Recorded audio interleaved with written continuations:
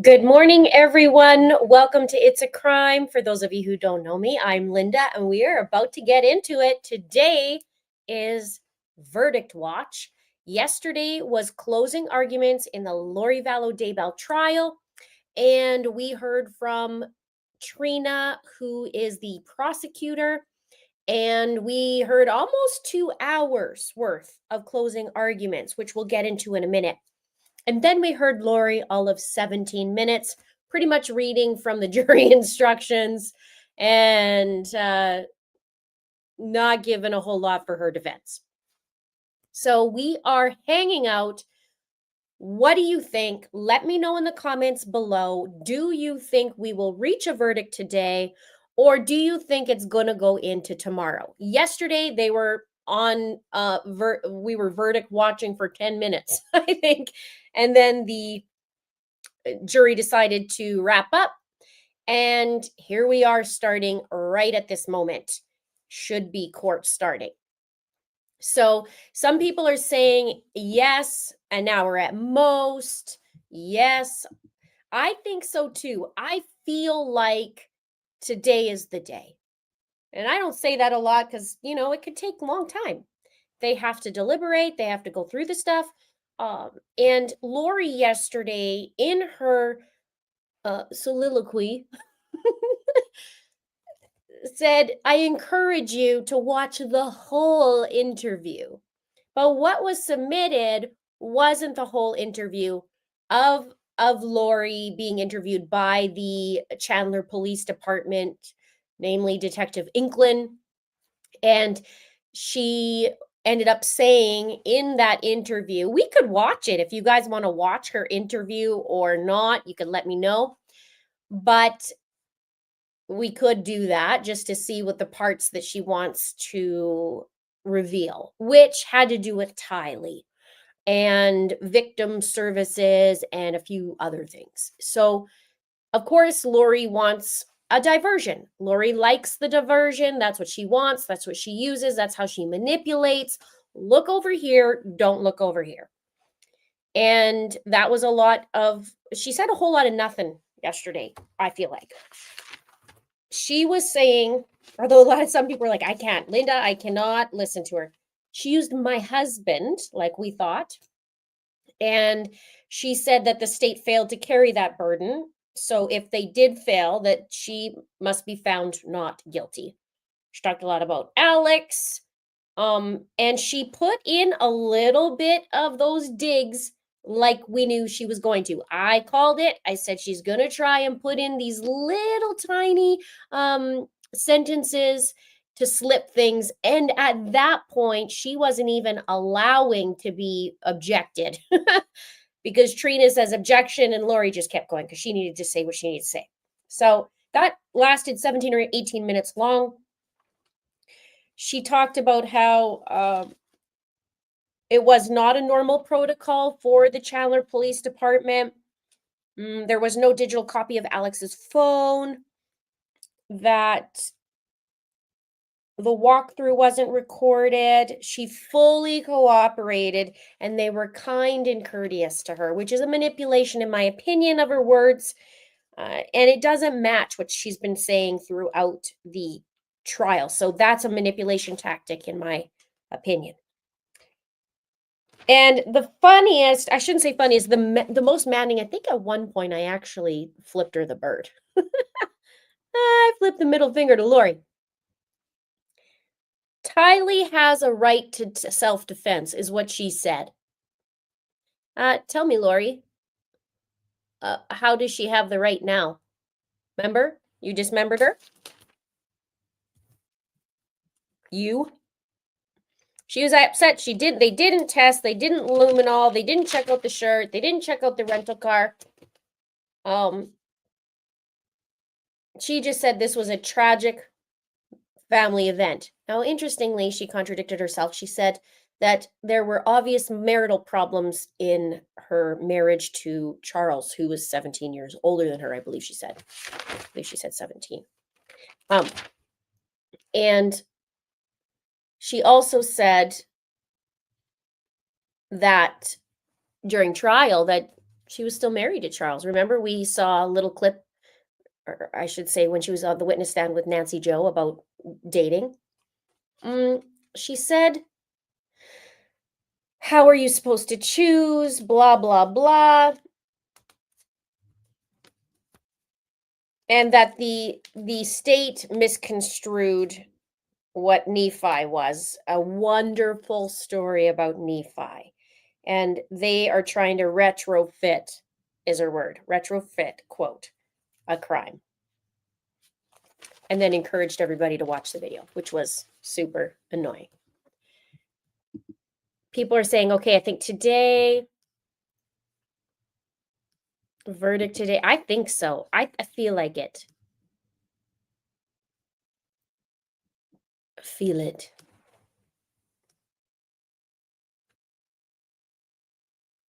Nate said he will pin a comment on his live feed. So we can watch it like this too. We'll stand by. Maybe this will be a slam dunk. Maybe they'll just review it and go, you know what? We're ready. We're ready now. We don't need a lot of time because we know she's full of it.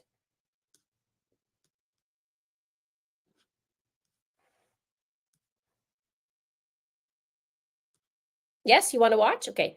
I can cue that up. We could watch what her full thing is that she wants us to see, and then we can talk about it. Sorry, guys. I don't know. All of a sudden, we're starting again on my throat. Probably because I've talked for several hours in the last couple weeks.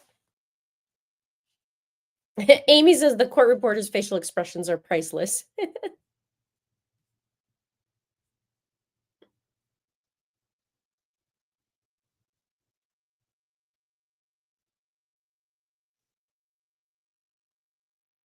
No. Colleen says, no, please, no more Lori talking. So good to be back. Shiloh says the jury is going to be mind blown when they are done and start researching.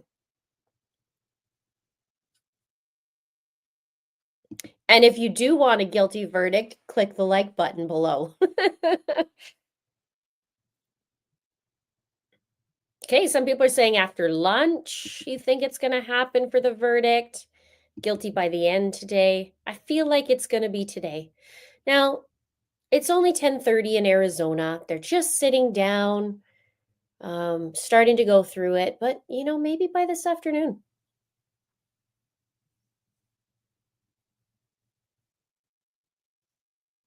Now, if we talk quickly or not so quickly about Trina, she did an excellent job.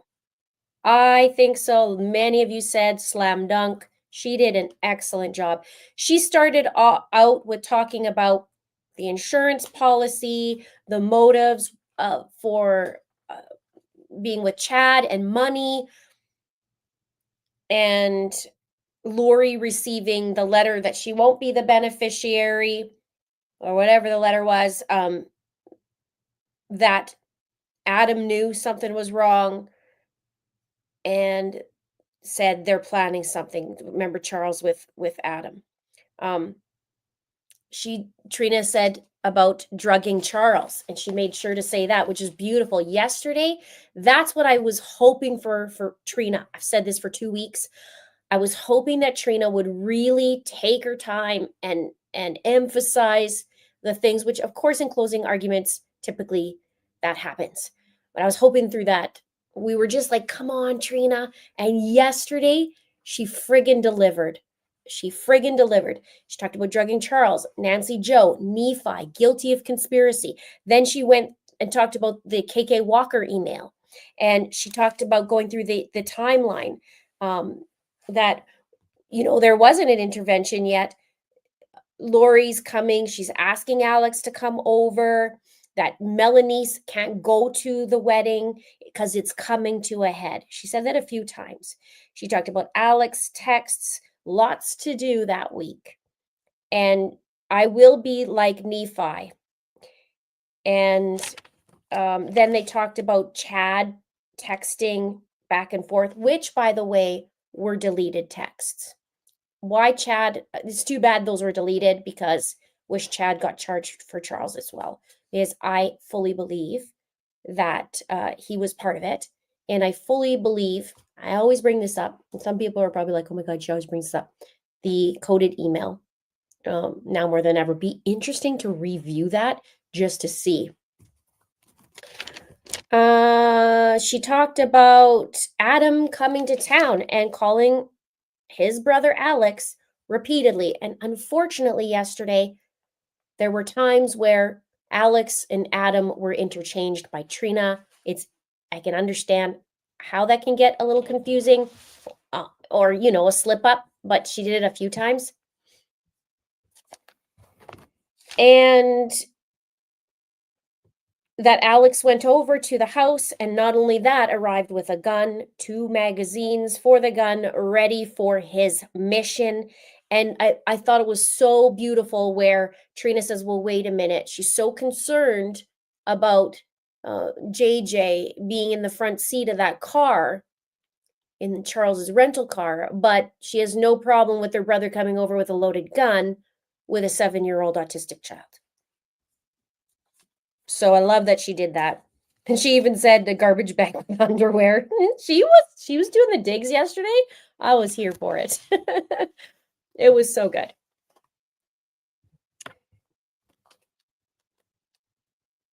And then she emphasized the 12 minutes. She said it was 47 minutes to call 911. We've heard that throughout the couple weeks. And by the afternoon, she was calling the mortuary. I love the clips that they showed with her in it.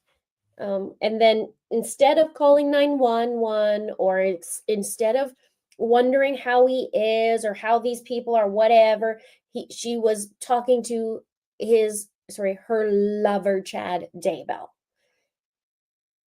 And then she brought back the motives: religion, Chad, and money. And she then played the recording saying, well, Charles was shot. And Trina emphasized he was shot twice is not an accident. What else did she say? Then she started bringing in, which was so good, we got rid of him. We got rid of him. We got rid of him. I think that was 4 or 5 times that she mentioned that. And that she knew how much she was going to get in money. And then she took flights and just disappeared, quote, living the good life. I love how she gave her digs. Then she got married to Chad on November 5th and pretended to be KK and invited an invitation to Houston. Charles finds the emails of this and confronts Tammy. And then Trina also said that Lori was hooking up in hotels. So I love that too. And that she didn't need to repent. What I love too is they played a clip of Adam, and they were asking him about Lori, and she's saying how she's celestial, blah, blah, blah. And he said, I haven't heard that it's happened on Earth yet, which is such a beautiful line. Trina brought up Serena Sharp about Ned and the spirit. She brought up Christina Atwood. So both Serena and Christina were friends of Lori's. And that Christina said that Lori didn't need to repent. And then Trina went into jury instructions. She had great analogies as well in there. So what else do I have in there? Great analogies. One of the things she talked about how to qualify for premeditation was the time it took when there's a stoplight, and whether it's yellow, do you run it or you stop? And she goes, that's the time it takes for premeditation. It's the time it takes to reflect and premeditation. And that's just like, wow, she did so good there. What else? She talked a little bit about Lori's sister, updating where the people are. And then the 12-minute time. The 12-minute time it took for Charles and all that to happen, but Lori was saying it's just minutes. And then the beautiful part, I need to pull this up, or if somebody can pull it up on my live stream and then give me the timestamp for it. It was around the 4-hour mark that I played it, just before. Maybe 3 hours and 56 I have there ish, might be right before. But it was a beautiful part from Trina where she was pretty much the eye rolling moment about these hypotheticals. Oh, it was the bamboo shirt, and then it was the bounce about Charles. So it was really good. So if somebody can find that for me, that would be awesome. And then I could pull it and play it.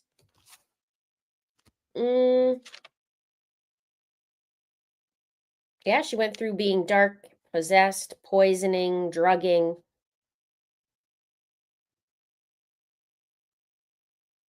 And then the beautiful part about talking about her demeanor, and brought up the high neighbors, which was so great. Whereas Lori's like, I think Lori talked about that too, about her demeanor, but it was so contradictory.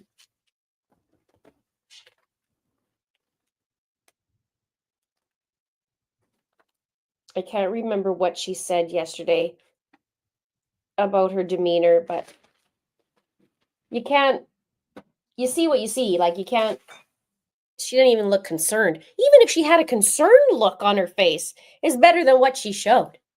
A concerned would have been something.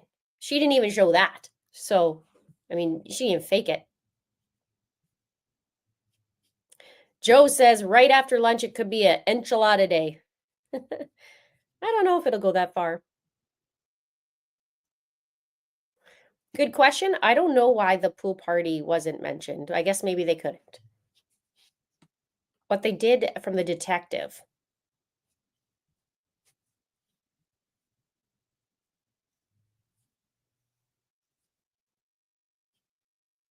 Great question. Where was that? We all know she's guilty, but does the jury is the question. That is the loaded question.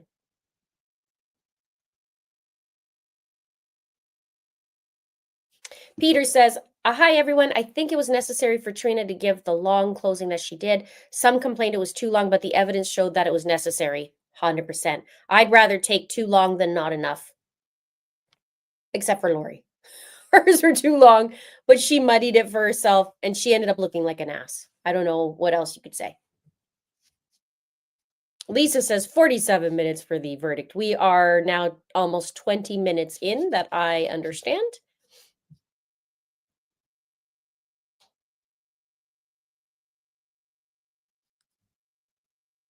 This was great, wasn't it? 22 minutes. Yeah, so we are about 28 minutes now in the jury room. I'm a little behind in your guys' comments. And Jen says, I feel like Trina has watched her videos. She has a similar snarky way about her. I loved when she walked to her seat and she had this smile like, eat Shih Tzu, Lori. Oh, it was good. It was so good yesterday. I kept just doing one of these, like, you go, you go.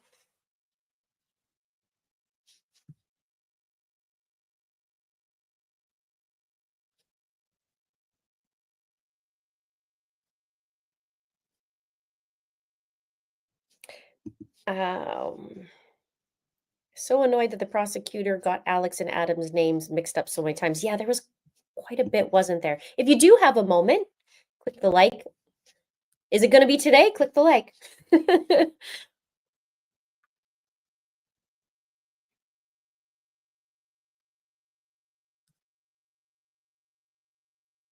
We are on verdict watch. Oh, that's very sweet, Family Girl. Thank you, moderators, today. Bringing it to the table. Yeah. Sunclear says the rubber Kevlar bamboo shirt. That doesn't, it shouldn't have had holes in it. Okay, Lori. What, you think he didn't die from his bullet wounds? Are you gonna go? She's gonna go and sue the bamboo shirt company. She has to get money somehow.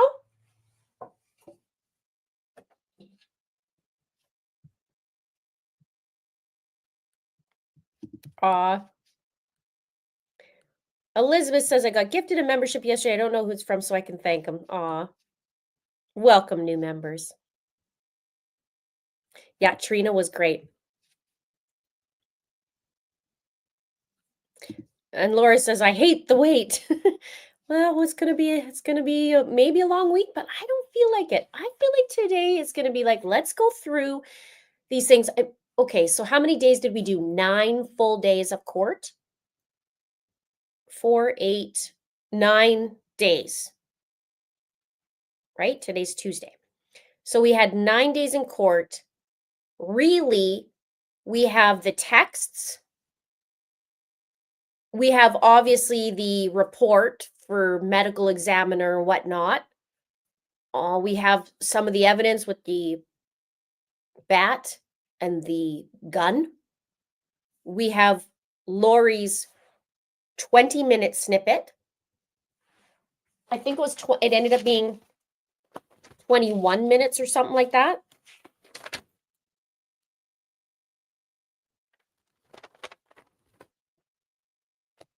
And so we have that. And then we have, what else do we have? The body cam footage of that day. And we have the report of Lori, what she said happened. Everything else couldn't really be there. No Charles, what he said, nothing. So how much evidence do they really have to go over is what I mean. 9 days worth. How long did it take the last time? I would have to remember because it kind of gets a little fuzzy. An old woman says, doesn't really matter in the big picture. She's going back to prison. But we do want justice for Charles. Exactly. The verdict gives justice for Charles. Sally Ann says there wasn't much to consider with evidence from the defense, so there should be a verdict soon. I think so too. Very sweet. Thank you. Oh, hi neighbor, sorry.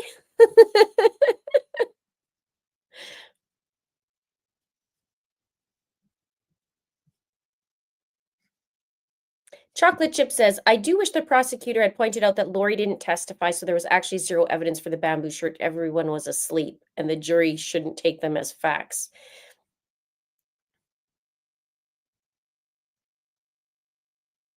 Yeah, well, the bamboo shirt was like what do you guys call it? A red herring? I don't know if that's the right word I'm thinking about for it.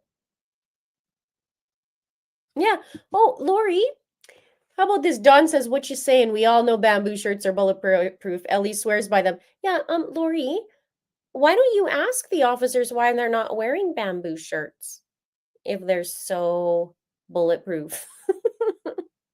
Instead, did you offer me apple juice? Did you offer me water? No? No? How come I didn't get mimosas when I was in in the interview? They were so kind to me. Why didn't I get a mimosa? Shut up. Oh, there was one more thing that was so good. I gotta pull these clips.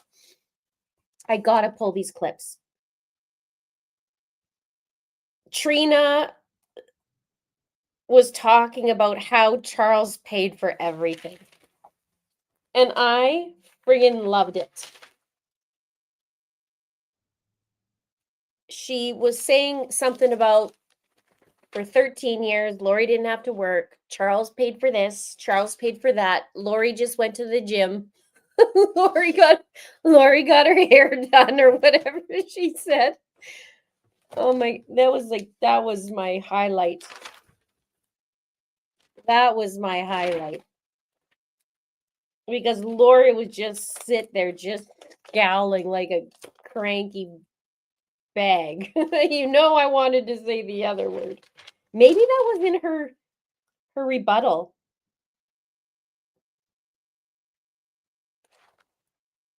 Oh, but she did say this. She doesn't cry. She's not truthful. The timeline's wrong. The 12 minutes were not quick.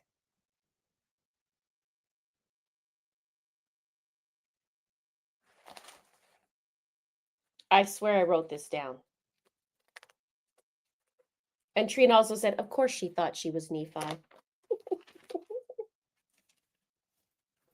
I want to find this. It was so good.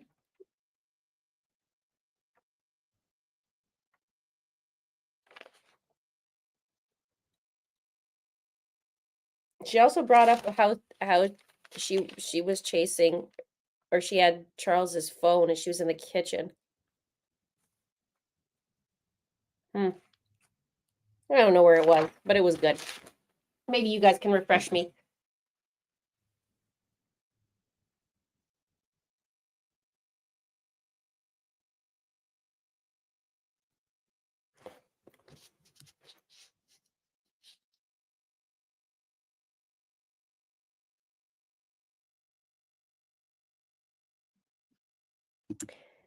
D Goodwill Sculpture says, I think it will take them about 4 hours. I think they'll watch the DVDs, etc., and then make up their minds, or they made up their minds last night. Maybe they're like, you know what? We had 10 minutes to go over it. We're good. 10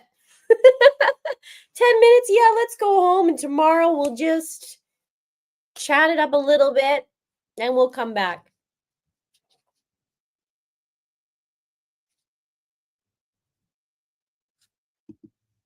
Seeking Justice says, hello, crime family. I'll give it another hour max.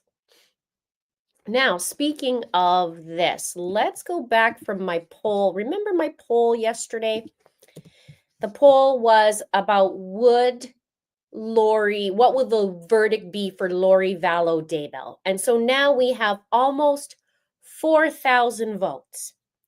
And in those votes, it says 93% guilty all the way, 5% I'm not so sure, and 1% no, based on trial, she'll be found not guilty. Now, when I put that up, it was before opening statements. And now, or I mean, before closing arguments, sorry. Now with closing arguments, maybe that little 1% down there is like, no, we got it. We got it. Home run, right, Chad Daybell? Lucas says, don't take this the wrong way, but I just love how Canadians say sorry. Yeah, because it's more like Americans are more like sorry, right? Sorry, like Justin Bieber. He's Canadian, but he says sorry in his song.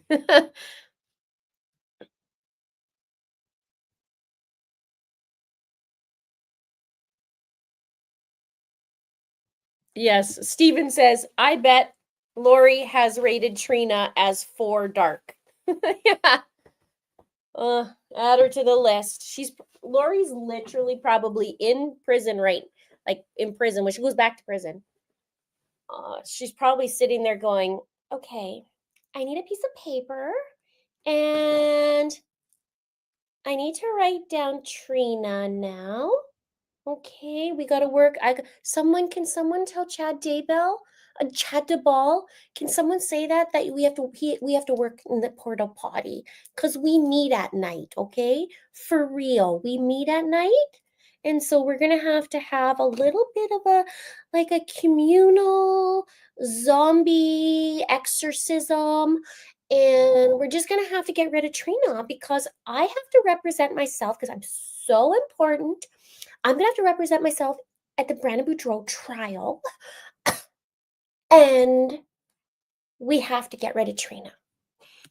This sounds so ridiculous, but I legit think this is what she does. First, I got to do a little lolly time workout, and then I need to do my daily prayers. You're like, oh my god, she's so stupid. It was so bad. She started here the first day, was like, okay, she's asking a couple good questions.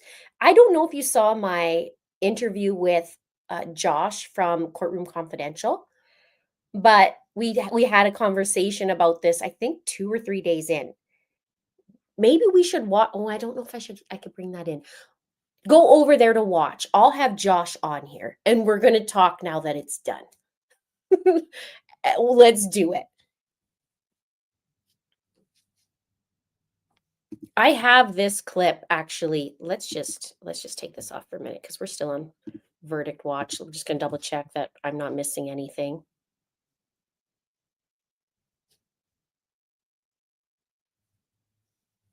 Yeah, okay. I do have this one still. Somebody clipped it for me, which was so beautiful. Let's pull it, because why not? We need to watch that. And then if there's any other clips, we'll do.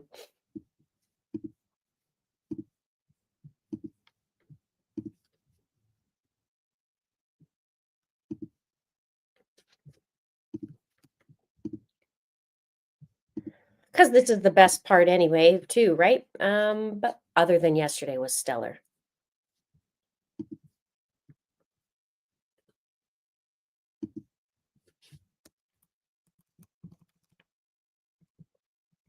Oh.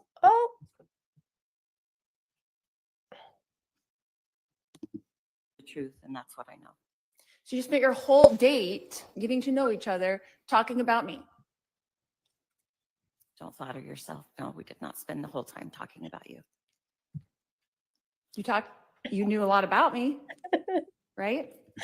Okay, wait. We gotta rewind this because you gotta watch my reaction to that. Now that you heard her say that, let's just go back. Oh. So you did go on a date with a married man, I went on a date with Charles. but you did not know he was married. I knew his divorce was not final. His divorce was not started. Okay. Okay. So in your text messages, you asked Charles if he was a good kisser. Is that correct? Maybe, sure. Did he answer that text message? I'm gonna sure. object to I'm sure he did. relevance. Again, 611 harassment. I'll sustain the objection Did I miss it now? Did I go too far back? and hearsay.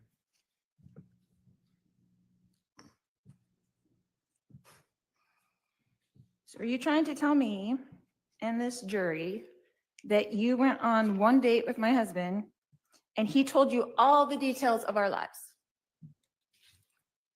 I'm telling you the truth, and that's what I know. So you spent your whole date getting to know each other, talking about me. Don't flatter yourself. No, we did not spend the whole time talking about you. You knew a lot about me, right? I knew what I've testified to. What else did you talk about on your date? Lots of things. Like what, for instance? Life, kids, the church, lots of things. Okay. Did he tell you about anything about our other 4 children? Yes, So you knew that we did have 5 children as well? I did. Okay. Did he talk to you about my daughter, Tylee? How good was that? How good was that?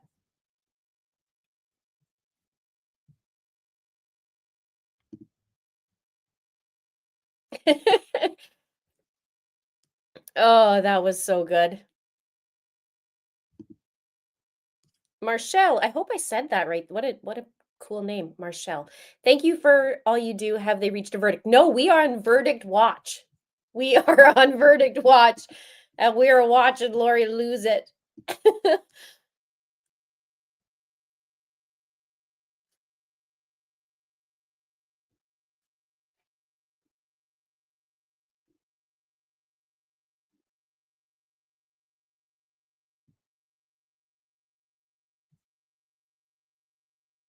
Chad's voting from his iPad.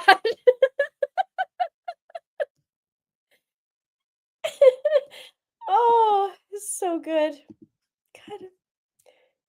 I wonder if she replays in her mind, like, okay, that was such a good moment that I did a zinger to Nancy Joe and Adam with my enchiladas. I so got him. Oh, Please let me just be in front of her for a moment. Not in prison, though. Let's not put that to the universe. Ah. This is so good. Okay, let's see if we just got to make this queued up again.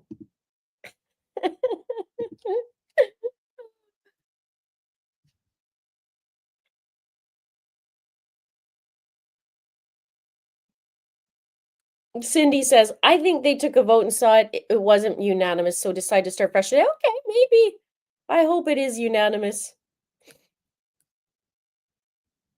Maybe the question is about them not testing the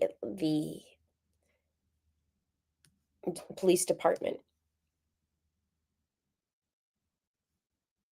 If you wanted to vote on the poll, I'll give it to you here.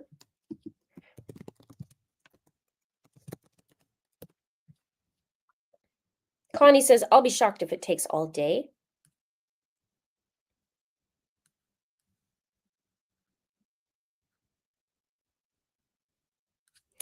Diet Coke says, we say sorry and bag differently. How do you say bag? And about. Yeah. But people think it says a boot, but I say about. I don't know.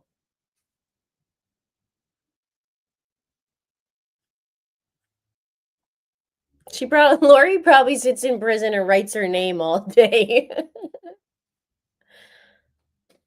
Yes, I agree. I think it's sorry in Canada and sorry. Like dollars in American is also dollars, not dollars. Dollars is what I noticed.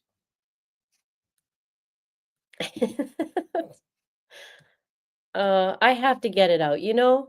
I just have to get it all out. It has been the last 2 weeks, you guys, with court and my dad and coming back and juggling and stupid people. I just have to. I try and make something up off the, top of my head. Oh, I don't know. I just run with it. Doesn't matter.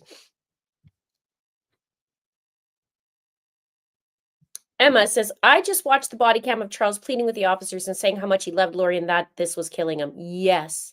We played that on one of the days that we were here, that we were waiting at lunch hour. We played Charles's 2 body cam footages and also the interview with Charles's lawyer after Charles was killed.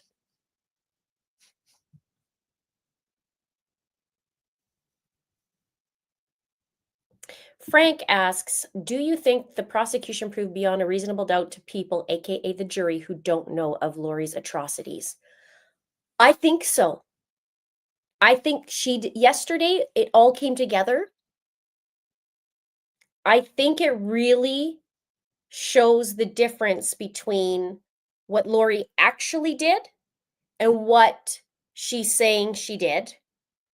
I think, and tell me what you guys think, but I do believe it because even though you take away the fact that the kids are murdered, Tammy was murdered, which they don't know, technically they shouldn't know, it still shows really off behavior. And if you're trying to show motive of money, affair, and religion, which is the 3 things that Trina brought in, her demeanor matches that. If we just look at demeanor, her demeanor matches, okay, we could see how she did this for money. We could see that things weren't going good and she was cheating on Charles, and the religious part about Nephi, which is kind of beautiful when you think about it, how she wrapped that up. Then the jury's going to look at, okay, you know what? Why wasn't these things? This is where it can get a little bit muddled. Why weren't these things tested if she was acting so strange? But at the same time, Alex brought a gun to the house the night before he slept over. He brought extra magazines for it. Charles was shot twice. And Lori's lying about the timeline. Lori lied about the shoes. Like there's a lot of there's a lot of discrepancies. So then the jury, I would think, would be like, yeah, why is the timeline so screwed up? Why is she acting so strange? That itself is looking like guilty behavior. But if they look at the meat and potatoes of it, and we get past the body cam footage, which was weird in itself with her laughing, and her interview, and then we go past that into her texts during that timeline. This week's going to be a big week. You know, she's going to be like Nephi. The insurance chat about when we got rid of them. I don't know. I think it's painting beyond reasonable doubt. Of course, I know Lori in the last 5.5 years. So there's that. But I think from a jury's standpoint, when they start going, oh, shoot, Trina put it all together, which makes sense because trial can get weird, right? They're bringing, you know, this piece and this piece. How does it fit in? And then she just lays it out. There has to be a light bulb moment yesterday.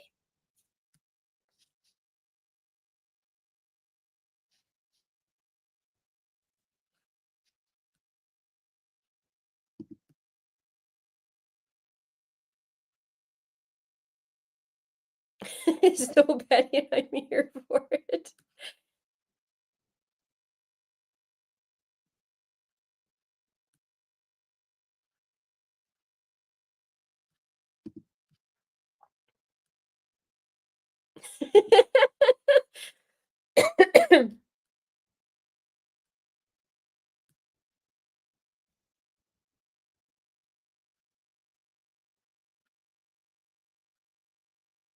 Okay, so now let me get through these because I'm still at where we saw my my reaction. Yeah, Lisa says jealous much, Loho? Oh, thank you, Marshall gifted 5 It's a Crime membership. Thank you. And I think there's some other ones too. Laura G did. Thank you for gifting memberships, 5 memberships. Robert gifting 1. Thank you so much. Jen gifted 5. Thank you. And Susan J gifted 1. Thank you so much. Sorry, I missed that. It was my talking about Lori.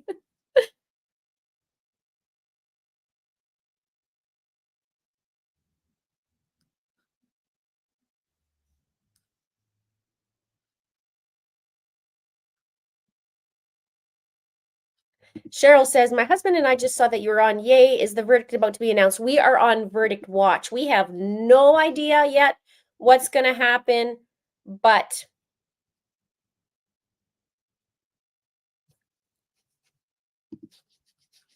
I feel like it's going to be today.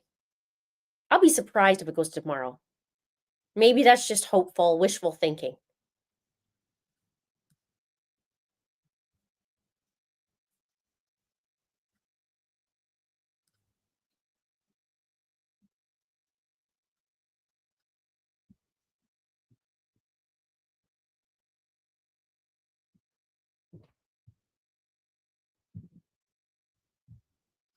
Yeah, especially with this statement, we got rid of him.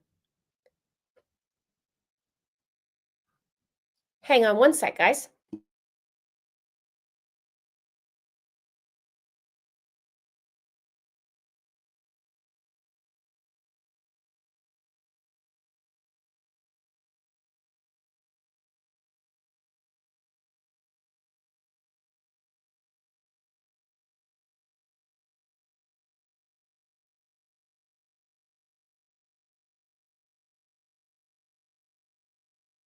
All right.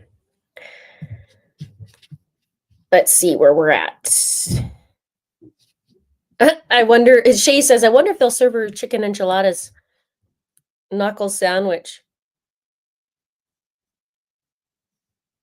Yeah, it's weird how she didn't pretend to be upset. I think that's how happy she was. She didn't even pretend because she was so happy.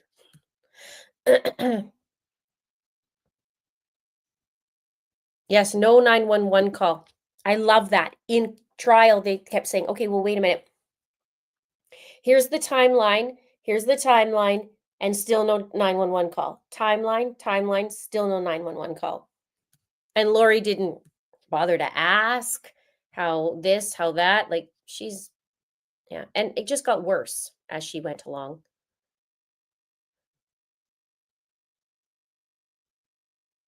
Maui girl says it's mostly male jury, so it'll be interesting to see what they rule. I agree, it'll be interesting. But now I don't wish this on anybody, on the jurors, but I'm hoping that there's some experience, let's just say, with some manipulative women, and that the jurors are like, hell no, this girl ain't gonna do what my last girl did. That's what I want. Nope, no. I know what she's doing. I've seen these girls in action. Hell no. That's what I want. I want them to do. And don't forget, well, they didn't say, yeah, they did say she stole everything, right down, right, everything. So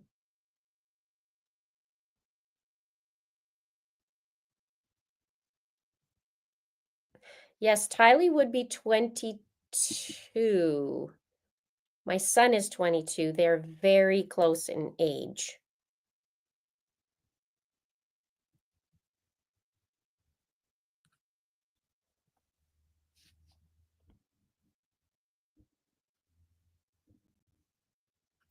Oh, I'm so glad. Glad you're loving it. Let me know. Is it Kate Bo? Is that how you pronounce your username? New to this channel and absolutely loving it. I'm so glad. Welcome aboard. We have so much fun in these trials, even though there's moments where we're crying, even though there's moments where we're mad, we are still a safe little spot to be, and we have fun sometimes just to get those feelings out.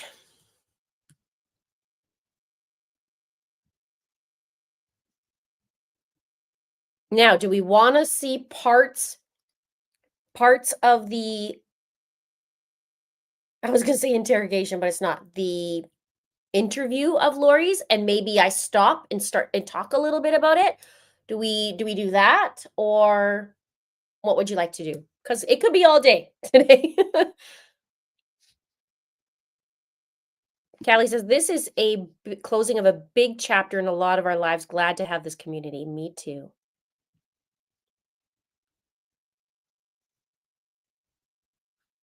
We are closing in on the first hour.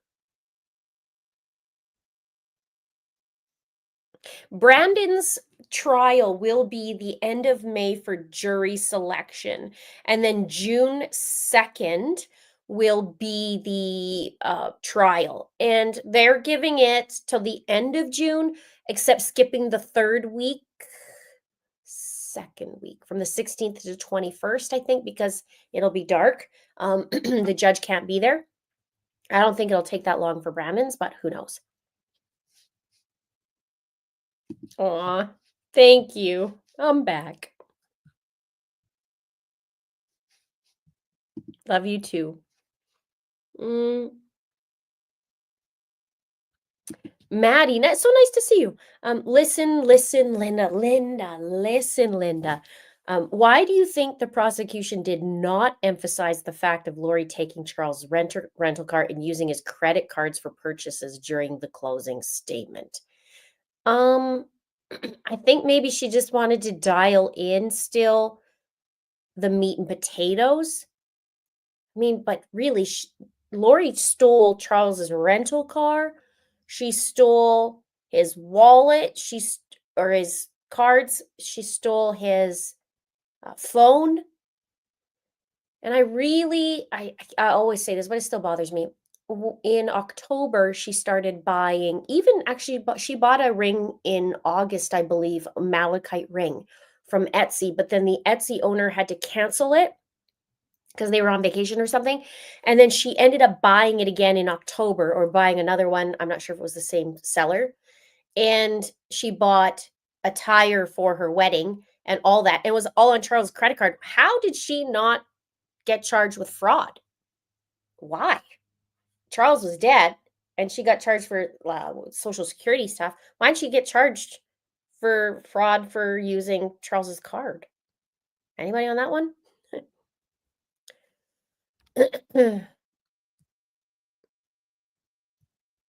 Did I know Chad was a gravedigger? Oh, yes, I did. Not only that, let me pull up a video for you guys to watch on maybe the weekend or today or whatever you'd like. I'm going to pull it up for you because I did a video on Chad and the top 10 creepy, less known facts before the murders or before the crimes is what I put. So I'm going to put this, and I talked about grave digging, but I also talked about what he did as a grade 4 student. So let's put that.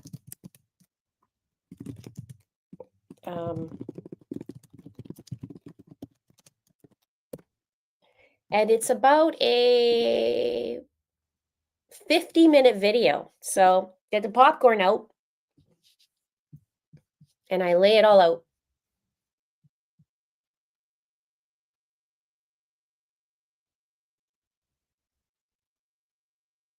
Yeah, your brother got hit in the head, but you weren't worried.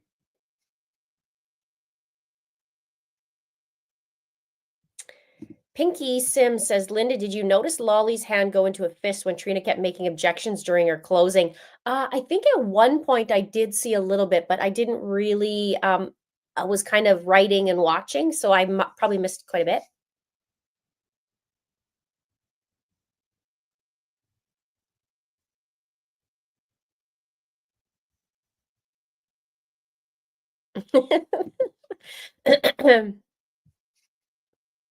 I have to have a little bit of a sense of humor. Okay, now I think this just, my comments skipped. Yeah, we get to do this. So we'll be doing this May 30th. We'll start Brandon's trial. And then what we'll do is it's not gonna be very long, I don't think. If this took 9 days for Charles, I don't think it'll take that, at least no longer, because court with Brandon is 5 days a week, not 4. So I think within 2 weeks. And then we'll have a nice little break. And then August we'll be with Brian Koberger, and that's going to be 3 months long. So you get me for 3 months every day.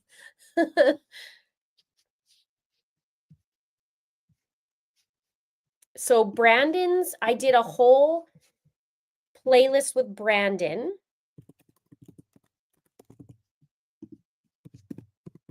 And you can see that here. It even has Melanie Pulowski in it. And what she did, like, I'll even pull another video for you, not just the playlist, if you guys want to get granular. Brandon playlist.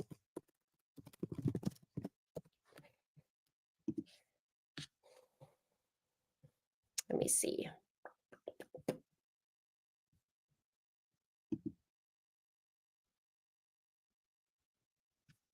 Oh, yeah, the preparation. The preparation of Brandon Boudreau's murder. That's a pretty good title.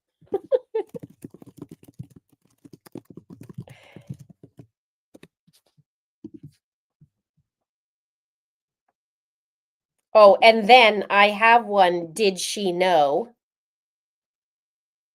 Oh, you got to see all of them. I mean, I packaged it up in a little list for you guys.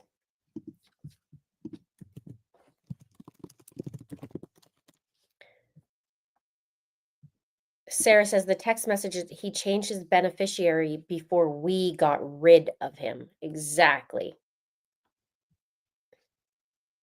I'm glad this is your comfort channel. Yes, Susan J says, remember when Tylee told her mom she looked like a drug deal with so many phones? That was while they were in Hawaii. So when that little January, February happened where Lori skipped out of town, went out to Hawaii, and JJ was left behind, that was when Tylee said that.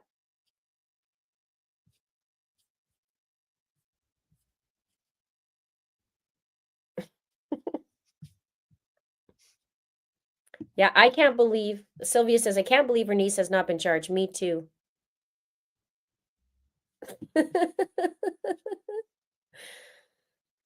And stole his hotel key card. Linda, listen. Okay, so what do you guys think? Nobody's do you guys answering, or am I not there yet that you want to see Lolo's crap in her interview?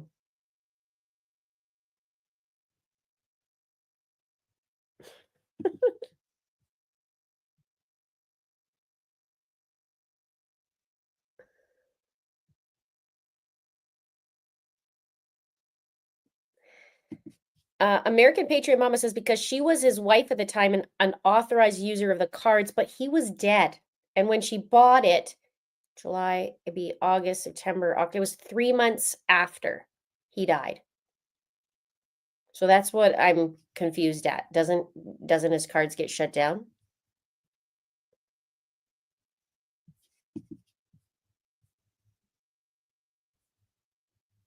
The jury is marinating right now. Remember that word?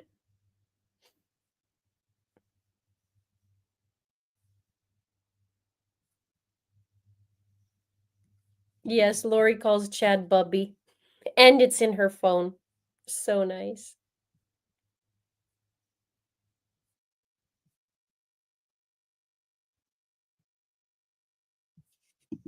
Brandon will be on the stand a very long time, imagine though. Could be.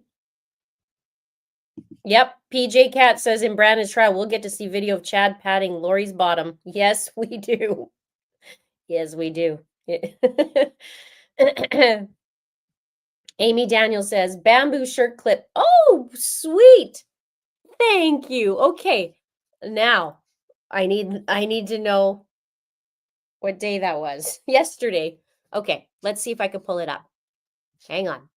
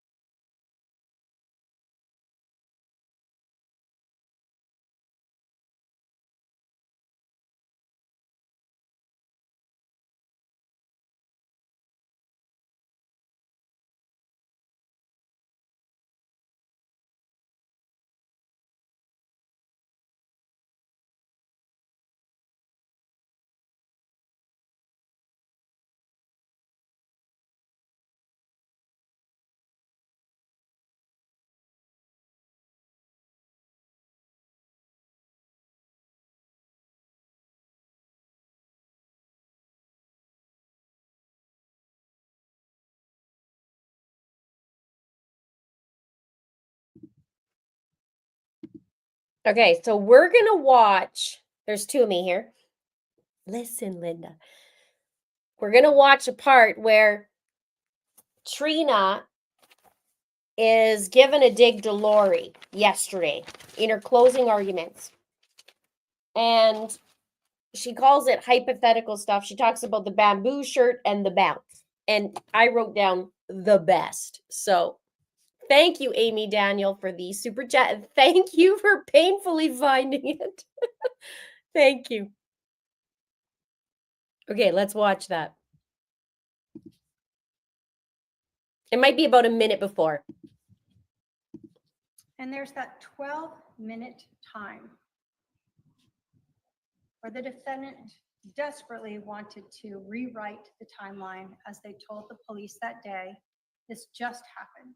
It was very quick, but it wasn't. It was 12 minutes. Charles arrives at 7:37 and Lori leaves at 7:49. During this time is when that plan, that premeditated murder occurred. So let's talk about that as well. The evidence at the scene, the physical evidence, supports this premeditated murder. Alex fired 2 shots. One of them went through Charles' center mast, exited out his back, and went into the floorboard. The second one, Charles was on the floor, on his back, bleeding out, still able to move, and we know that because he had blood on his left hand, and he was executed as he lay there on the ground. In that time, when we talk about premeditation and reflection, as Adam had to move his hand down, reposition the gun, and discharge and pull the trigger one more time, that is premeditated first-degree murder, no matter what you believe before that.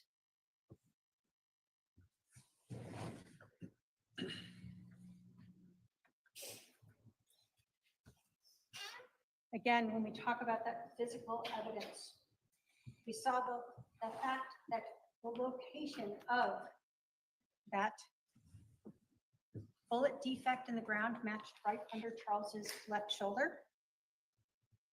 And we heard from Dr. Baumgartner. Dr. Baumgartner told you that this was a classic shored wound. And no matter how many questions could be asked about him of maybe a bamboo shirt might stop a bullet in one location but not in another, or how many matrix-like hypotheticals where maybe Charles bounced back up and then on his way down, the bullet slowed down through him and waited till he hit the ground again before it exited. Dr. Baumgartner told you, now, those hypotheticals, those issues did not make sense. He's never seen a t-shirt stop a bullet in one location or at all. And we know Charles didn't bounce because we know he had no injuries to the back of his head. This also tells us a little bit about the shooting itself. When Charles was shot that first time through center mast, he did not fall straight back and land onto the ground, laying there on his back. If he had, he would have had bruising, abrasions on the back of his head when he hit the ground. He didn't have anything on the back of his head. Where did he have abrasions? On his knees. When he fell to the ground after being shot, do we know how long it took him to roll over, to fall onto his back before he was then shot a second time because he's still alive? You heard it could take up to 2 minutes for Charles to have died, and then he could have spoke and moved during that time period.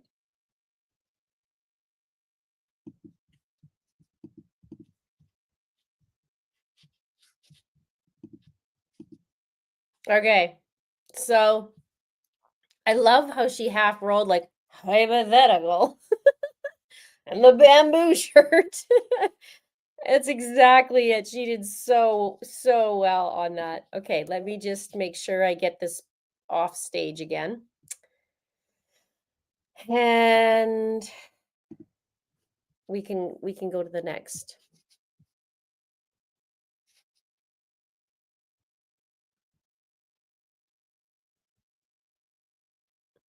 Nate said the juror number 5 that took the most notes was eliminated. Okay, let me see. Let's check in on Nate.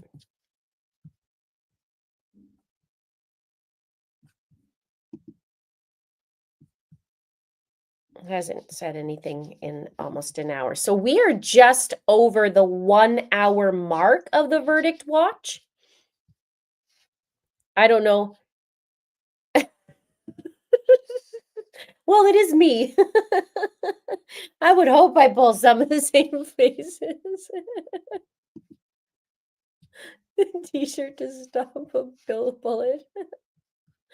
Amanda says Trina is savage and I'm here for it. It did. The way Trina did the body moves to this statement. Good for her. Yeah, do you want to hear the 911 call? Sure, we could do that. Let's do that. We haven't done that in a while.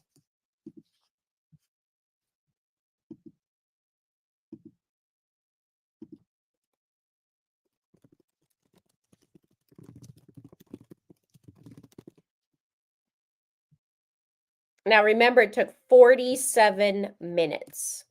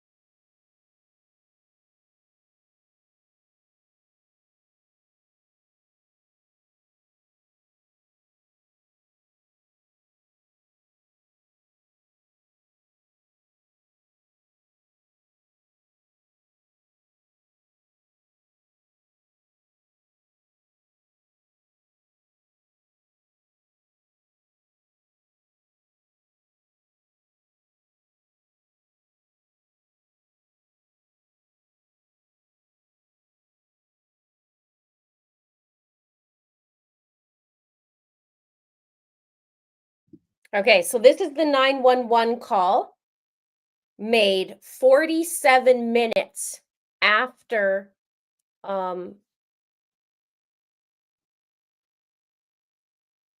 after it all goes down. So let's play that. Also, there's one more thing that I saw that there's a landlord call for Charles, so we'll do that. Okay, it's getting hot. Hang on.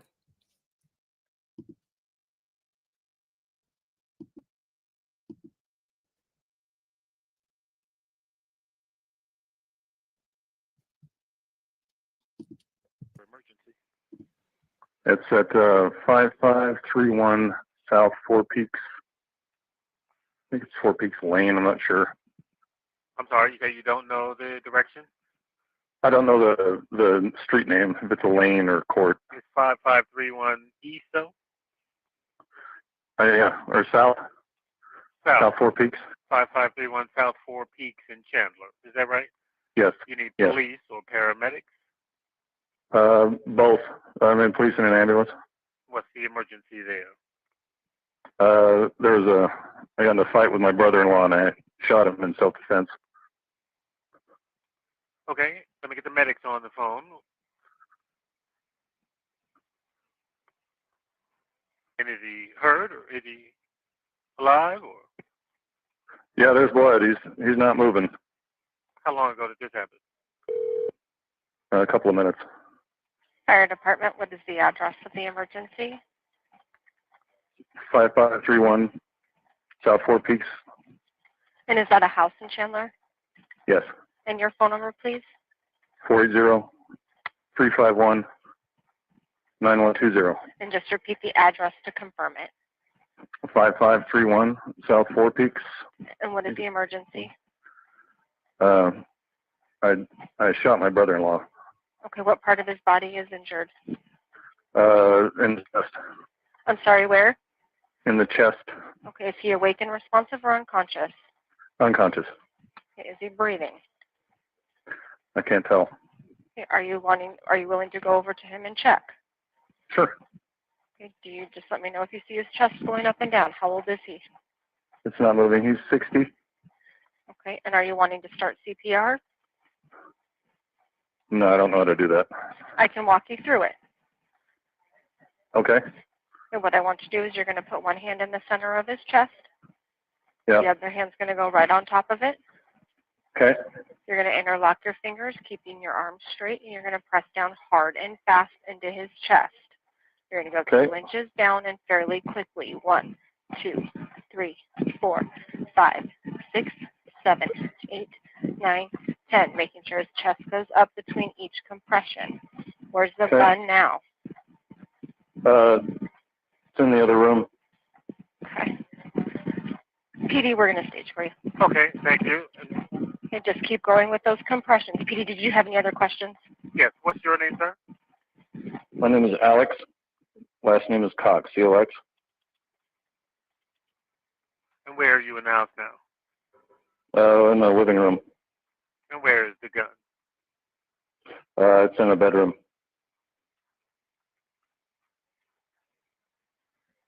Who else is there in the house with you? Just me.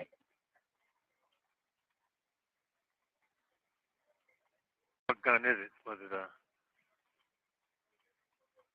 it It's my gun. It's a 45. a pistol? 45 caliber pistol? Yeah. Yeah.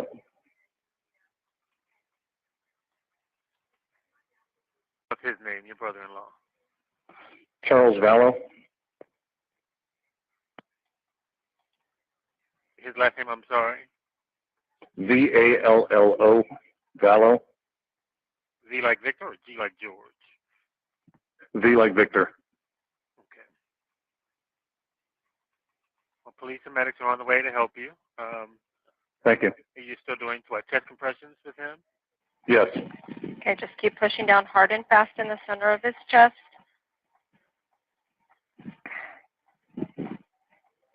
How long ago did this occur? Did it just happen? Yeah, maybe 5 minutes before I called. Okay.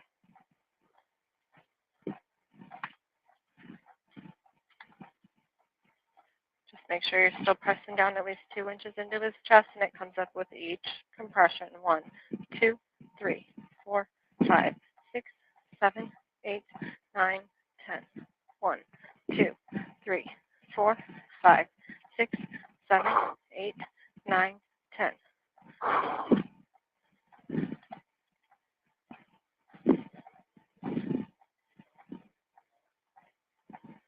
Okay, were you guys arguing when this happened? Yeah. Okay.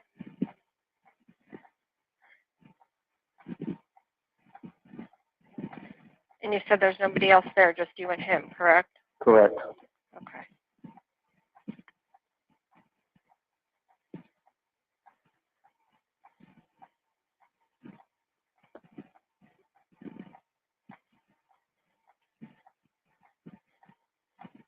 Could you just let us know when it's secure? Certainly, we'll do that. Thank you.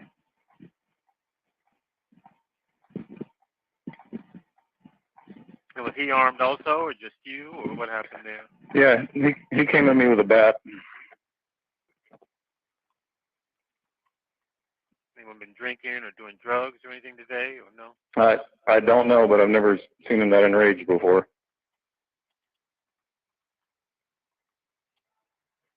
Does he live there with you, or where does he live? No, he lives in Houston.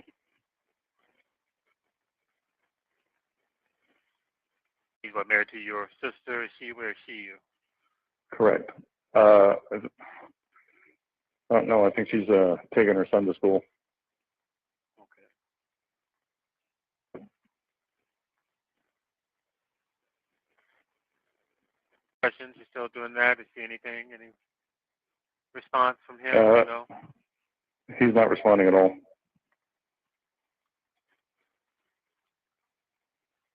Some officers should be there. Let me know when they get inside to you. Is the front door open? Yeah. It's unlocked. Okay. Can you come out, walk outside with your hands empty? Sure. Are you able to do that with your hands Sure. up and empty? Yeah. Yeah. Your front door, right? Yeah.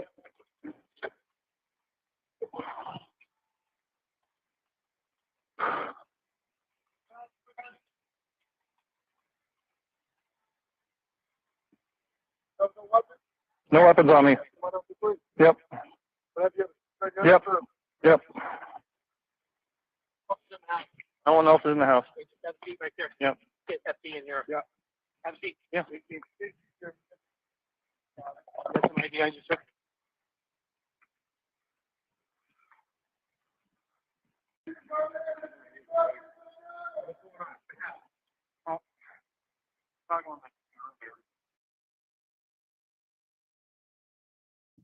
Okay, so you could hear he said it was just a couple of minutes. Forgot about the 42, as you guys were saying. So it was 47 minutes. He had time to go put his gun back.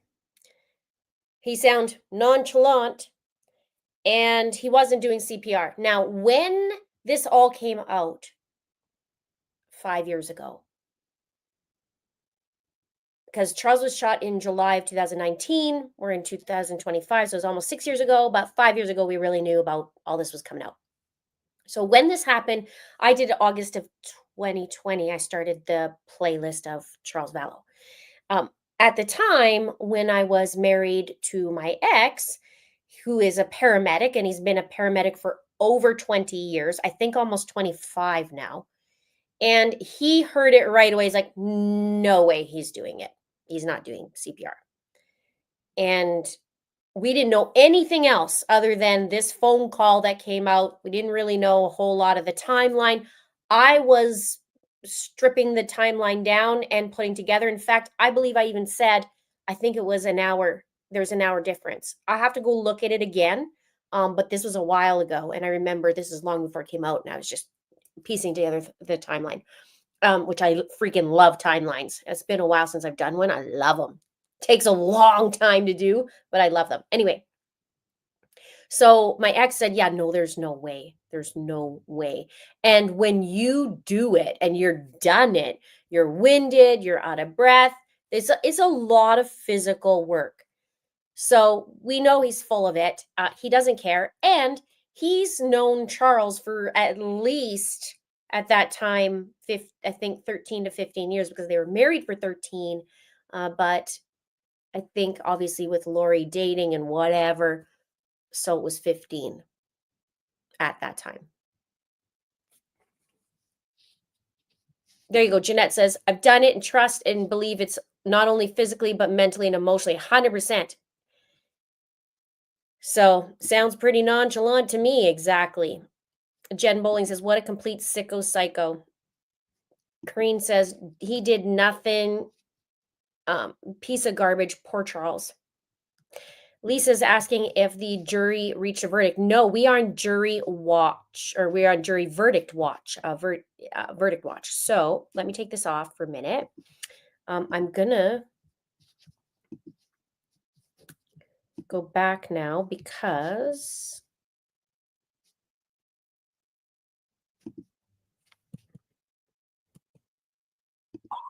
hang on.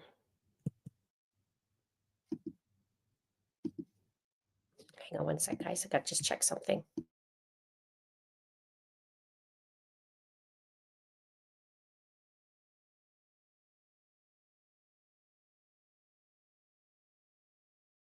Okay, do you want to hear? I have a phone call from Lori's landlord who talks to the police after Charles is shot and killed. We could play that. That's going to be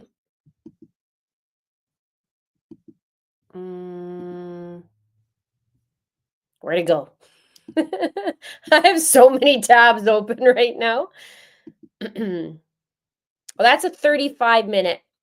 So we could stop and start if you want, or maybe we'll talk for a minute about this and then go back. It's up to you guys. You lead the way.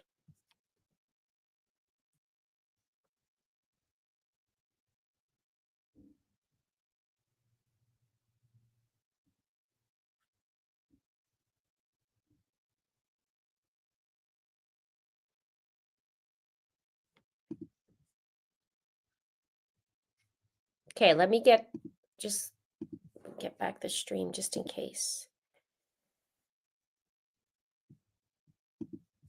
Okay.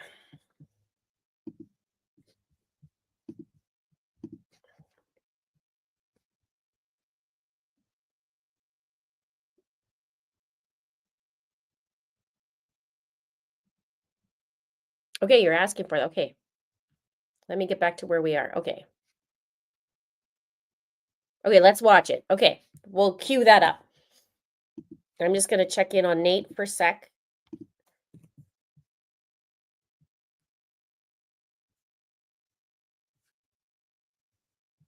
We're still good.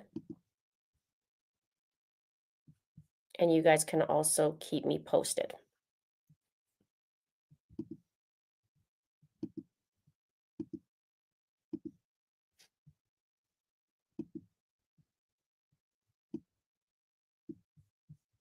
Okay, let me just cue it up. Takes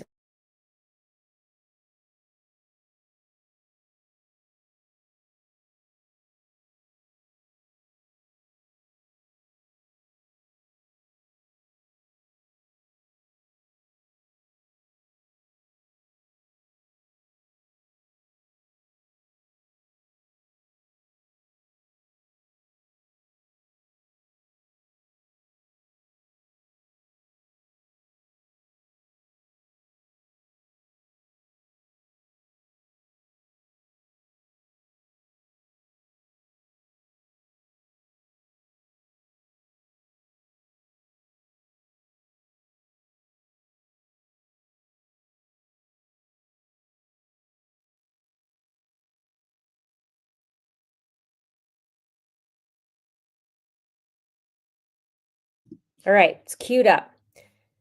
This would have been after Charles was shot. And I think it's the same day he called in. So let's just see what this is all about. It's been a while since I've heard this. January 9th, 2020 at 12:06 hours, Detective Moffat calling case number 19-83744.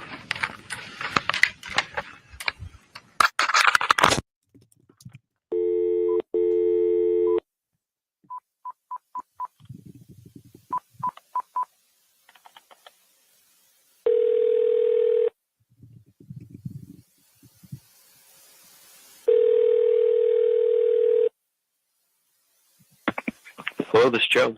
Hey, Joe, Detective Moffat with the Chandler Police Department. How are you, sir? I'm fantastic. How are you today? I'm well. Sorry, I called you, left a couple messages. I think it was actually Christmas Eve, but and then never heard back from you. And it's been on my list to call you back again. Sir, I completely understand. The 23rd, I disconnected. I think I was the vacation, and then we went up to the mountains for 10, 14 days, and I had no Wi-Fi calling and bad reception. So who knows what happened? So that's a great 10 to 14 days. Yeah. There's been a lot of activity in the case the last, since even December, all through December. Oh yeah. But just getting hounded by social media and the Fox News reports guys, and I'm just not interested. I'm not interested in being on that social side of there were a few comments that I had made about how great of a guy Charles was, and that I didn't think any of this happened because I knew him before, during, and I knew events about what was happening at the house after. You might remember, I'm of course the owner of the house on Four Peaks, right? Yeah. You know that, right? Okay. I think I spoke with you the morning of the shooting. You probably did, yeah, because I think we spoke that day. Okay. Yeah, because I called the Chandler Police Department. They said, yes, our police officers are on site. There's a situation. I will have them call you. I identified myself as the owner. You called me, verified who lives there, and you had just said Charles sustained injuries that were not survivable, and that you were on the scene trying to figure out what had happened. So I thought that I would be hearing from you within, a few days or something like that. I just let it, I think it's just been the process of then letting the news reports, or at least the police officers, do their work. My best friend in, since he's in high school, his name, he lives across the street from me down in Chandler. Gotcha. And he's been talking me through understanding that this stuff doesn't happen overnight. You don't solve this case overnight. It's going to take a long time. So just let the police do their work. Don't be part of social things. Don't go on news reports, because that just creates problems for people that do that. Yeah. They're questioned, they're ridiculed, they're this, they're that. Early on, I wrote down on a piece of paper detailed events that were happening before the weekend. I spoke with Charles the weekend before. I think he was murdered. I think it was on a Wednesday or Thursday morning. Thursday morning. Okay. I was speaking with Charles on the phone, a live conversation during the weekend before. And he was on his business trip. He said he was coming into town. I think he was coming from Texas. He said he's coming back into town. And he said, Joe, you know, you didn't know Charles, but he had a Texas, Louisiana swing accent. So every time I talk in Charles's voice, I always have to add that, hey, Joe, I can't stay at the house. Lori and I just are getting along. And he didn't tell me he was scared for his life, but he says, it's best that Lori and JJ have the house, and I'll just come and go because I've got business in so many different places in Texas, and I think it was in Nevada and California. He was an investment guy, so his partnership, and they would buy books of investment business, and then he would go and start setting up working the books of business. Well, he was really busy during this time. He was just at 3 cities that he was bringing on new books of business. So he's like, I'm going to tell you, I'm probably going to be there a week, a month. So, you know, it's good that Lori and JJ are here because her family's here, and I want her to be safe, and I want them to be taken care of. And, you know, with Lori's family here, it's a good thing. Now, I also might tell you that going back to January, when Lori disappeared, in the first conversations, Charles came to my house, crying his eyes out. He was a 60-year-old stud, good friend of mine for 10 years, crying his eyes out to me that Lori's abandoned family. And here's JJ asking every day where Mommy is. Where's Mommy? Where's Mommy? Tell me a little bit about the stuff that she was getting into with just being mentally unstable, has also been supported by a lot of the divorce decree the attorneys brought up the last week as well. Like with all these things that Charles was saying about Lori, he was fearful of his life even back in February. Well, he was doing the same things to me. I support that. I know that's exactly how he was feeling. February-ish, he came and he was looking to rent the studio above my garage at my house in Chandler. I said, gosh, Charles, I was just kind of like, and he's like, but I don't know if I'm going to need it. But we were talking about it, but then all of a sudden he disappeared. And I think that was maybe the time frame. Of course, March, April, May, maybe Lori returned. Lori returned sometime in his life, right? They started trying to work out. They reunited back in Texas. Yeah, back to Texas. So, and then June was another call from him to say, we're moving back to Phoenix. Do you have anything? And I said, gosh, Charles, I just cleared out the end of May. I just had a tenant move out of that Four Peaks house. Four Peaks is open. So they arrived the middle of June. I think the 20th was when Lori texted me that she had the utilities turned on and she wanted to move stuff in.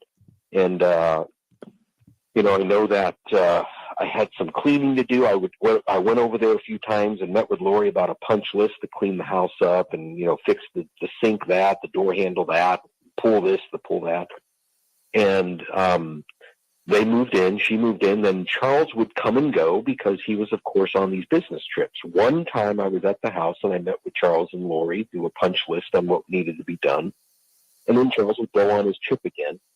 But then, so that you have some history, at least from last year. But then on that Sunday or Monday, before he came back into town, the Thursday before he was shot, Charles and I were communicating. And he was telling me, I can't be at the house. Do you have another place that I can live? Well, by that time, I had someone that was living in my studio apartment at my house. Because Charles was like, I only need it for like a week, a month, maybe a few days, because I'll be coming and going. But I want to be close to Lori and JJ because I want to be paid. And he goes, but Joe, I can't stay at the house. I can't stay at the house. Lori and I, we've got several things to work through still, and it's not good, and I just don't want to crowd that space. If she's going to be there, I want her and JJ to be comfortable at the house. So I have a neighbor that lives right across our walls connect. Big house in right near my house off of Lindsay and Riggs. So I went over there. I called him. I said, "Hey, you've got a casita. I've got a business guy that's going to be here once a month, or 1 week a month." And I took pictures. And this guy, he lived in Hawaii at the time, and he said, "Yeah, here's the access code to my house." I went over there, took pictures of the casita. I sent them to Charles. Say, "Hey, Charles, my neighbor here has this place. He'd be willing to let you stay there." And Charles was like, "Fantastic. I'll take it." So he was already planning to not be at the house with Lori because it just wasn't good. When was he planning that? The condo or the thing from your neighbor's house? Well, it was that Monday, Tuesday, Wednesday. I had gone over to my neighbor's house to take pictures. The week he was killed. Okay, gotcha. I texted him those pictures Monday or Tuesday. It's in my phone. And then, of course, he was telling me the day before on Wednesday, "Okay, I'll be there. But in the morning, let's go see the house tomorrow morning." And that was Thursday. He goes, I think I knew that he was going to be dropping off JJ or getting JJ, and then he wanted to go see the house right after that. Gotcha. Of course, we didn't meet. So I'm at work Thursday morning, and my neighbors, I'm good friends with neighbors both to the north and to the south of that house on Four Peaks. Okay, they both have my phone number. I'm in communication with both of them. Well, one of them starts to text me immediately. There's yellow police tape around the house. It's a crime scene. Something's not good. They start sending me videos of the Fox News reports that there's a situation and there's police all over. And so I immediately text Charles, "Are you okay?" And I then another text message to Lori, same text message, "Are you okay?" ? Yeah. Where Charles doesn't respond. Later that morning, I would say 11 o'clock-ish, I get a text, and this is all on my phone. I get a text back from Lori that says, "We are all okay. I'll call and explain later." And I'm like, okay, well, I don't even know that I spoke to you at that point, because I remember when you called me, you told me that Charles sustained injuries that were not survivable. Like he was shot and he didn't survive his injuries. Yeah. So I don't know if I knew that yet, or if I just, Lori was telling me we're all okay. I'll explain later. I don't know that a text message that we're all okay is I just don't understand. But regardless, the day's events, so then, that afternoon, I think the next day I went to my neighbor's house, this neighbor's to the south, and they're telling me, "Joe, we don't even get what's going on there, because this guy, the shooter, because they've seen him come and go, had the same gray truck that Charles had, the Ford F-150. Yeah, his was white, but yeah. Yeah, well, it was sitting in the driveway for the next 3, 4, 5 days, and the neighbors were just up in arms, there is a killer living in the house next to us that's not supposed to be there. Joe, you got to get this guy out of here. Our whole neighborhood is on eggshells. So, and he's telling me, I don't know what's going on at the house, but Thursday afternoon, the day of the murder, they're having a pool party at the house, at Lori's house. There's loud music. There's lots of people. There's kids making noise. There's swimming. It's a pool party. And they're like, wait a second. Someone was just murdered there this morning. So I don't know how you guys puzzle these pieces together, but just how crazy the events are that had happened before, supporting all the stuff that's coming out in the last several months about the fact that, from February, Charles was fearful. And then the day before, showing him an apartment and another place to live because he knew he couldn't stay at the house.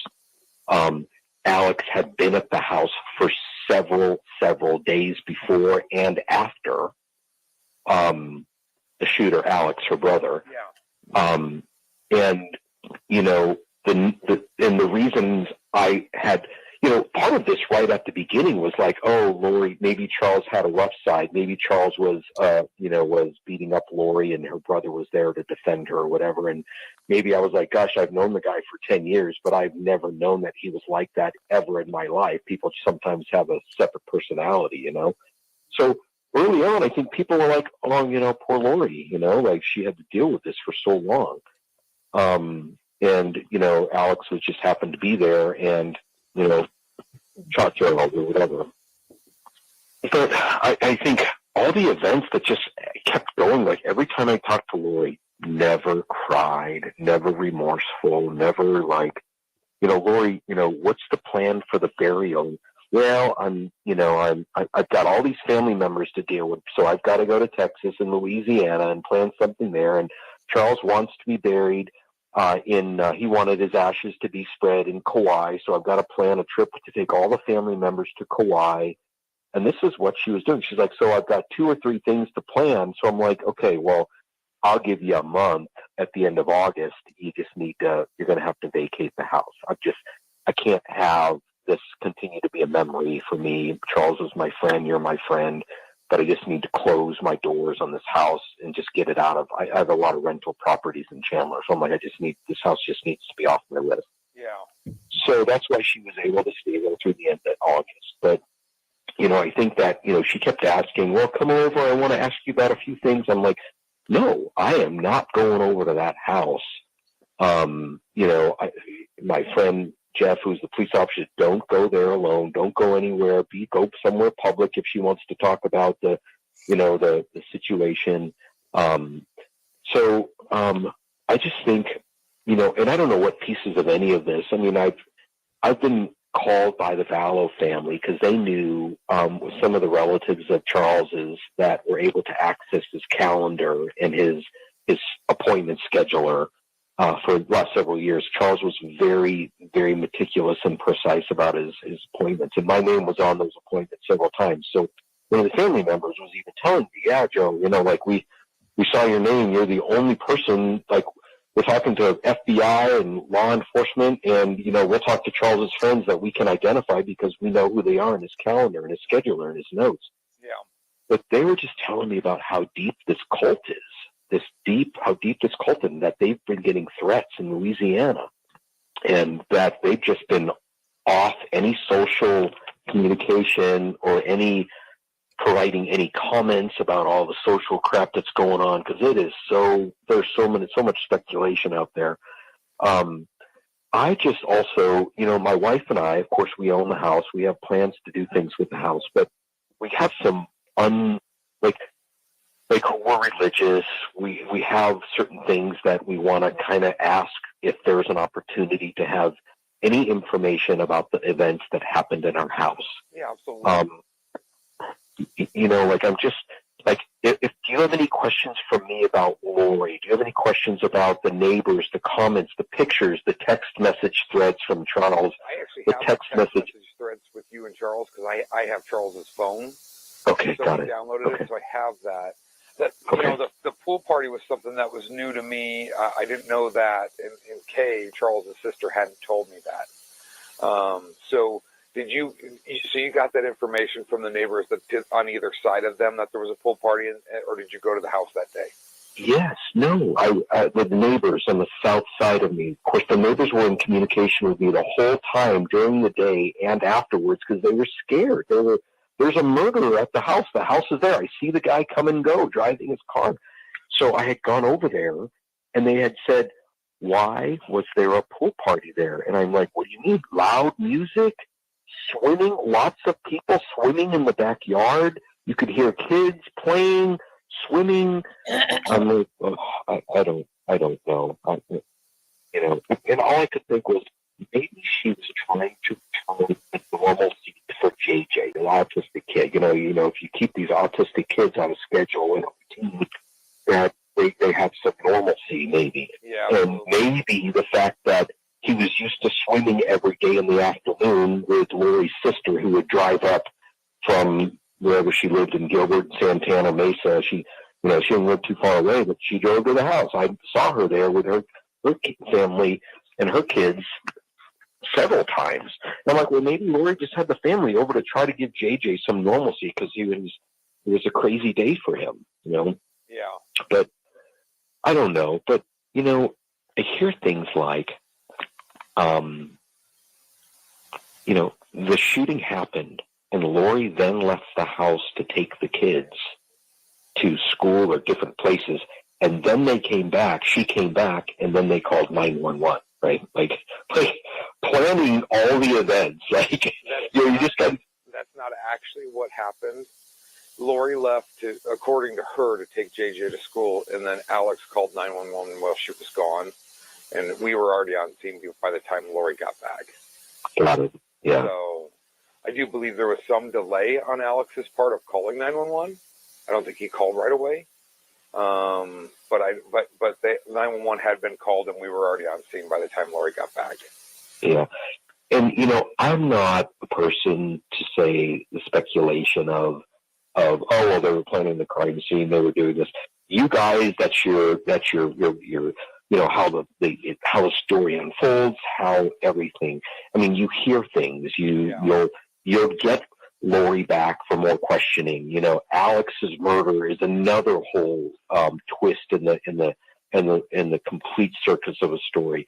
But like, here's, you know, and I also, so here's my thing about it. I was crazy about the fact that here's my friend Charles, which was a sweet, generous family man.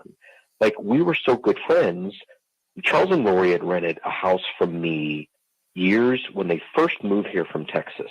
They lived in Shadow Ridge, which is like at Lindsay and Riggs. It's another home where we have a rental house. Charles and Lori rented a house from me from there, like for 5 years, when they both moved here from Texas, years and years ago.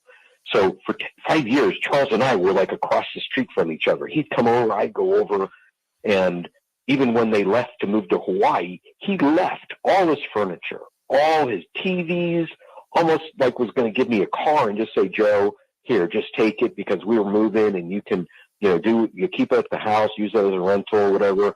That's how generous like Charles was like with things. It wasn't like he was like, pay me $5,000 and you can have this stuff. He's like, here, just have it. Right. Well, years later, Charles and I are maintaining friendships while they're in Hawaii and we're here and we're talking about doing a house swap. Hey, Charles, you come here with your family, stay in Chandler so you can visit your Chandler family with Lori, and I'll go to Hawaii and stay in your house in Princeville. And we were, you know, for 2 summers we were trying to set that up. And finally, one year we went there. Yeah. We went to Princeville and we had a barbecue with the Vallows, JJ, Tylee, Lori, Charles at their house in the golf course. Charles, you know, just carrying my dog, like they live on the top of this house and the beach was on this really steep hill to go down a hill, and he would carry my kids down the hill, just like this guy that has everything about family and just being generous and everything. So of course, when they came back, I was the first person that he was looking to get a house to rent, you know.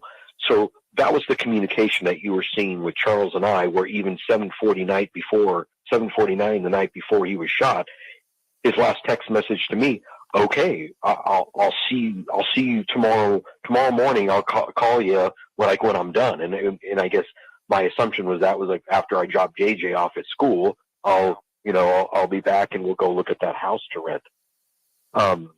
Not too many people knew about the fact that, of course, I went to my neighbor's house and they're telling me these things, and, you know, the pool party and, you know, the things that were happening, and then Alex still being at the house several days before and several days after this happened. You know, I'm in the house, you know, like I don't want to do you know, if a homeowner has the right to, like, you know, there's no police report out on what happened other than what you guys released to the news, and I think that's what's out, right? I don't know if there's more. I don't know if I have the ability to go to records at Chandler and say, hey, it's my house. Do I have the ability to receive any additional information so I can either clean the house where it needs to be cleaned, or if I can, you know, do some type of closing so that I can, be able to go into the house. I don't know where the things happened. I don't know where his body was. I don't know, where the gunshots were. If I need to look for, other gunshot damage anywhere. Since we finished up in July. I've been there several times. Okay. I've been there several times because I have the house for sale. Gotcha. And it's just taken me a while I wanted to paint the house. I wanted to paint the outside. I wanted to redo the backyard just because I've been getting the house ready for sale.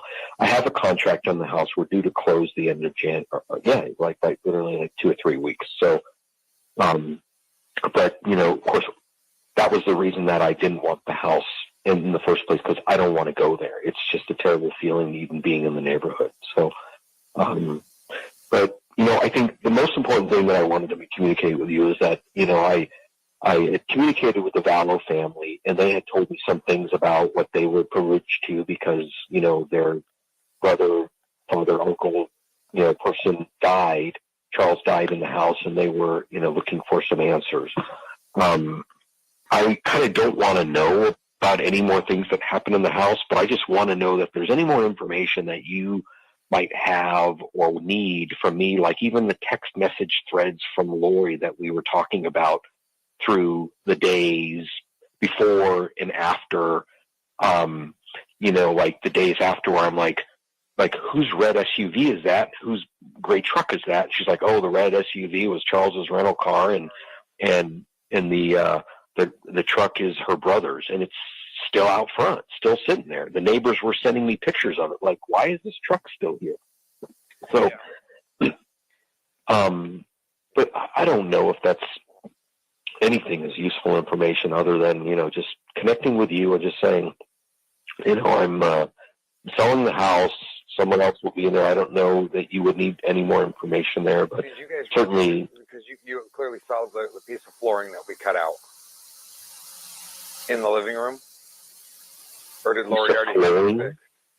The piece of flooring that you cut out? Yeah, we cut out a piece of flooring in the living room. We actually No idea. Sawzall, and so Lori must have already had that fixed. Oh, geez. No idea, sir. No idea where that was or when that, because there was extra flooring in the garage. Okay, so she must have fixed that. And then we cut out a piece of the trim board also. That was on the east wall of the living room. We cut that out also. So she must. You say the living room. There was a family room where the TV was by the kitchen. The front door, the yes. big wood floor that was open. I think she had some mirrors on the wall. If you were like when you walk in the front door to the right, and then when you walk at the front door straight ahead of you, you're looking at the windows that go out to the pool area and the backyard. Yes. So right there, kind of as you walked in the front door, on that far wall underneath the windows, we cut out a piece of trim board too. So I'm guessing she probably had fixed that also. So that isn't something that you even okay, there was a very grotesque repair there, like almost like she put some wood there and then took caulking and just made it. And I was like, what the heck is that? I had no idea that happened. Yeah. Okay, so that was from Lori replacing things that you guys took out. That we took out, yeah. So she must have replaced. It was only it was like a single plank that we cut out, and it was probably, I'm going to guess, if my memory serves me correctly, 14 to 16 inches long. So I was going to say 12, 15 inches. Yes, exactly. So she would probably replace that plank. Obviously, the incident happened in the living room there. So.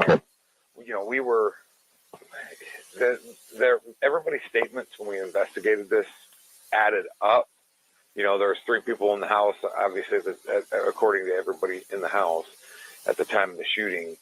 So their statements all kind of match, but it just didn't sit right with us. So we've been investigating it ever since and had a case open, and we were waiting for DNA and fingerprints on the bat that was inside the house and a bunch of other stuff. And then clearly everything kind of goes wacky as soon as all these other events start unfolding, and the shooting in Gilbert, and then her new husband's wife dying in Idaho, and then the kids being missing, and so everything goes just wacky. Basically, after she leaves your house in August, did she move out right at the end of August? Text message from her says that she's they're out August 31st. They're all done and they're gone. And I had done some emails like, well, good luck to you, and like, where are you going? I asked her because are you going to Texas? And then she never replied after that. So, August 31st was the last day that she was here in our house. Joe, what's your email address?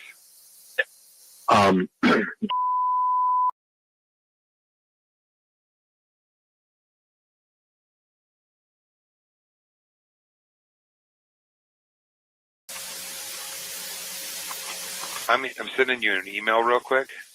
Okay. It has my desk number and stuff on it. And then if you could, from like the day of the incident on, do you know how to screenshot and email the screenshots? I think so. Okay. Yeah. If not, let me know and we could have somebody do it. But if you know how to screenshot and email the screenshots, I'd be interested for your text communication with Lori, basically on the day of the incident until you kind of cut off tell your last communication. Yeah. Okay. So, and that's just kind of more the historical and kind of what's going on in her world type thing that I'd be interested in. Sure. Did you guys, the gun that was used, was that Lori's, Charles's? Was it Alex's? It was Alex's. See, why the hell did he have a gun at the house? He wasn't even supposed to be at the house. We have a crime-free addendum lease too. Like, I didn't know that someone with a record, like, that was completely out of. The media has some of this screwed up. He was legally and lawfully able to carry a firearm. His rights were the exact same as yours and mine. So, and we've actually gone through. We did that, when this first happened, and confirmed that his rights. He had that assault case in Texas, but his rights have been restored and he was able to carry a firearm. So, well, we all have the history, like whatever. Yeah. Okay, I guess that's just. Is there any questions that you want me to answer for you if I can? I think my wife, she was just kind of curious about if we were going to have the house blessed or do something with a priest at the house to kind of like just get the demons out of the house. She was like, where do we go? What do we do? And if I told her it's the front room, that makes sense that the board and like, when you say the flooring was removed right by that area, because I remember seeing the baseboard. Yep. Yeah. Well, the flooring was removed. So when you walk in the door, and you were to make a right down the first hallway that walks into the side of the kitchen, it was kind of right in that area is where the flooring would have been removed at. And then obviously the trim piece was all across that room. Okay. Now, is that where the body and there was blood there? Is that why it was removed? Or was there damage? Where the flooring was removed, and if you pay close attention, you might be able to see where it was, but it was kind of, when you go in the front door and you make a right along that wall, he was right down right there. Okay.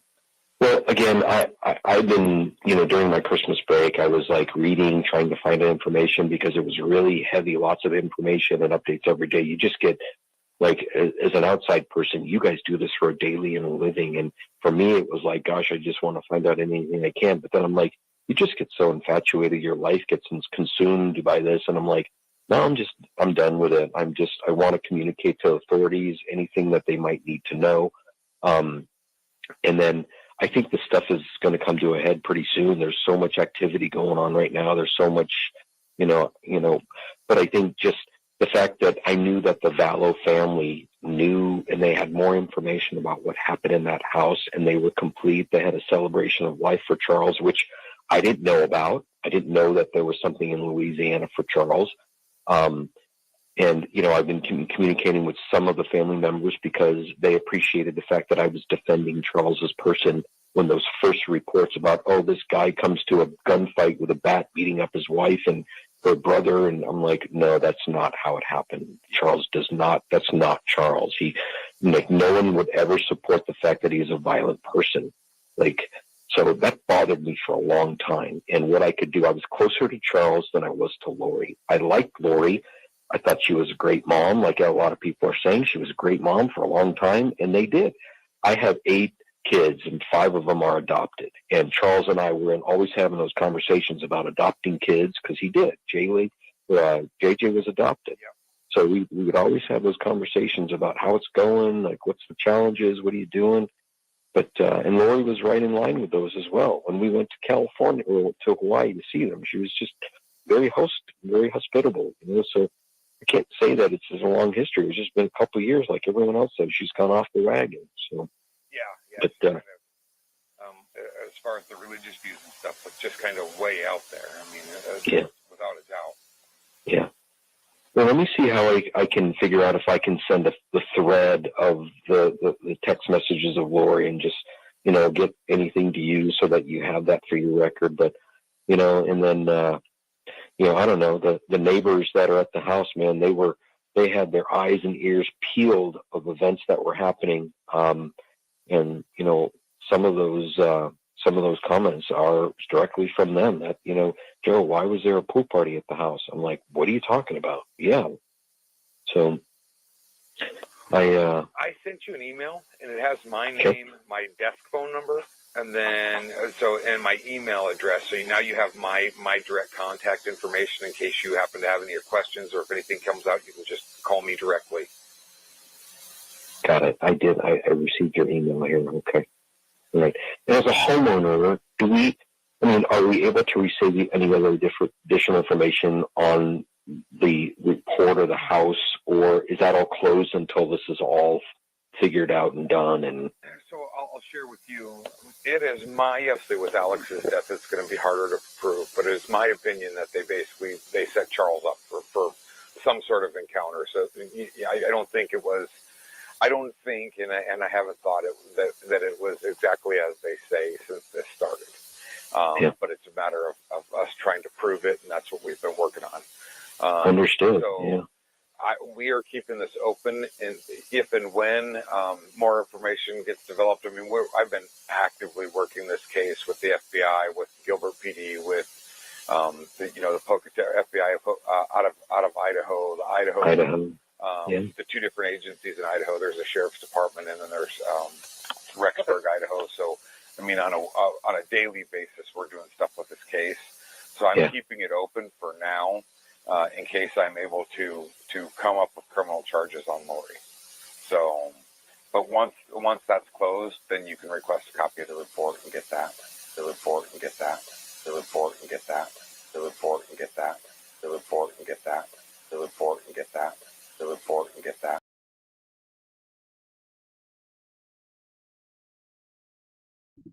Weird, that just repeated. So that was enlightening, wasn't it? The January 9th, 2020. So that was just before everything came out. That would have been 2 months after the welfare check on JJ by Kay Woodcock. And what is that, 6 months? 6 months after Charles died. So it was interesting for him to talk about that. They talked about the pool party. Interestingly, they talked about the ashes that Lori said that Charles would have wanted them in Hawaii. And we know in trial that what actually happened was Lori sent Charles's ashes to Kay Woodcock via FedEx. I wish Trina would have reminded the court that yesterday. That would have been just one of those things to show about her demeanor.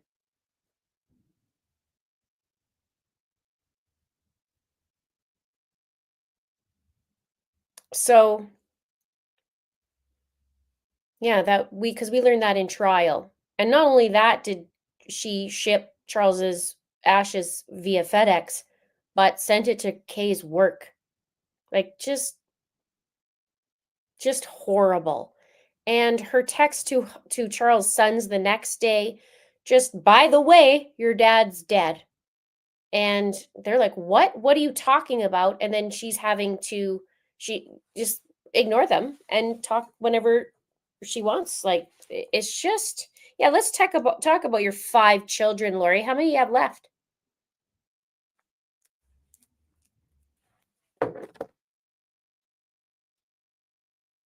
So just a liar. Now, the jury went on a half an hour ago. Feels like longer than that.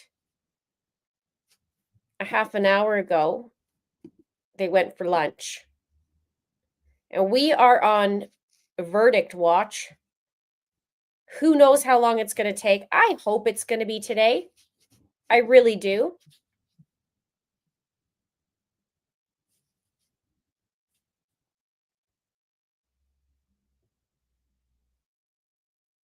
Punk Princess says, I'm still amazed no one asked her why she needed to stop and buy new shoes or slides for her and Tylee after they left the house. Was it because there was Charles' blood on the shoes they were wearing? Yeah. She never really did say that, just that she needed to go get him. She ran out of the house, and so she needed it so that she could walk JJ into the school. But we saw that she had shoes on, and Trina mentioned it. Okay, let me pull this off and pull our watch. So I don't know if they're doing an hour for lunch today. I would assume.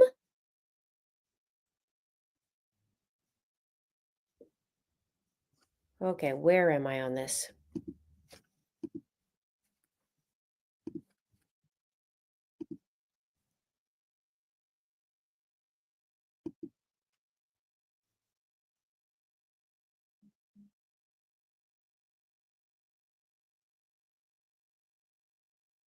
Yeah, she claimed to be barefoot, clearly lied. That's right. Sussex Sandra, exactly. She only has Colby left of her own biological children. She killed Tylee, her bio daughter, and her adopted son, JJ. Yes.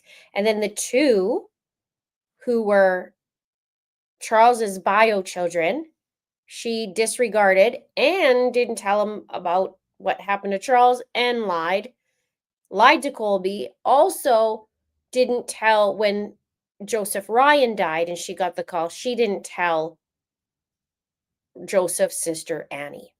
So this is her pattern, and I don't doubt, like, I wouldn't doubt it that she killed Joseph Ryan. I've said this before. And her own sister thinks that, Joseph's sister believes that as well.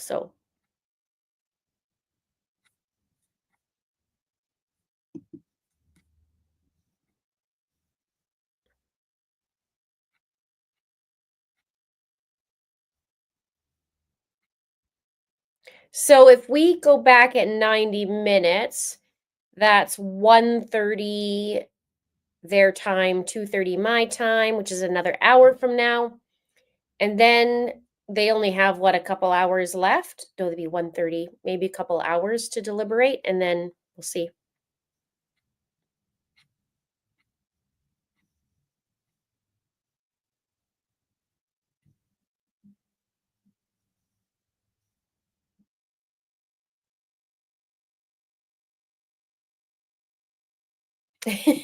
Can you imagine being at work and everyone's moaning, complaining about you having a lunch break? The jury deserves lunch, 100%.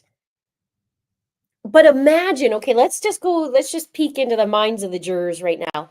They're going through all this and they're like, I need a break. This is crazy. They go, they eat their lunch, and then they know they're coming back, and this decides the fate of this woman. They don't know what else has happened. They, for the most part, we don't know what they've given into. We don't know, but they have a lot to chew on. So yeah, they do deserve a break, 100%. We just want to know. And we'll be here for it. We'll just sit here until we get it.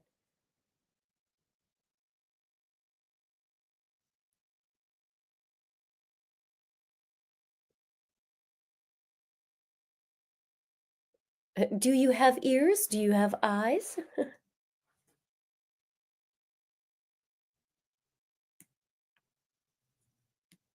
You guys are like, I thought they would be done by now. Let's check into the poll. I mean, the poll's pretty at this point. Oh, maybe I have it off. No, here we go. People are still voting. We're almost at 4,000 votes, 93% guilty. So we're still the same percentages, just a little more votes.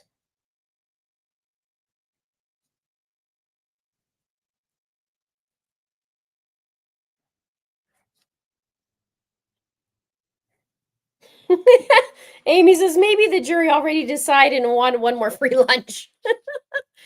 Like, I can't handle this, Lori. I need another one, probably dessert.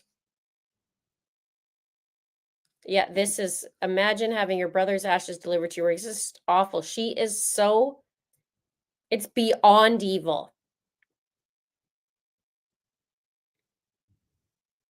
Linda says, I want to know why she keeps referring to Charles as her husband. We all know her husband is on death row, so she can gain sympathy. And she can remind that it was her husband. This is just a tragic family thing. My husband. Manipulation.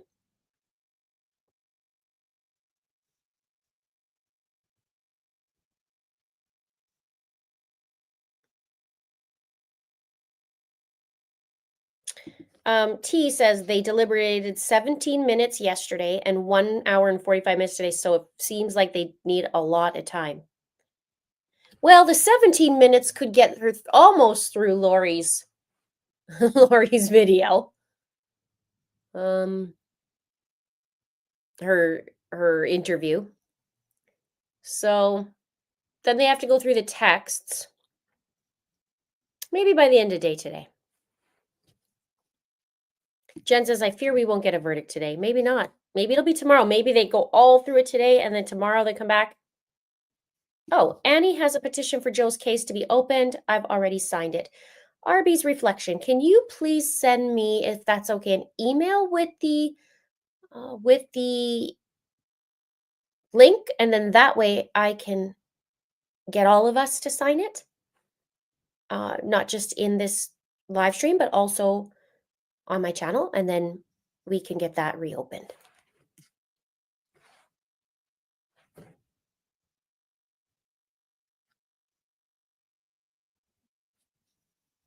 So this morning, the jury would be 10:30, 11:30. Yeah, an hour and a half, 90 minutes. This morning-ish. It also takes time to fill out the forms. Hit that like button hanging out. We're almost 2,000 of us, or 1,700 us right now.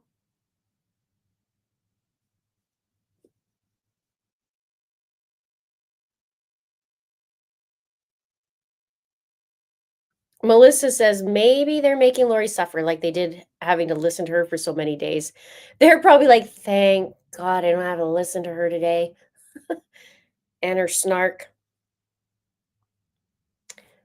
Voting on the poll is right here.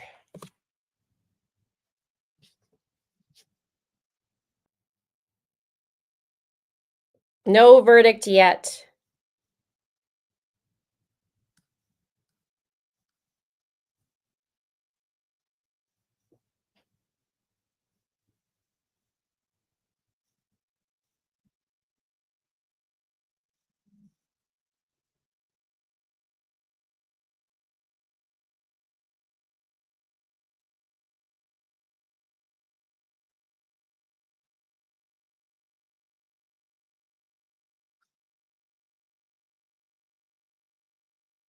Okay, you guys are good. Yeah, so if we could do that, that'd be great if we could sign. Third husband is Joe, James asks. Yeah, it's third husband, Joseph Ryan. She got married when she was 18 or 19. Then she got married to William LaJoya, who is Colby's dad. And then she got married to Joseph Ryan, and then Charles Vallow, and then Chad Daybell. And who knows, maybe she'd be like fly paper Lida and choose number 6 after Chad. I don't know. Her imaginary Eduardo Omeletto.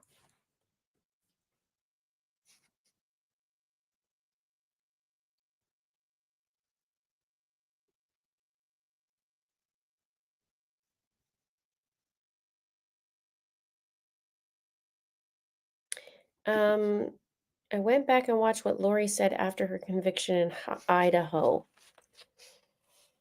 Oh, that's when she was blaming it on Tylee. Or she said that it's because Tylee, I can't remember how to word this. She basically justified why the kids were murdered. I might pull it up. We'll get to a few more questions and then see.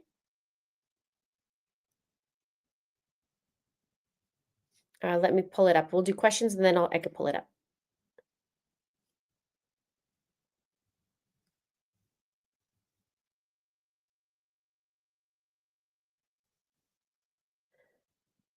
Boss lady says, "Oh, good. Yes, reopen Joe's case."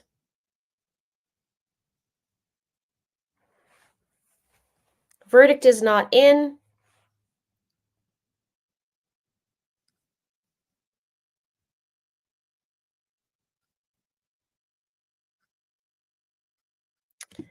Is Chad the only husband still living? No, the first two are. The third isn't. The fourth isn't. And well, do we call Chad living?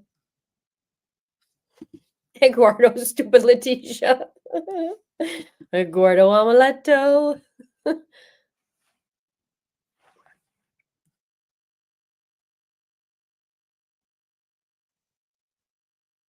Becky Ray says, I felt like Lori wanted to try all of Arizona and what they didn't do. In my opinion, she and Alex lied to, so Arizona police was doing an investigation into their lies.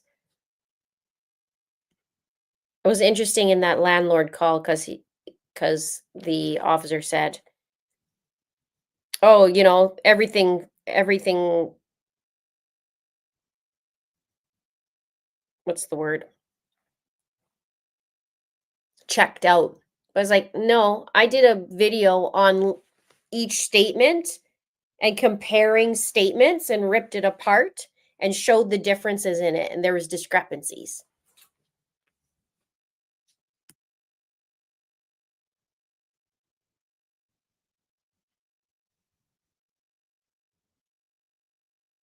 Vanessa says, I remember waiting with you for Letitia's verdict. I have the same confidence today. Chad is on death row. She may keep her eye over husband number 6.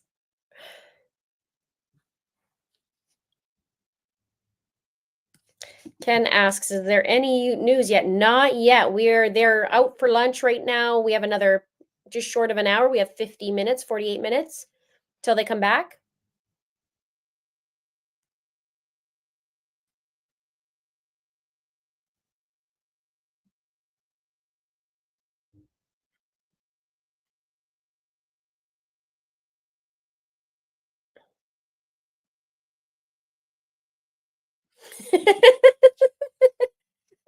Well, do you?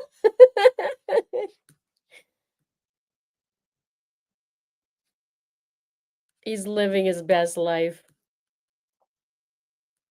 I can't even, like, he just makes me shiver. And I said this has been a while since I talked about this, but think about it. Lori meets him for the first time and he's coming up to her going, do you know we've been in multiple probations before? I'm sorry, but if I met a guy and he's like, we've been in multiple probations, want to go out? I'd be like, girls, round it up, we're leaving. Creepy guys here, we're going.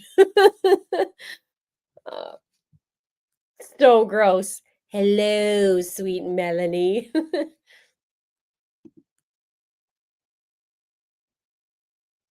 100%. Chad's mugshot when he went to death row shows his true self. Let's see if I have that all ready to go here.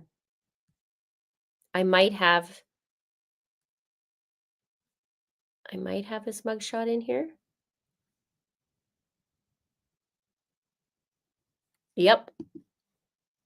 This is what I've been talking about the whole time. 5 years. Many people said I didn't know what I was talking about.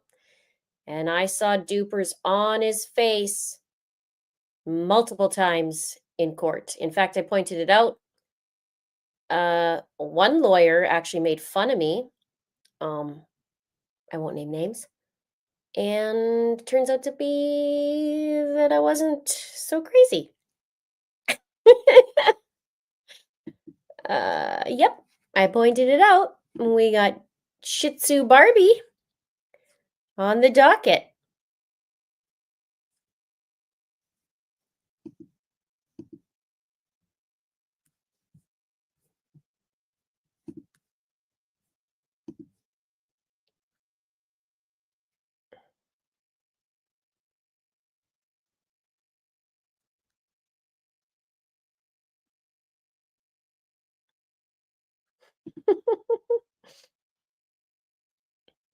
Do I have Lori's Price is Right video? Hang on.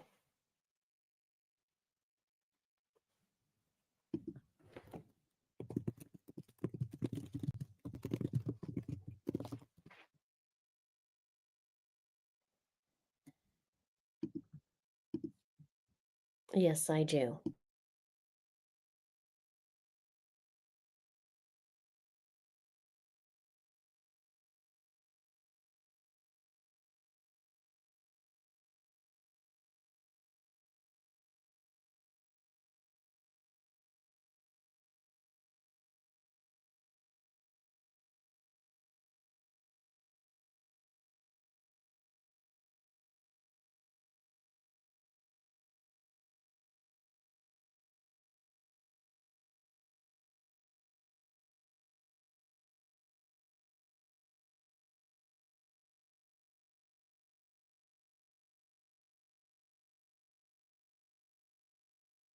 Wheel of Fortune it was. One sec.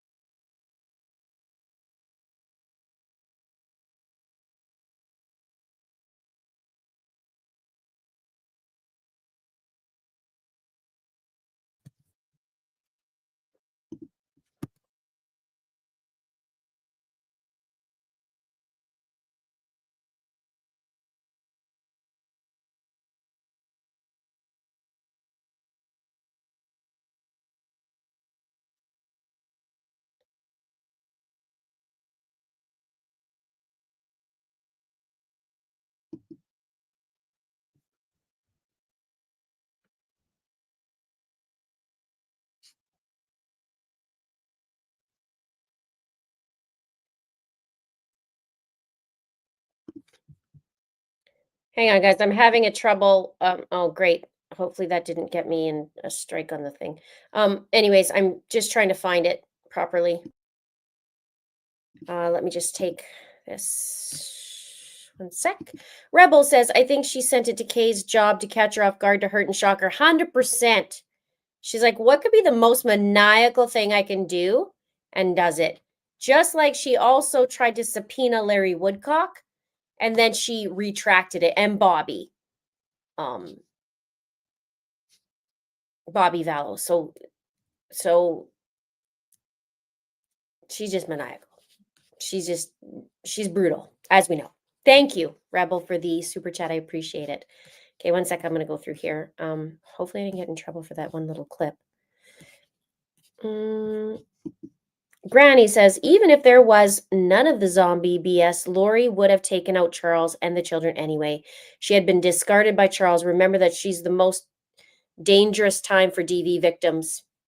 Yeah, she's something else. Thank you again, Granny. Thank you for your support. What Lori wants, Lori gets. And she had to take everybody out who was in her way of getting ahead. And she did that. And Charles wasn't listened to. Who knows what would have happened if they did listen? Maybe she would just use her charm and get in trouble and he would have got killed anyway down the road. We don't know.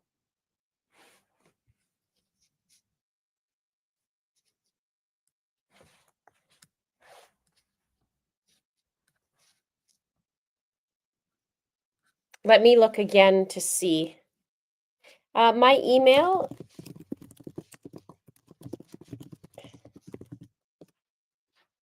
Okay, one sec.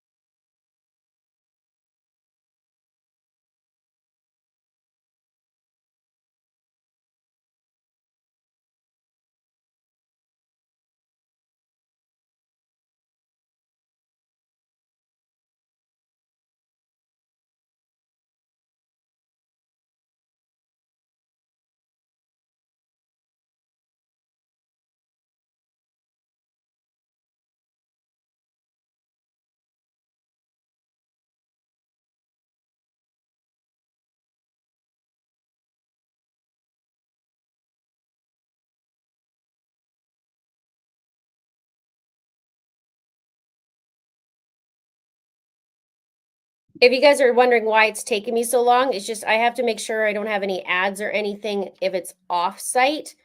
And it's super annoying. So one sec.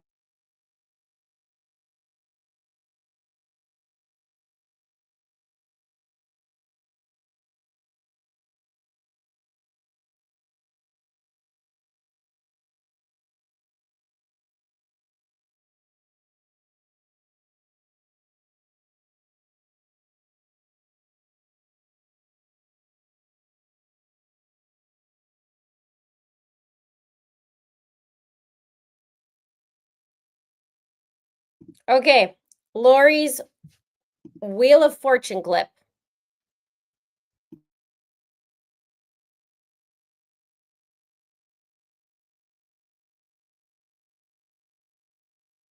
How you doing, Lori? Lori Ryan from Austin, Texas. That's right. A hairstylist in Austin. Hey, That's right, the best. How's the hair in Austin? It's good. Good. Us is a happening place. Probably thanks to you. Pretty much. Talk about your family a little bit. I have a wonderful husband, Joseph, at home, who is watching our two beautiful children, Colby, who's 7, and Tylee, who is 1. Yeah. What do you guys like to do for fun? We like to play all kinds of sports on our 3 acres. Okay. Sounds like you have a nice life there. We do. Congratulations. Thank Nice to have you with us. There you go. And there is no N. I'm sorry to report, Lori. 350. No R either. Loretta? So who's going to start here? How about you, Lori? Everybody watch their own arrow there. 500. N. It's my motto in life. There's one N, yes. Yeah, the turn's gone. The cash will stay. Maybe we'll get back to you. Loretta, your turn. Yeah.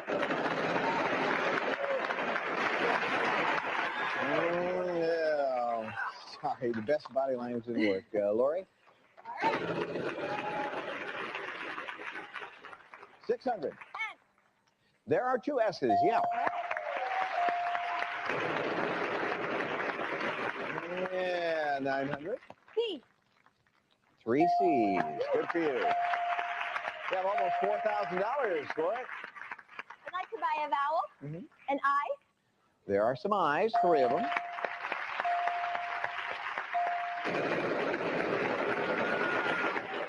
Ooh, 800. D, There are 2 of those.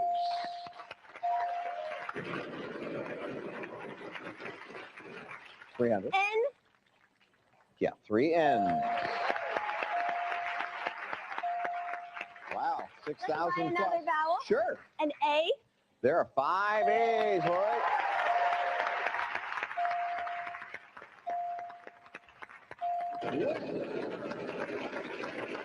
All right, we need a letter. P, There are 2 P's. You want to risk it? You can. There's either bankrupt or that $10,000 Kenneth Cole gift certificate. You'd be risking 6,000. I have to. Now I'm here. You have to? I had no money anyway. Well, okay, then lift the darn thing up. Oh my goodness, what is going on? What do we have? Oh my God.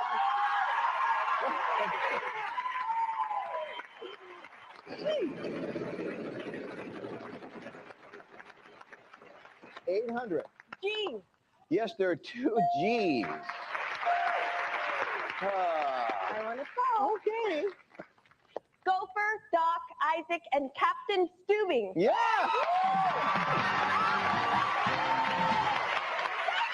Thank you. You're welcome. Thanks for letting me do that. All right. It's a free country. Wow. Of course, those are all correspondents on 60 Minutes too. You got $7,500, and you got this gift certificate. I wasn't trying to talk you out of it. I just thought that was a lot to risk for. But what do I know? The important thing is she has $17,500 just by not listening to me.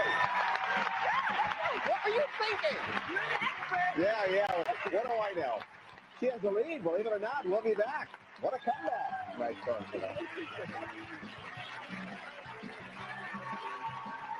Closed captioning sponsored by Lori? N, 1 N.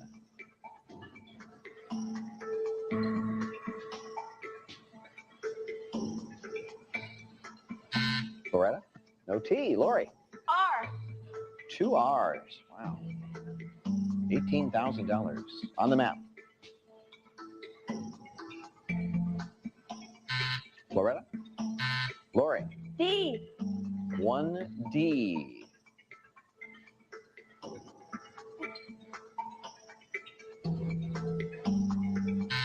Loretta? Luis, a letter. I. 2 I's. No money for vowels, but maybe they'll do it for you. Republic of Ireland. Yeah. Hi, Lori. How you doing? I'm good. You should be. I know you're ready to take that one away. Waiting. Luis, don't get it, but he did. I'm happy for you. Good, and we're happy for you. You did very well despite my advice. $17,500. Thanks, Lori.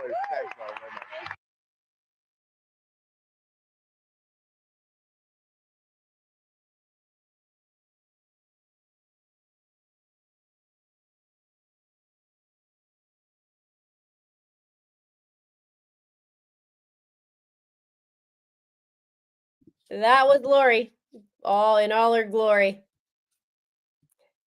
Woo!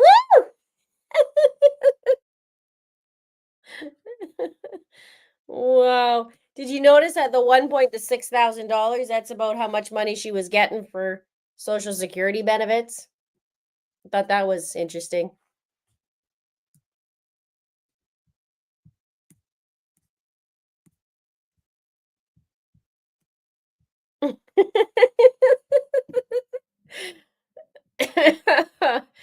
I love you too. She's so annoying. I just watching her, and I don't know if you can see me. I just could feel myself just like, oh my God, I can't.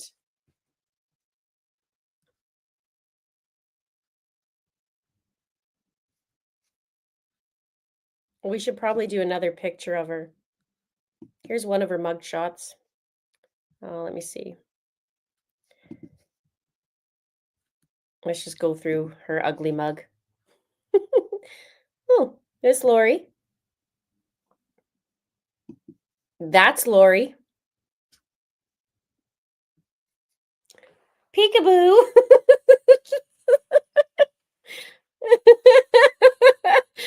Oh, this is Lori. And we have to bring this one out, Lori. And of course, the Lie to Lori showdown, which I'm pretty sure she's reincarnated to the same person. There's no way she's not. Oh, so good.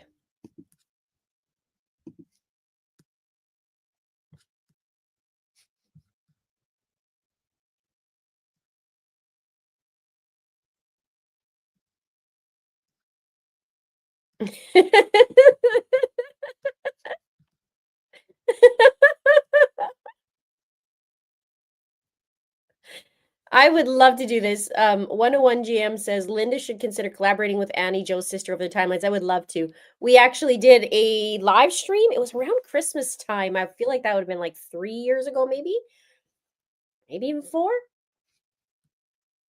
Let me pull that up.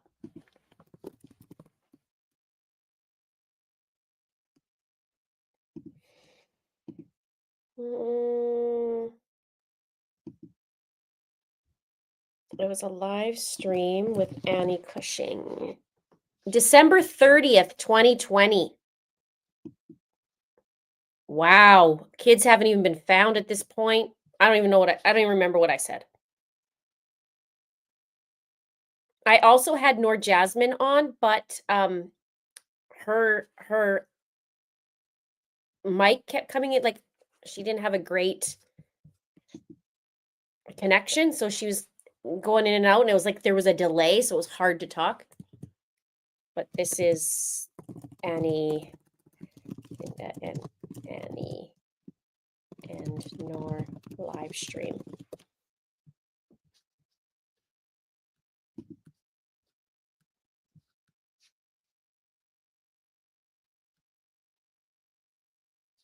I know, I just he can't even.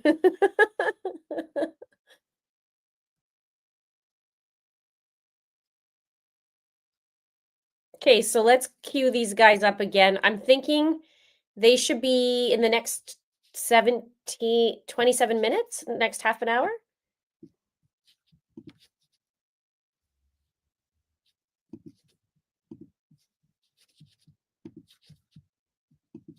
I wish this program wasn't so clunky.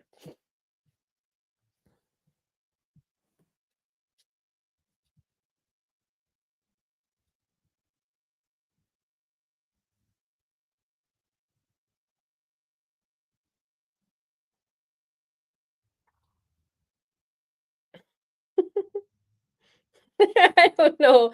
I don't know. Billy said, oh, Pika, no, she's scary enough. There's no need for the boo.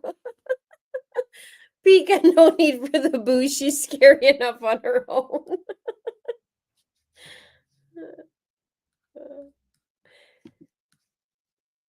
I'm nervous now. The jury is taking forever. But technically, they had 17 minutes yesterday and only an hour and 45 this morning. So they got maybe through a little video, maybe looking at some texts. So hopefully this afternoon.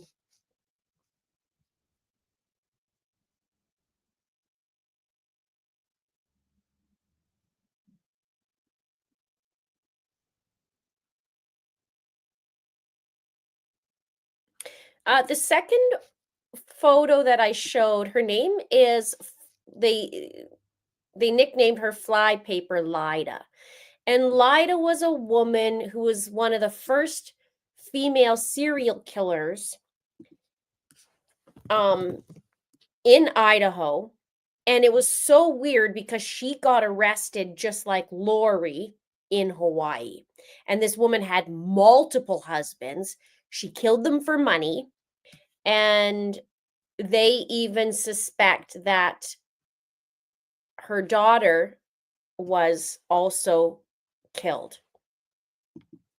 But what they were finding was when they went back to look at all these deaths, that Lida was actually poisoning these people. It's quite the story. So let me get that for you. I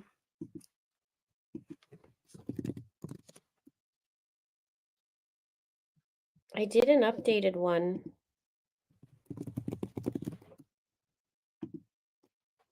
Not long ago. I feel like it was, there we go.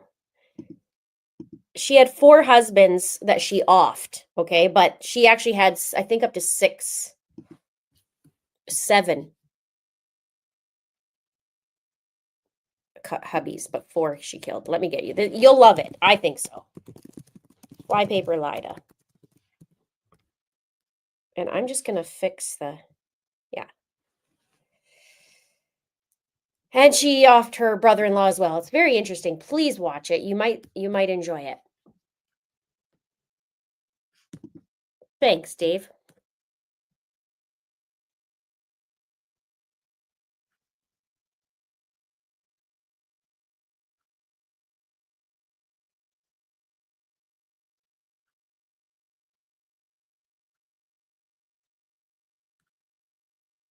Mark says 90 minutes for lunch. Who gets that? Apparently them. Please just go and get it done today.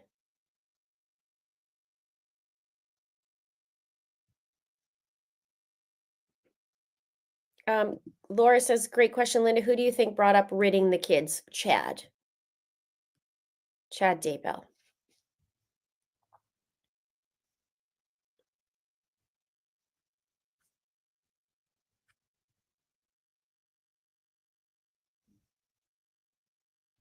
Yeah, I covered Flypaper Lida back in 2020, and then I did an updated version, I guess. Just this past July.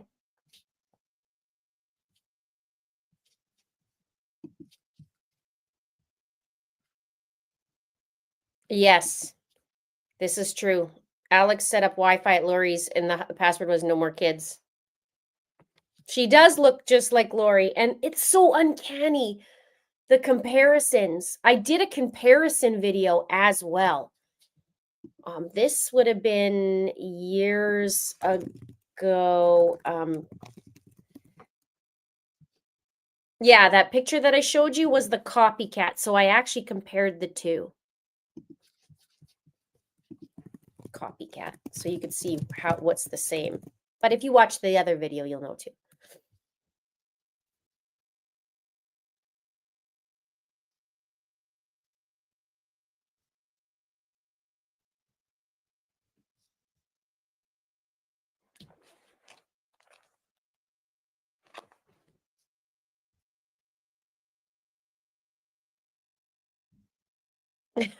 Robert's getting mad. Okay, do we have to do our woosahs today?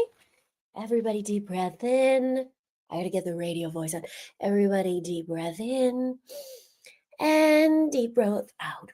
Breathe in for Charles. And out for Lori. Get the Lori out.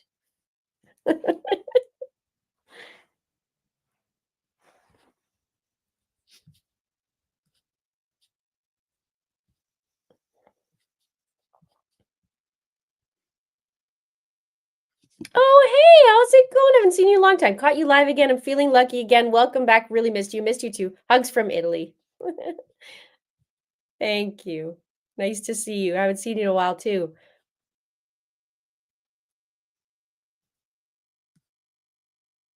Flypaper Shih Tzu, Lori.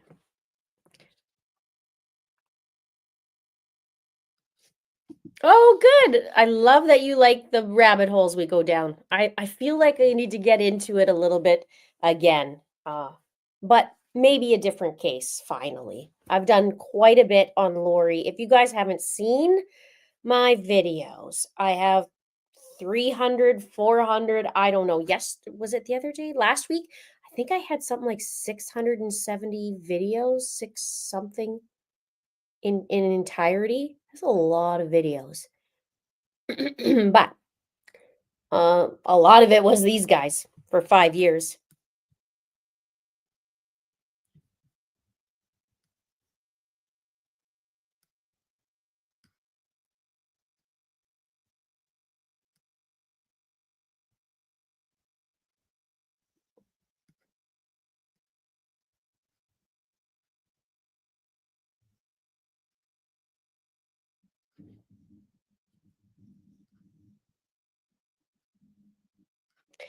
Yeah, so this right here is East Idaho News that we are standing by for the verdict, but it's still verdict watch. So,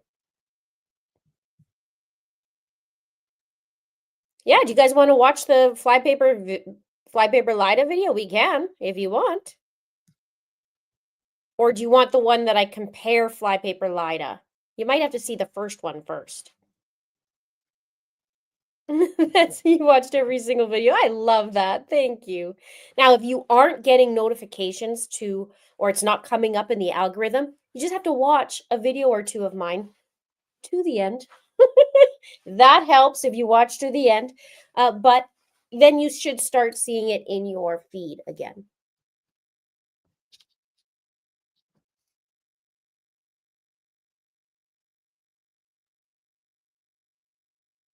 Okay, do you want compare? Compare. Okay. You're welcome. Woosa.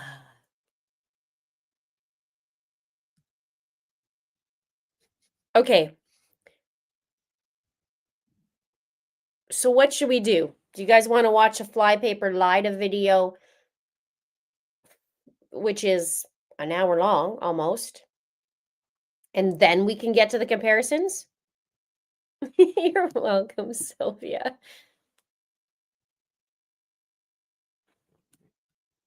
Yes, and Ken says, and a tip to do your bell notification too, guys. Yes, that helps. CJ says, flypaper Lida is awesome. We had a serial killer living in my hometown of Tabor, Alberta, and had no clue until she died. You'd make the best video. Oh, I didn't know that about Tabor, I don't think. That's where the corn comes from. Tabor corn all summer. I sent an email. Here's my email. If you needed it, I will put it right there so you could read it.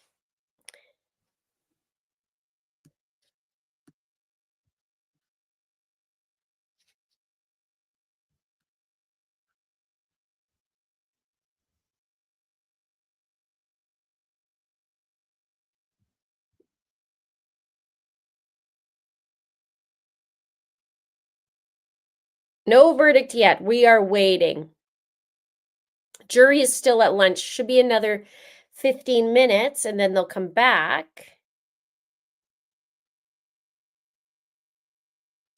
Deborah says, Linda, maybe get a hold of Adam Cox and his Uncle Rex and see if you guys can do an after-action report on their Silver Linings podcast. It would be great.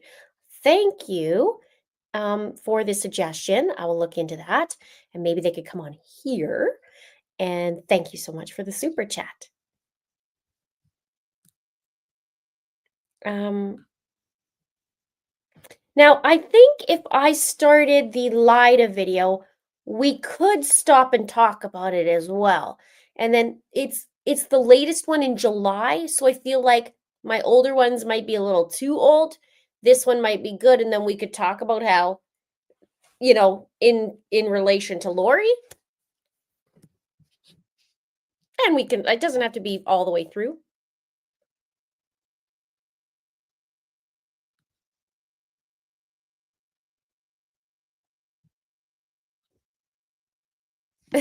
You're sweet, Maureen. Thank you. She says, Linda, you're blessed with being very intuitive. You are always right on the money. Thank you.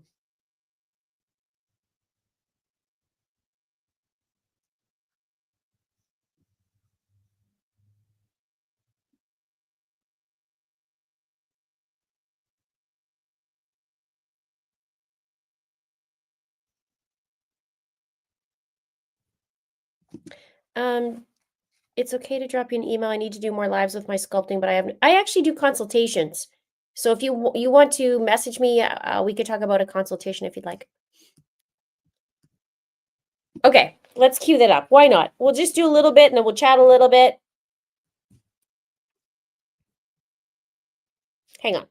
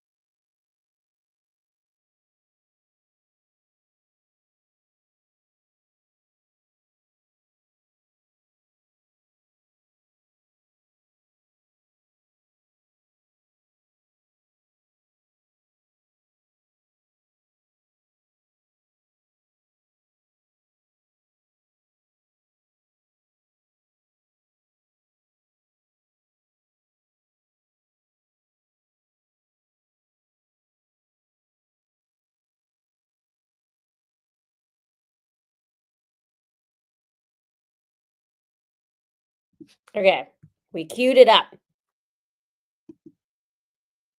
1 sec.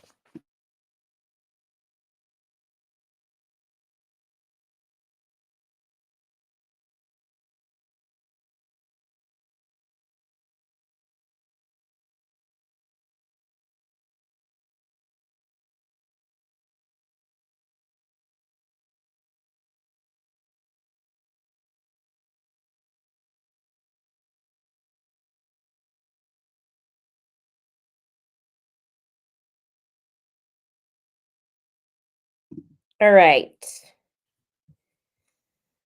We'll pull it in and we'll start it and then we'll chit chat in each husband that goes by.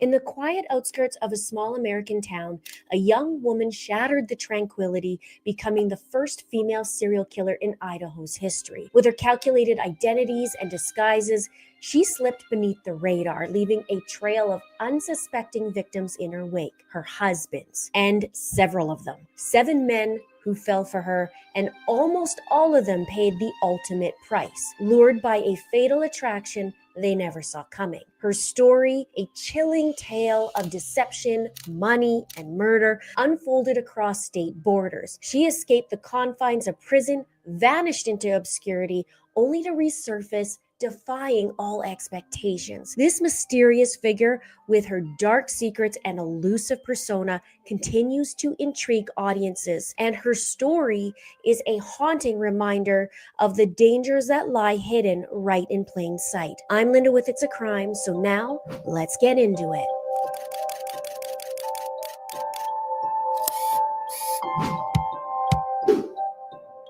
Meet Anna Elizabeth Trueblood, born on October 16, 1892 in Kitesville, Missouri. She wasn't always known by that name. No, she preferred Lida. Well, most of the time anyway. She had a few other monikers as well: Flypaper Lida, Black Widow, Lady Bluebeard, among others. But we'll save those details for later. Lida came from a bustling household with a total of 11 other siblings. But in 1906, she was uprooted by her farmer father, William J. Trueblood, to Twin Falls, Idaho, when she was around 14 years old. In the early 1900s, Twin Falls, Idaho was a rapidly growing community. Founded in 1904, it quickly transformed from a largely undeveloped area into a bustling town, thanks to the establishment of extensive irrigation systems. And the Twin Falls Canal Company, formed in the early 1900s, played a pivotal role in this transformation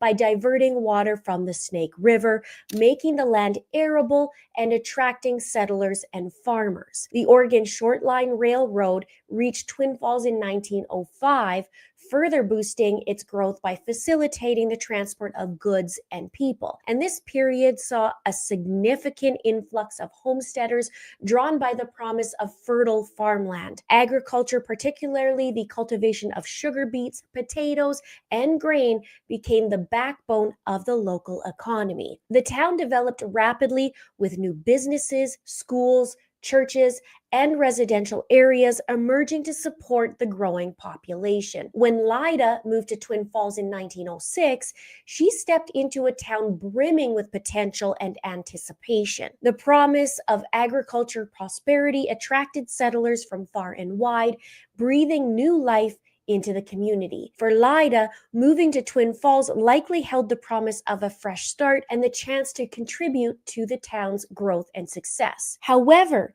beneath the surface of this prosperous town, Lida's arrival would soon introduce a dark chapter to its history as her notorious activities and series of events began to unfold. Lida was petite, with piercing blue eyes and fiery red hair, it was said, standing at 5'2". She was the belle of the ball, the talk of the town, and the epitome of popularity and charm. Everyone thought she was the model citizen and the perfect wife, mother, and friend. Little did they know behind that perfect facade lurked a deep, dark secret. Lida wasn't just your average Jane. No, she was a mastermind, a cold-blooded killer whose victims were those closest to her. Yet, on the surface, she appeared as innocent as a little lamb. She had a knack and a talent for slipping under the radar, evading suspicion at every twist and turn. But as we peel back the layers of Lida's story, you'll see just how bone-chilling her secrets truly were. Those closest to Lida became her victims, falling prey to her deceit, and she almost got away with it. She obviously had a way about her with these men, judging by her multiple marriages in such a short span of time. It makes me really wonder how Lida could lure in all of these men so easily. What was her secret? Was it a certain move, a ploy, a scent, a perfume? Have you ever walked by someone and, just from their scent alone, you do a double take? They smell Okay, hold on. I'm actually trying to, at this moment, I'm trying to incorporate a brand into this video because it was sponsored.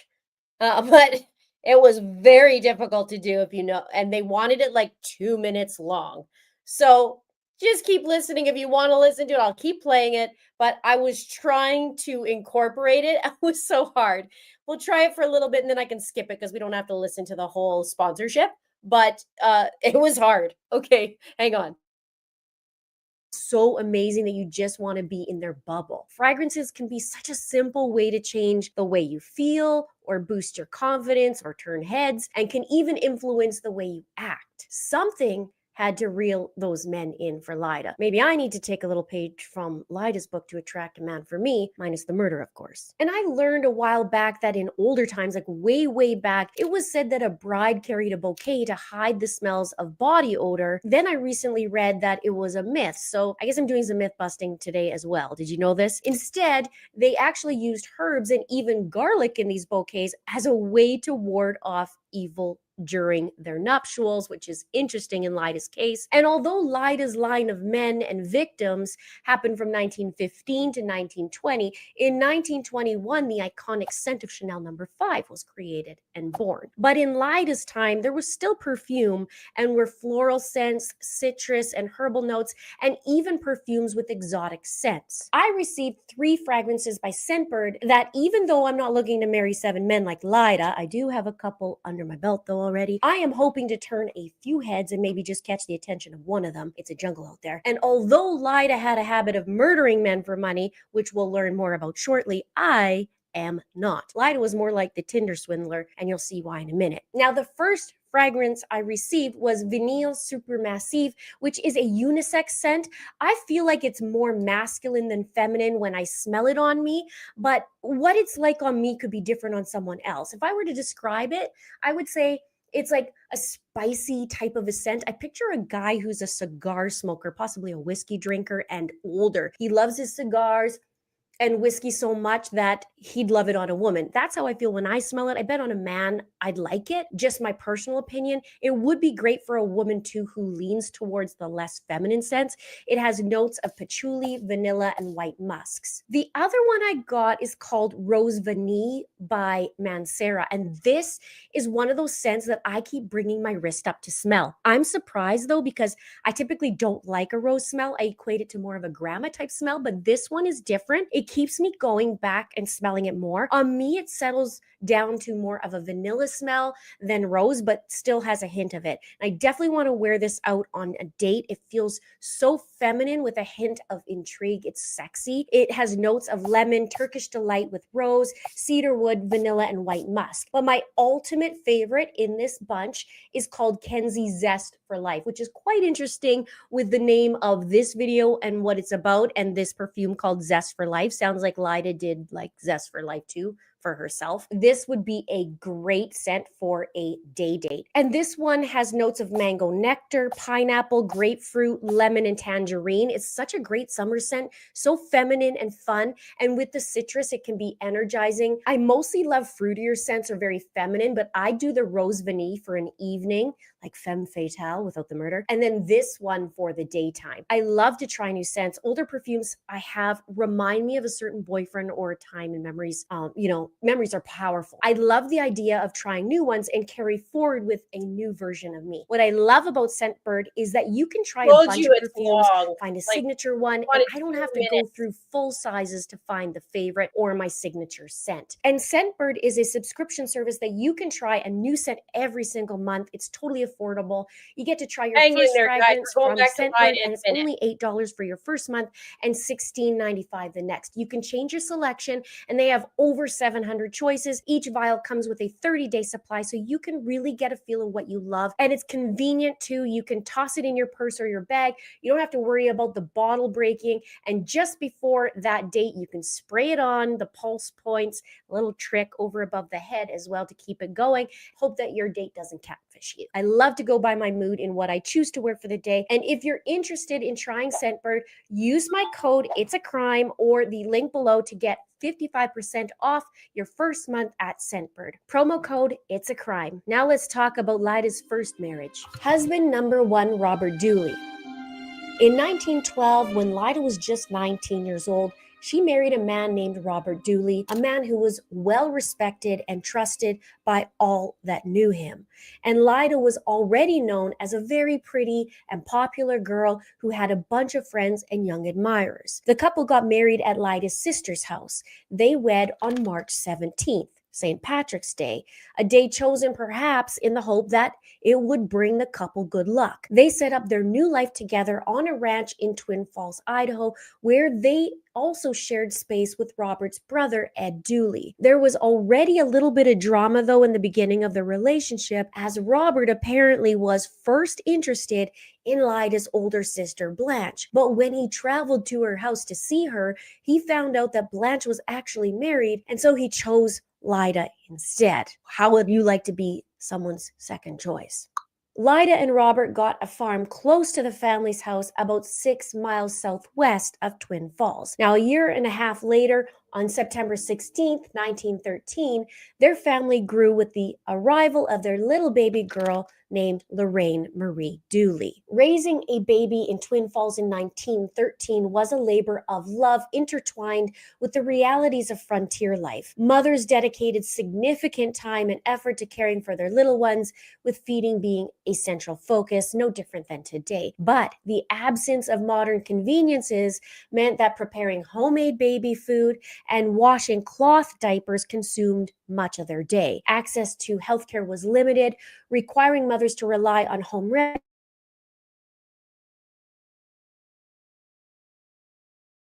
Mothers found solace and support in the tight-knit community of Twin Falls, where neighbors and relatives lent a helping hand. But this seemingly idyllic family life took a drastic turn almost 2 years later in August of 1915, marking the beginning of a string of bizarre and deadly events. Ed Dooley, Lida's brother-in-law and Robert's brother, passed away suddenly on August 9th, 1915, at the age of 41, succumbing to typhoid fever, according to death records. Now, typhoid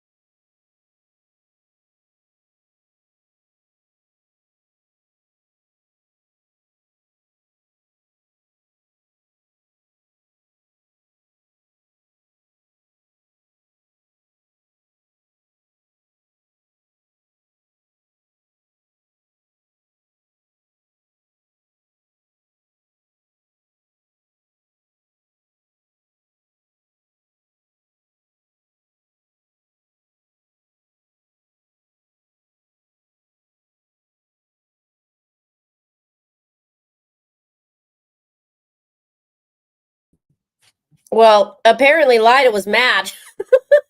I don't know what happened. All of a sudden, I couldn't answer anything. That was really weird. Hang on one sec. I'm going to just fix this. This is weird.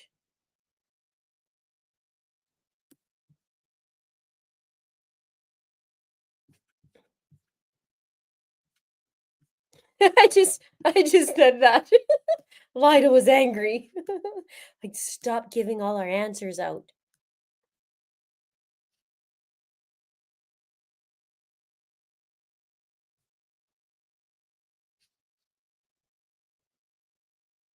Okay, hang on.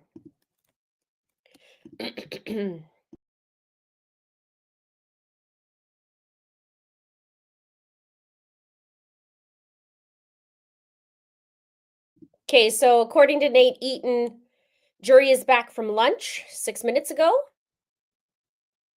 Walking into the meeting room now, many are laughing, smiling, chatting with each other. Deliberations continue. Well, I guess they're not too worried about it, which is good. Keep them going.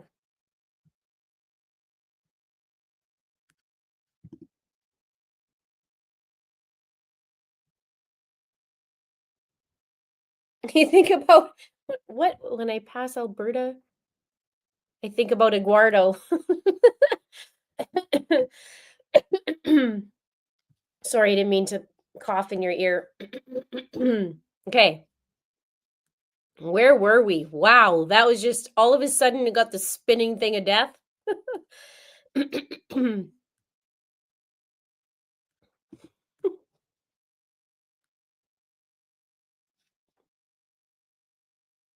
Laura says maybe I'm a medium and don't realize it. Maybe, I don't know. I've had weird things happen, that's for sure.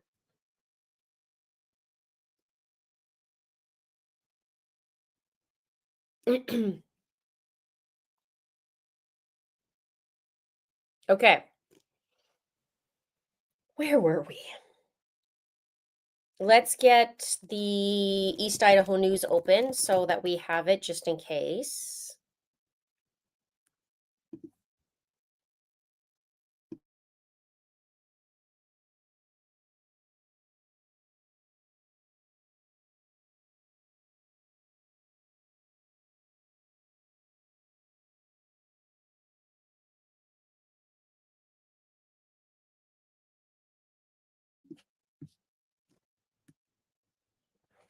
Now, it was interesting with Lida, the first husband, and I'm going to connect the dots in a minute. If you guys want to we can keep watching.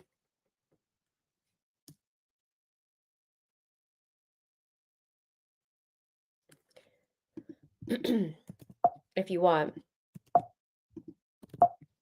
Oh, I have to start that all over again.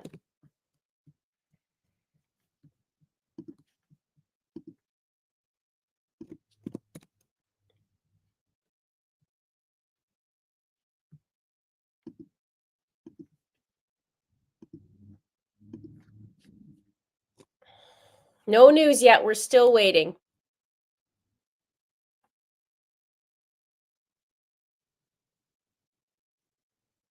Okay, here we go. We're going to go back to that for a bit while we wait for verdict. Why not?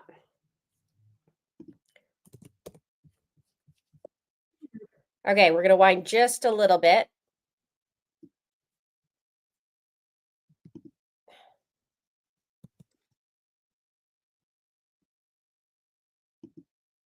To where I introduced the daughter. And then once that guy's dead, I'll talk about what happened in that and how it relates. And you guys can tell me too. Interactive.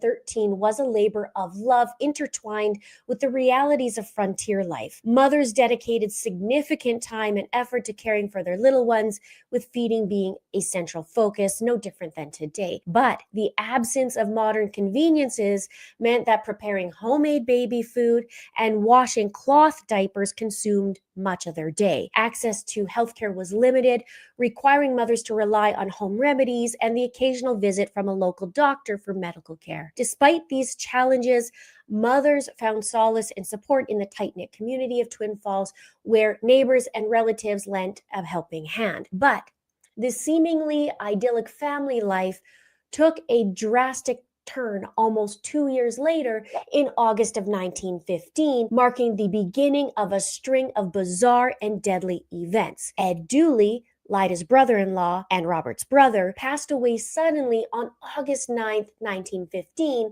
at the age of 41, succumbing to typhoid fever, according to death records. Now, typhoid fever was no joke. It's a bacterial infection causing high fever, diarrhea, and vomiting, often spread through contaminated food and water, and could lead to severe complications and even death. It was a really challenging disease at that time and resulted in significant suffering for those affected. According to statements in court documents, Lyda's brother-in-law Ed was a hard man to live with. He was a 41-year-old bachelor set in his ways and reportedly caused friction between him and Lyda. And the timing of Ed's death was oddly timely because he died just after he obtained a life insurance policy, and that policy was payable to Lyda and Robert, amounting to $2,000. In today's amount, that equal around $55,000, but an amount substantial in 1915. And Robert and Lyda took Ed's body back to his home place in Kitesville, Missouri for his burial. It was speculated that he died from eating canned sardines and fresh milk, and apparently folklore at the time held that this was a deadly combo. Then just 2 months later, on October 1st, 1915, tragedy struck yet again in the family. Robert, Lyda's husband, breathed his last breath at the tender age of 28, also claimed by typhoid fever. Now, just so you know, that October 1st, or maybe it was the 2nd, now I got to look it up, was the attempt on Brandon Boudreau, which is interesting. But you have the husband, the first husband of Lyda, the brother-in-law, and a daughter. So we have kind of, not exactly, but you have Charles being the husband, the brother-in-law is Alex, right? Yeah, it's some interesting things. Okay, so anyways, we'll keep going. And wouldn't you know it, Robert too had a life insurance policy, netting Lyda a tidy sum of $2,500, bringing her windfall, so to speak, at a staggering $4,500 in just a matter of months. The Dooley family grew suspicious, though, of both men's untimely death, especially the suspicions of the brother's father, Alonzo. Lyda said that Robert may have eaten poisoned greens, which is interesting because it seems in many cases of killers, they will have little tells and like to leak their info. But the Grim Reaper was not done yet with Lyda's family. Just 6 weeks after Robert's passing on November 30th, 1915, little 2-year-old Lorraine joined her father and uncle in death, also falling victim to typhoid fever, or so Lyda claimed. She insisted, though, that Lorraine's demise was said to have been from drinking water from a contaminated well. Was it, though? And in the blink of an eye, in a mere 3 months, Lyda lost her husband, her brother-in-law, and now her precious little girl. On the surface, it seemed like a really horrible tragedy, but was it? In a little bit, I'll tell you what she said about children, but let's talk about husband number 2 first. William McAfee. A year later, on December 20th, 1916, Lyda, moving on from her tragic past, met a man named William G. McAfee, who was said to be a waiter at her favorite Twin Falls restaurant, and an announcement was made in the local newspaper of their upcoming marriage, saying W.G. McAfee and Lydia May Dooley were to wed. She managed to persuade William to move to Hardin, Montana, a journey of 550 miles away. Then, not even 2 years later, on October 22nd, 1918, just 2 months shy of their second anniversary, William passed away at the age of 29, and just 6 days after Lyda's 26th birthday. His death record attributes his death to lobar pneumonia from the Spanish influenza. He was laid to rest in Twin Falls, Idaho.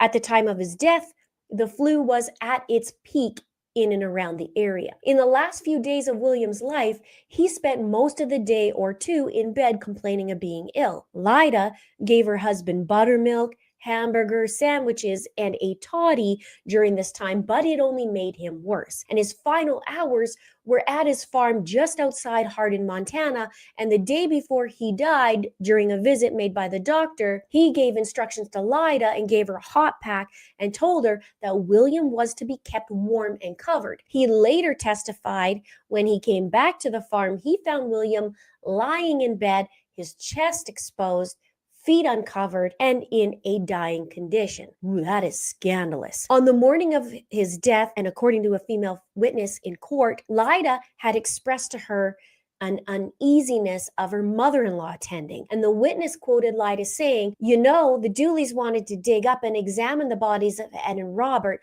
but my father has a good deal of influence and bluffed them out." She also said, Mrs. McAfee did not think her husband was going to live long. She felt it in her bones, and besides, the fortune teller had told her that she would have a third husband and he was going to be wealthy. Now, in other testimony, it was also said that William actually slapped Lyda, and Lyda said that if he did it again, she stated that she would take a gun and, quote, shoot his head off. And the witness said the couple was happy at first, but then William got to the point that he just couldn't smile anymore. Before his death, one of the neighbors also testified that when this neighbor took soup to him, he had told her that he was being poisoned. Now, at this point, one might assume there was a life insurance policy also on William, and in fact, you'd be right, there was. But unfortunately for Lyda, she couldn't collect on William's $5,000 policy because he had let it lapse, failing to make a payment. And despite Lyda's efforts to pay the premium and reinstate the policy after William's death, the payment and the reinstatement was denied, and her efforts were in vain. In an interesting twist of facts, though, William's death record states that he died in October and was buried in Twin Falls, Idaho. However, his headstone shows December 22nd, 1918 as the date of his passing, which would be 2 months later. Now a widow for the second time, Lyda decides to make a fresh start by moving south. And so she heads to Denver, Colorado, a journey of 500 miles. And before long, and in less than 6 months after William's death, Lyda meets yet another man, captures his heart, and weds for the third time.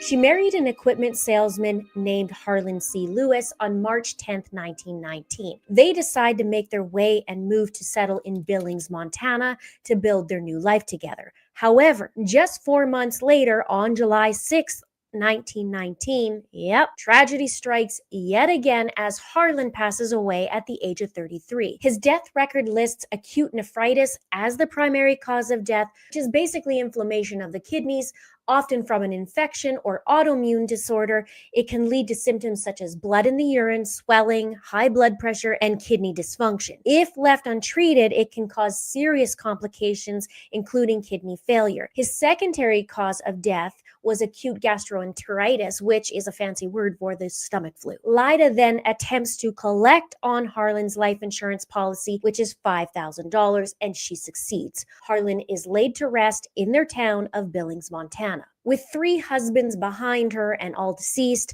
Lyda then decided to return to Twin Falls, Idaho, but opted to change her name to Anna Mae and revert her last name to McAfee, her second husband's surname. Now known as Anna Mae McAfee, she secured a job at a local cafe where her warm presence endeared her to the community. She was known and loved for her bright presence for those around her. And true to form, Lyda didn't remain single for very long. She soon caught the eye and attention of Edward F. Meyer, a ranch foreman. They were engaged for about 5 months and then were married on August 10th, 1920 in Pocatello, Idaho, about an hour and 40 minutes away from Twin Falls, making him husband number 4 in the space of 8 years.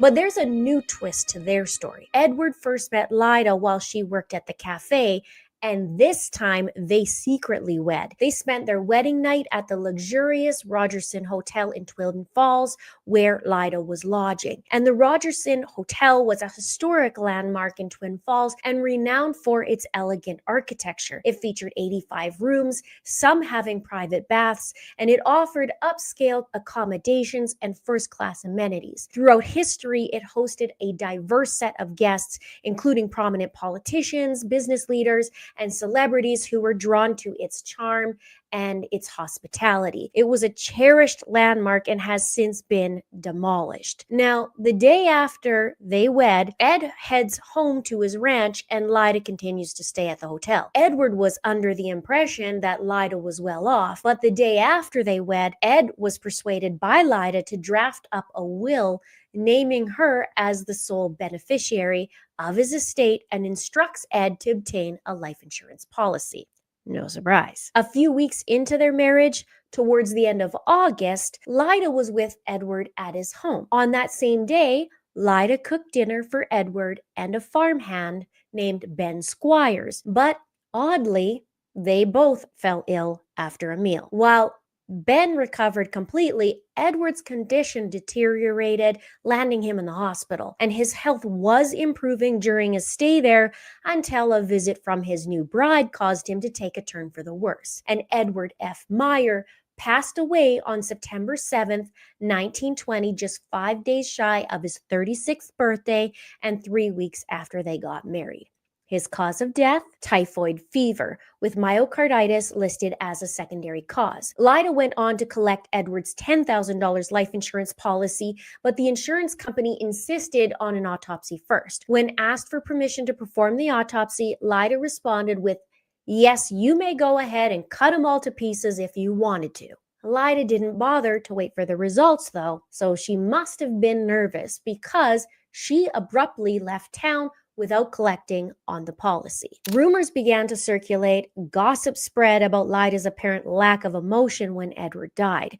There were tales of her lingering at his grave after his funeral, laughing while everyone was leaving, and law enforcement took notice of Edward's suspicious death. One account described Lyda as lacking compassion and behaving in a manner unbecoming of a grieving young widow. In one book, it stated, "She had no compassion, no sorrow, not the way a young widow should act when her husband has just passed away in the shank of life."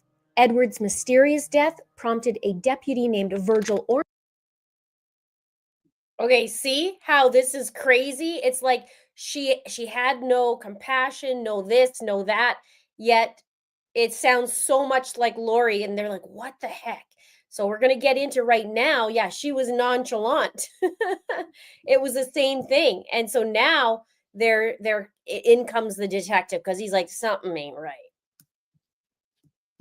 Ormsby to launch an investigation, and over the following months, Deputy Ormsby prodded into Lyda's past, meticulously piecing together each clue in all the suspicious circumstances. The deputy made a little road trip to Billings, Montana to investigate the death of husband number 3, Harlan C. Lewis. And during his inquiry, Deputy Ormsby discovered something intriguing, that Lyda had purchased large quantities of flypaper from a drugstore in Billings just before her second husband, William McAfee, died in 1918.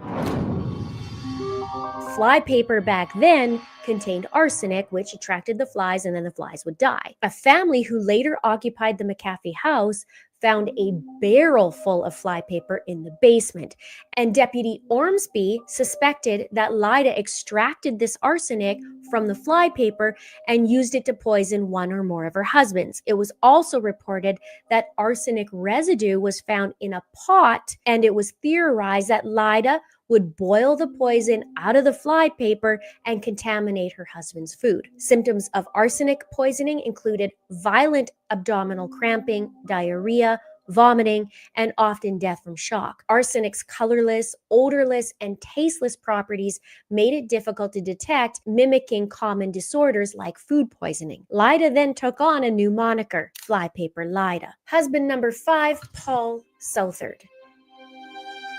Deputy Ormsby meticulously traced Lyda's movements from Idaho to California, Mexico, and eventually Hawaii, where she had her sights set on her next target, husband number 5, Paul V. Southard, a chief petty officer in the Navy. He became her 5th husband on November 23, 1920, and wed under the alias Eva Edith Meyer.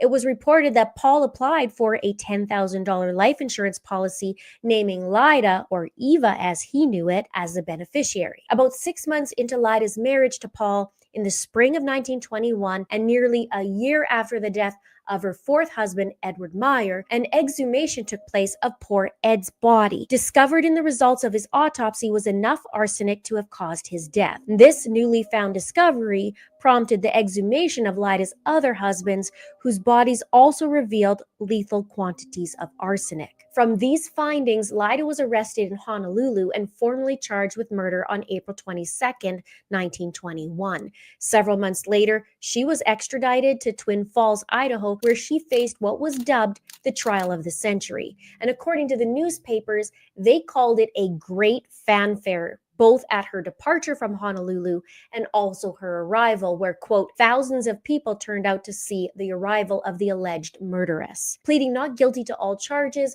her case garnered widespread attention with extensive coverage in publications like the New York Times and the San Francisco Chronicle. Her husband, Paul, though, was convinced of her innocence at first, and Lyda was held without bail through the summer of 1921 in the Twin Falls County Jail, and in late September, her trial started with a packed house of spectators, mostly female, which is kind of similar to true crime spectators / viewers today, who are mostly female. During the trial, an Idaho state chemist testified, revealing that approximately 5 grains of poison were found in husband number 4, Ed Meyer's body. And although arsenic wasn't found in Lyda's little daughter Lorraine's body, a newspaper had reported that Lorraine was suspected to have been starved to death, or officially had died of neglect and malnutrition. And in court testimony, Lyda allegedly said that she didn't really like children. The witness said, "I asked Lyda once if she did not wish for her little girl when she was lonesome.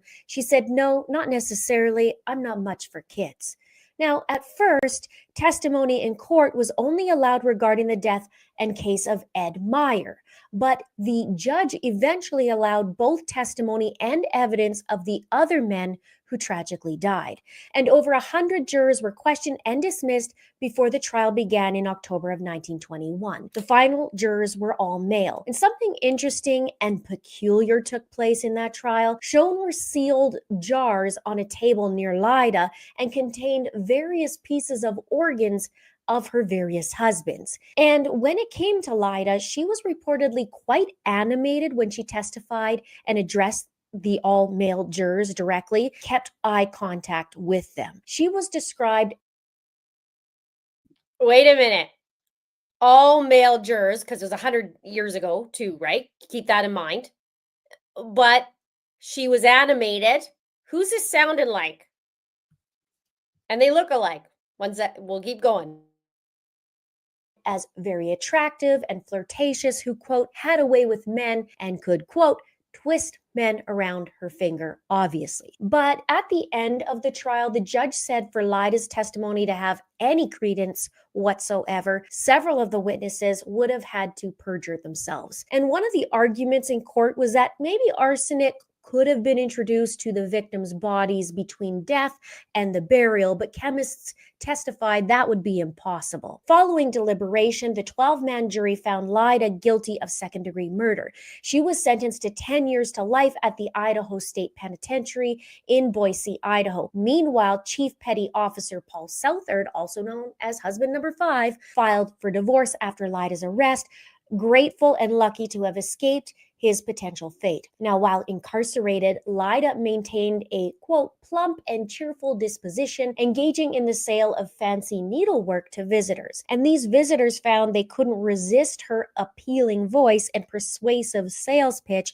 and she managed to attract many buyers. But during her time behind bars, Lyda struck up a friendship with fellow inmate named David Minton. Upon David's release, he purchased a car, drove to the prison, and waited for Lyda as she escaped on the night of May 4th, 1931. Lyda was said to have escaped prison using what was intended to be a trellis for flowers, but it was made 2 years prior in the prison's blacksmith shop. And the two 6-foot segments were fitted together and formed a 12-foot ladder where she climbed to the top of the wall and then dropped a hose and a rope made of blankets over the wall and climbed down to her freedom. And shortly before her dramatic escape, she was quoted saying, "They'll never capture me alive. I'll take poison first." It was called the perfect prison break. And interestingly, David Minton had also fled before by joining gas pipe into a ladder. Sound familiar? But he was pardoned at the time he helped Lyda escape. The two were reportedly lovers. I feel like this is a case of the wet bandits from Home Alone, not just about the escape, but Lyda's ways that she killed, and it was forming a pattern. Leads right back to them or her. The pair fled across Idaho and headed to Denver, Colorado in a newly purchased 1921 Hupmobile and even stopped off at Lyda's mother's house along the way. But David was said to be a lousy driver, even though he was a car thief. And en route to Denver, it was said he got into an accident. David had to go to traffic court, and Lyda was said to have gone with him. He paid his fine and then left with Lyda behind the wheel. And Lyda apparently bragged about, while being in Denver, that she attended parties and even, quote, danced with cops and lived with David as man and wife for a while. A $50 reward poster circulated after her escape describing Lyda, prisoner number 3052, and a height of 5'2", 142 pounds, with light brown hair, blue eyes, a sallow complexion, and a very shifty look. Husband number 6, Harry Whitlock. Now, while in Denver and still on the run, Lyda just couldn't help herself and entered into another marriage, this time with husband number 6, Harry Whitlock. And she was now Fern Zellers Rains when she met Harry. And they met between November or December of 1931. She took on the roles of housekeeper to care for Harry's son Benjamin, who was 9, and a nurse for his ailing mother. But Mrs. Whitlock died, and it was said that she died from anything but natural causes. She died on January 3rd, and by March, Lyda and Harry were married, or I should say Fern and Harry. Now, a few months later, on July 4th, Harry's 9-year-old son Benjamin became ill, but Lyda, aka Fern, refused to take him to see the doctor. Harry insisted, of course, and the doctor said that the boy had an attack of indigestion. Once they got home, Lyda fed him egg whites, which was apparently an antidote for several poisons. As for Mrs. Hazel Whitlock, she died in Denver Hospital from the effects of poison she took at her home. Mr. Whitlock said she took the poison after they got into a quarrel, and he tried to knock the poison from her hand, but it was only partly successful. I feel like that's another story in itself. Now, in 1932, David Minton, who had assisted Lyda in her escape, was arrested in Denver. He confessed to authorities about Lyda, who was now using the alias of Fern Zellers Rains. Upon hearing of David's arrest, Lyda fled Denver. But law enforcement eventually caught up to and apprehended Lyda in Topeka, Kansas, 15 months after her escape. And husband number 6, Harry Whitlock, aided authorities in her capture and subsequently divorced her in 1933. Their marriage was later annulled. Thus, Lyda found herself back in the life of prison, and throughout both of her incarcerations, she repeatedly campaigned for a pardon, exhibiting almost hysterical behavior, it was said, each time she was denied. And prison life for Lyda was quite different than it is these days. Lyda's personality seemed to captivate not only her suitors, but also the warden himself, who granted her and some other inmates certain privileges, even allowing them outings beyond the prison walls. In November 1933, 12 years into Lyda's sentence, she and 2 other inmates ventured to the Fox Theater, now known as the Egyptian, to watch a movie called Flying Devils. And one of the inmates, Marguerite Bogan, engaged in a fatal struggle with her husband over a gun during an argument resulting in his death. She was later pardoned. And the other inmate and moviegoer, Angela Hopper, a former city clerk in Boise, had recently pled guilty to embezzling over $50,000 from local improvement districts. And these three women and inmates were not alone. Accompanying them were friends Mr. and Mrs. George Rudd, with George Rudd being none other than the warden of the Idaho State Penitentiary. And Warden Rudd seemed to go beyond his official duties, taking Angela Hopper for a joyride on the day she was incarcerated, and even allowing Lyda to visit her mother in Twin Falls, leaving her unsupervised for hours. And such liberties were not uncommon at the prison, with inmates sometimes being permitted to hike along the Boise River, play tennis, or enjoy picnics outside the prison walls. And Warden Rudd viewed these gestures as simple acts of kindness in hopes to aid in the rehabilitation of these prisoners. Remarkably, during his tenure, there wasn't a single escape, and Lyda remained behind bars until her parole in 1941, making her 49 years old. And the governor at the time initially opposed her release, believing it was in the best interest of society to keep her incarcerated. However, he was outvoted by two of his colleagues on the parole board. And in an article, Lyda was quoted saying, "I will never marry again. I have not met any man who would interest me. Religion is my whole life now." And interestingly, the same year, the prosecutor in Twin Falls made an application to have the jars of human organs destroyed, which sat in that courthouse basement for almost 25 years. And in 1943, Lyda was granted a full pardon as long as her sister provided a place for her to stay. But it seems that Lyda overlooked her own words of never marrying again, though, because once she was released from prison, well, I think you can guess what happened. She did indeed tie the knot again for the 7th time. His name was Hal Shaw, and if you guessed that he met an untimely demise too, well, here's the plot twist. He actually mysteriously disappeared a couple of years later, and although Hal vanished, his disappearance was never conclusively linked to Lyda. And Lyda, now going by the name of Anna E. Shaw, relocated to Salt Lake City, Utah, where while walking home one day in 1958 at the age of 65 years old with a bag full of groceries in hand, she died from a heart attack. She is buried back in Twin Falls, Idaho, and she was buried quietly, it was said, and without publicity, at a plot owned by her sisters and brother-in-law. A song penned by an unknown author around 1921 titled Southard's Famous Apple Pie immortalized Lyda's infamous pies laced with arsenic. The lyrics, or part of the lyrics, went, "Oh, Twin Falls farms are bonny in the middle of July, and 'twas there that Lyda Southard baked her famous apple pie." The murders proved lucrative for Lyda, making her a wealthy woman. The life insurance policies taken out on her 4 husbands and her brother-in-law amounted to approximately $30,000, equivalent to about $730,000 in today's currency. And Lyda's pattern of marrying and killing men for their life insurance continues to fascinate psychiatrists and writers a century later. 4 husbands deceased, 2 divorced, and 1 mysteriously vanished, along with a whole lot of money involved and tragically 1 little baby girl who got in the way of the almighty dollar. Remarkably, each of Lyda's victims loved and cherished her, with some even describing her as a very good wife and cook. Well, other than cooking their final homemade meals. She was Idaho's first serial killer and oddly has a lot of similarities to Lori Daybell, who was recently convicted of murder as well, of her husband and 2 children, and also her husband number 5's wife. Lyda served 20 years of a life sentence. Idaho law requires death by poisoning, a first-degree sentence, and she received second degree. Her husband, Paul, who luckily wasn't killed by flypaper Lyda, was quoted saying, "I feel that society would be better served by her remaining in the penitentiary. I'm afraid of that woman. She's a poisoner." Thank you so much to Scentbird for sponsoring.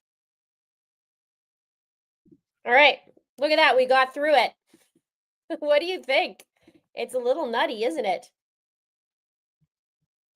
Man, I had a tan going on last summer. I'm in my winter makeup and it's too dark. Okay, let's check in on where they're at. We're still waiting. Nothing new is going on. They're waiting on a verdict. Isn't that interesting how she goes for 7 husbands, Lyda, and that she gets arrested the same place that Lori does? It just keeps going. It's crazy. And they look like each other. Again, if you're just joining me and you've been watching that with me, but you didn't see the side by side with Lori and Lyda, now you know. Look at that. I mean, her part is on the other side, but look at their noses, look at the way their mouth turns down, like, and look at even their eyebrows. Even their eye shape, like, I don't know. It's creepy. It is creepy. It's very similar. Both of them are Idaho. Both of them got arrested and in Hawaii and extradited. It's interesting.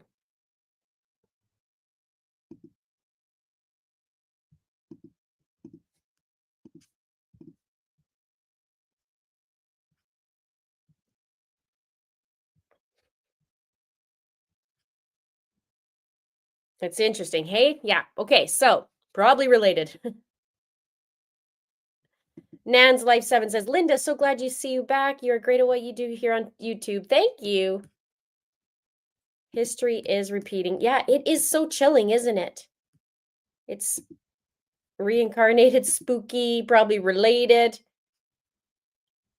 Could you imagine if they were actually related? Maybe we got to do that.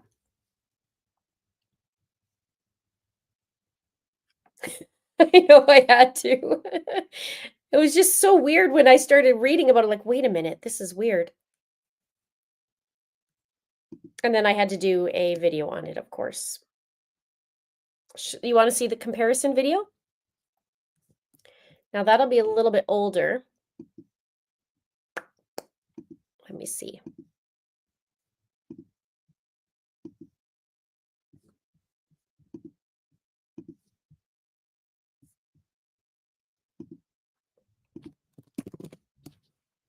That one's about 18 minutes. We could watch it. I don't know how good the video will be, but we'll see. It's my younger version. Oh my God, I look way better in that one. Okay, let me see. That's when I had 135,000 subs. The younger Linda.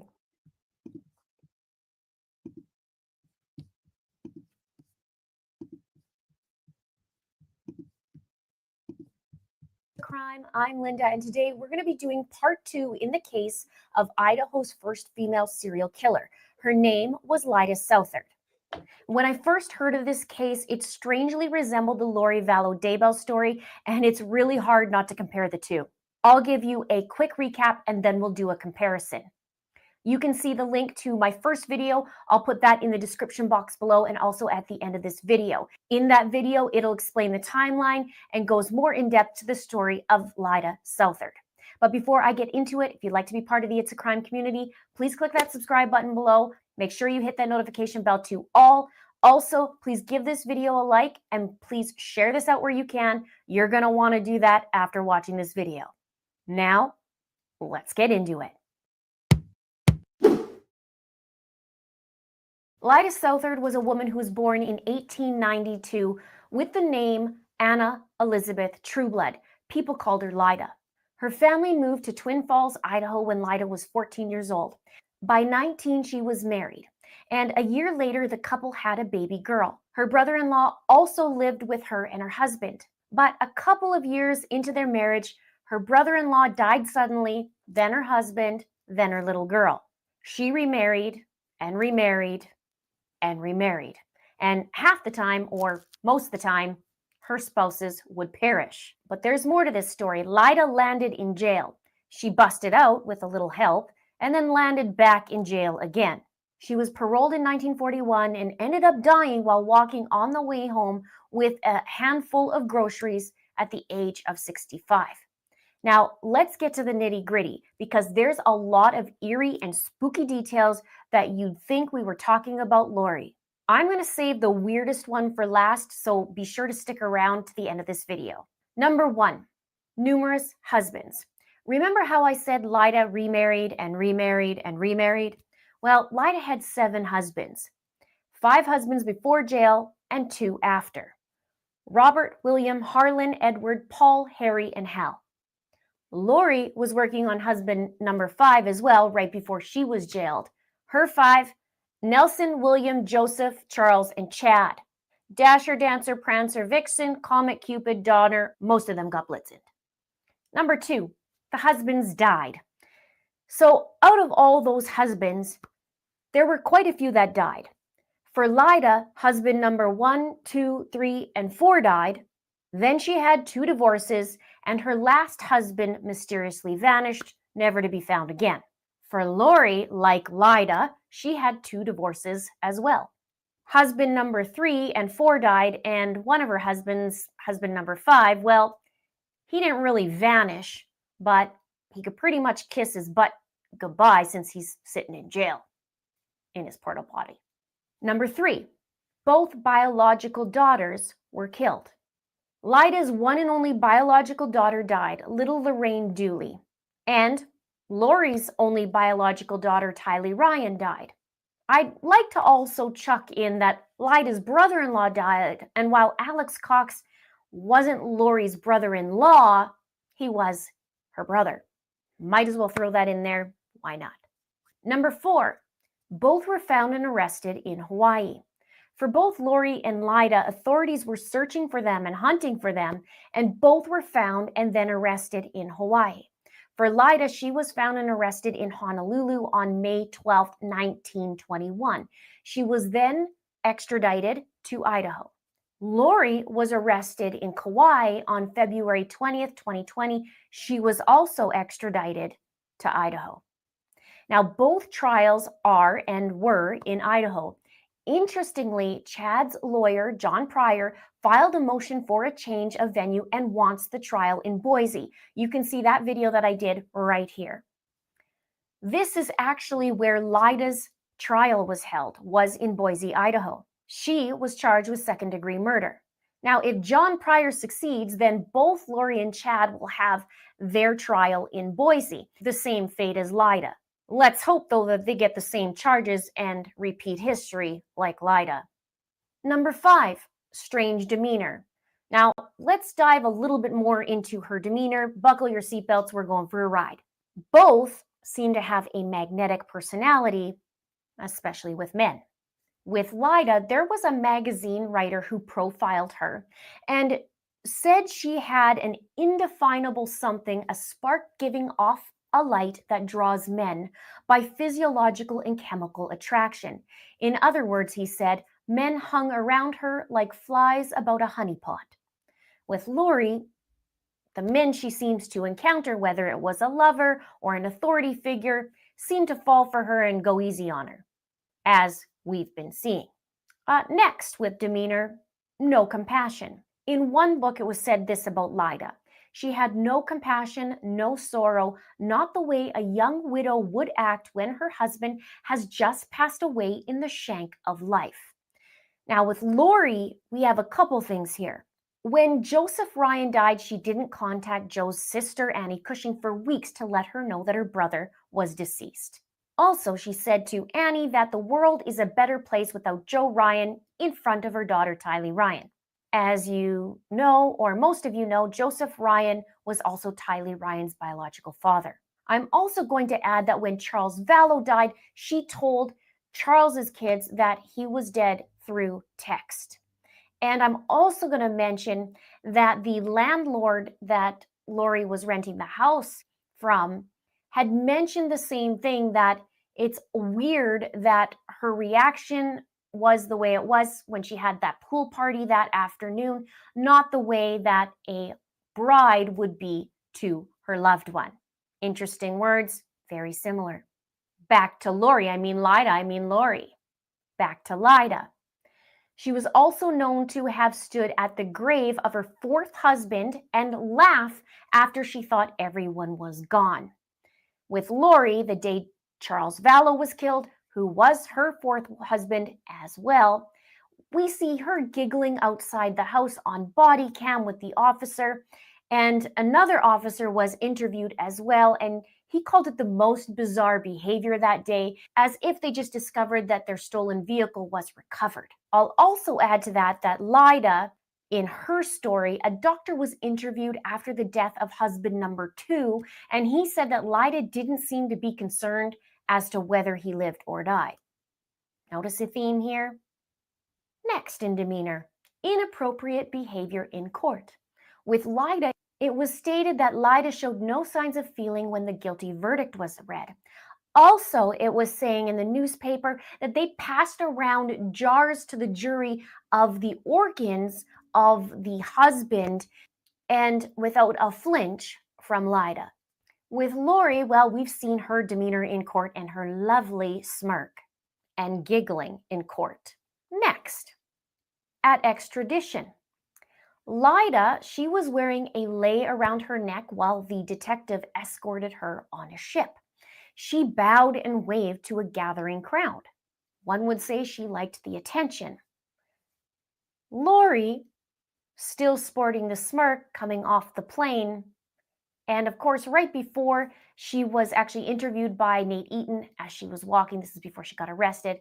And he asked, "Where's the kids? Where's the kids? Where's the kids?" And said, "They're praying for them." And she just went, "That's great."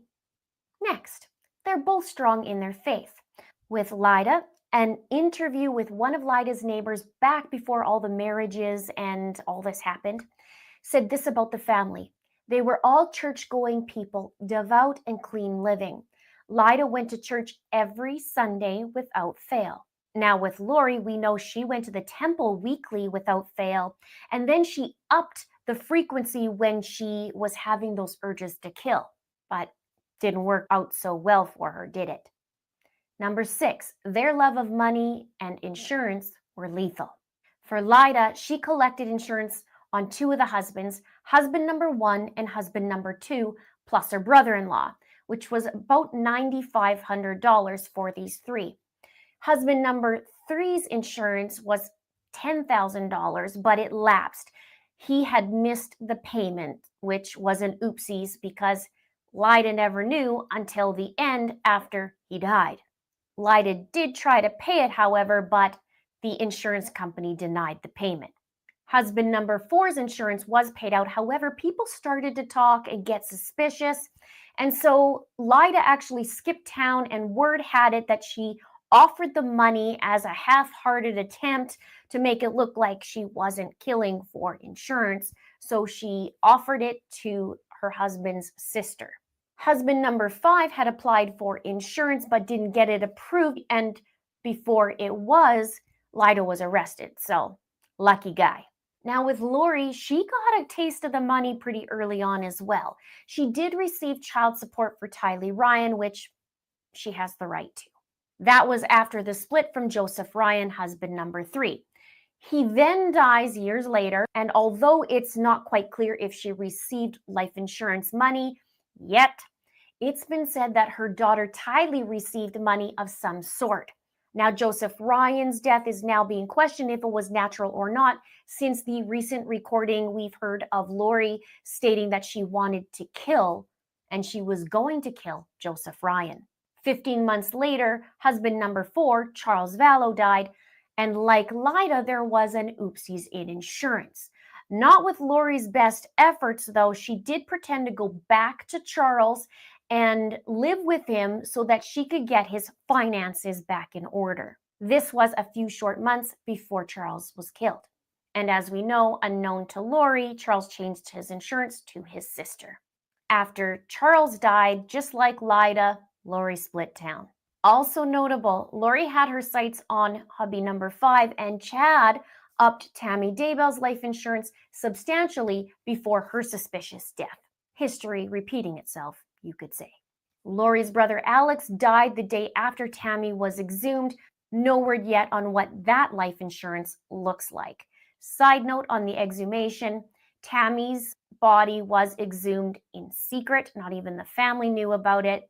Also, in Lyda's story, one of her husbands was exhumed also in secret. Now, I will also add, when it comes to Lori, she stole money from Charles, also fraudulently used his credit card to make purchases, even though he was dead, and also used Tylee's bank card after the kids were killed. All illegal, but like murder, she's getting away with that too. Hopefully, though, not for long. Lyda, in her story, she stole diamonds allegedly from a hotel that she was staying at. Number 7, the method of death. For Lyda, her weapon of choice was poison, arsenic specifically, and from flypaper. Her nickname became Flypaper Lyda. It was said that she boiled the flypaper to get the arsenic, and then she would lace it in food to kill her family. It's also said that Lyda was hairless on her body, a side effect from handling the arsenic, so her body was telling on her, so to speak. Her victims were also wrongly assessed in their cause of death, and it was said that they either had typhoid fever or food poisoning. Now, with Lori, we don't know for sure how any of the victims really died, other than Charles, he was shot. But there are questions if, like Lyda's case, their cause of death were wrongly diagnosed. And there's been a lot of chatter that the victims were poisoned. So at this point, it isn't exactly fact, but it's not ruled out either. And like I said, with the exception of Charles, who died from a gunshot wound, we don't really know exactly how Tylee and JJ died, only how they were found. Tammy died mysteriously, and we're waiting on her toxicology report. And of course, the day after her body was exhumed, Alex died. Now, even though Lori was known for her expensive taste and interest in the finer things of life, in Idaho she kept it really modest. Her apartment and even her $30 ring she bought off Amazon. However, this was a malachite ring, and the rumor mill has been talking about this for months, that Lori did this because malachite is actually very, very toxic and known to be highly toxic. Interesting though, Joseph Ryan, Charles Vallow, Tammy Daybell, as said by Chad himself, and Alex Cox all had to do with the heart. Even though Charles Vallow was shot, he was shot in the chest. Number 8, the dates. Now, I saved this one for last because it is so interesting and eerie all at the same time, a little jaw-dropping in my opinion. But first, I'm going to give you just a little fun tidbit. In November, both Lori and Lyda married their 5th husband, and both, soon after their wedding, moved to Hawaii. Now for the serious bits. I'm going to do a chronological order of Lyda's husbands dying. October 1st. Lyda's first husband died on October 1st, 1915. An attempt made on Brandon Boudreau's life was on October 1st, 2019. Next, October 21st. Even though it's only a 2-day difference, Lyda's second husband died on October 21st, 1916, while Chad's wife, Tammy Daybell, died on the 19th of October. Next, July 6th. Lyda's third husband died on July 6th, 1919. Lori's 4th husband, Charles Vallow, died on July 11th, 2019. Now, side note on this one, I believe there was a plan for Charles to die sooner, but for whatever reason, the opportunity didn't strike until the second week of July. So maybe Lori was more concerned about the month rather than the exact day. Next, September 7th. Lyda's 4th husband died on September 7th, 1920. Lori's daughter Tylee died on September 8th, 9th of 2019. Notable also on this, Lyda's 4th husband died right before his birthday, as did Tylee Ryan. And speaking of birthdays, Lyda's daughter was born in September, just like Lori's daughter, Tylee. And since it's the same month, in September, I will also add JJ Vallow. His death also occurred in September as well. Everybody's dropping like flies. See what I did there? Now some bonus fun facts. They both have nicknames of Black Widow and some spin-offs as well. They both moved numerous times to different cities and different states. They both used alternate names, maybe Lyda a bit more, but we might not know just how many Lori did. She had several options. They also were about the same height, an inch difference, and the same weight. So when I think about this, could Lori have known about this story? Was she following it? Was she intrigued by it? Maybe Lyda was studied as her mentor. Maybe she used her story like a guide. And her extra smirking is actually how she thought she got away with it, much like Lyda for quite some time. Her story could have guided Lori, kind of like how she takes the Book of Mormon and she uses it as a guide and spins it to her own story, and, also like how she created her little secret society. We must not forget that she read Chad Daybell's books. She's still reading Chad Daybell's books, and she's become obsessed with them. Or was this simply one of her multiple probations that she always talks about? Was she Lyda Southard before? If only we were a fly on the wall. Let me know your thoughts on this. Let's have a chit chat below. It's going to be a good some of the stuff that I say, I'm like, oh my God.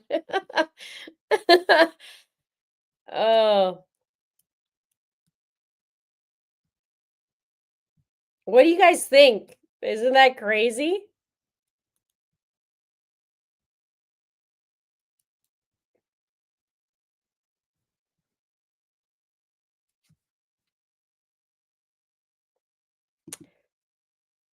Shock Semler says, my husband passed away suddenly in August 2023. He used home from work and said, you want to watch Linda. Oh, I'm glad you're back, Linda. Watching you is something we did together. Oh my gosh, I'm so sorry about your husband. I hope you have some comfort coming here. You're welcome here anytime to hang out.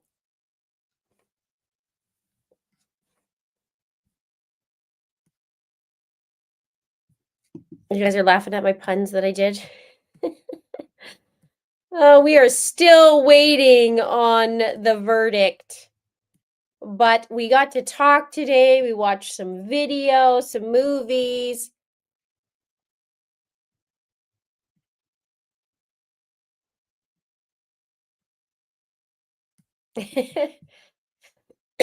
Okay, I'll take a look at the petition.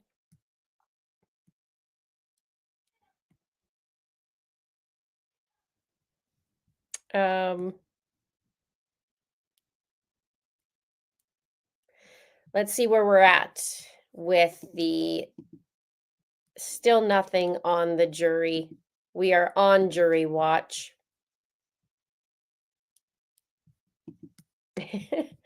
Oh, some of it was like, oh my gosh.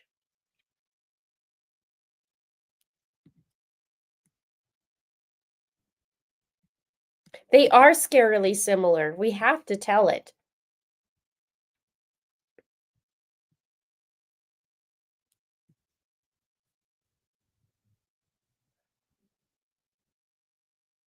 Okay, so where are we? Guys are saying, hang on.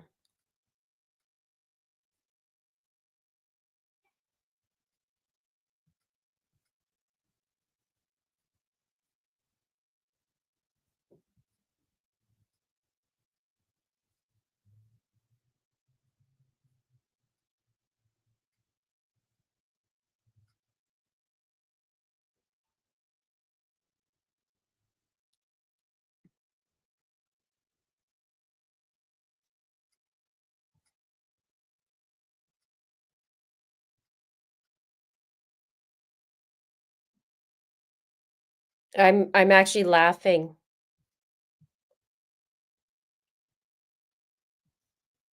Yeah.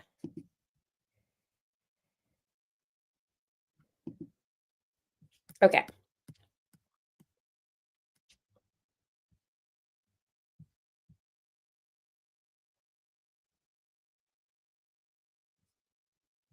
two peas in a pod.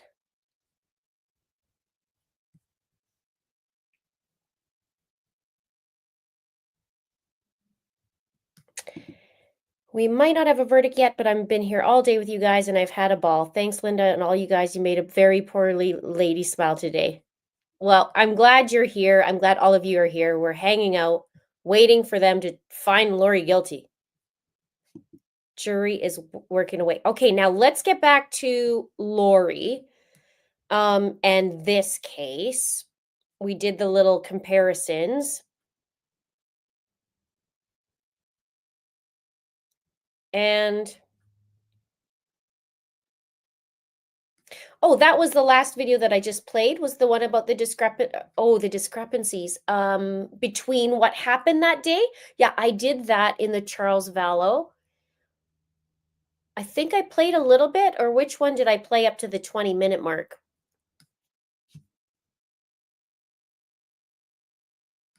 Two fleas in a pod.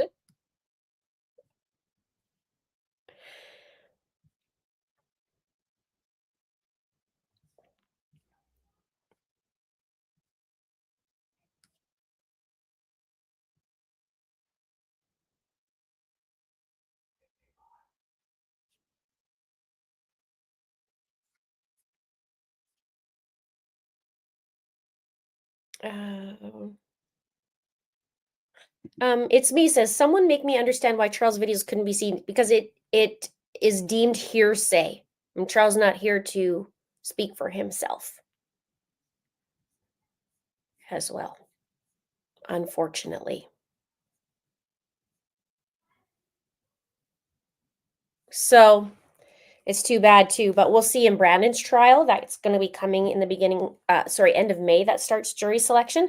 Man, I can't regulate my temperature. I'm either frozen or I'm too hot.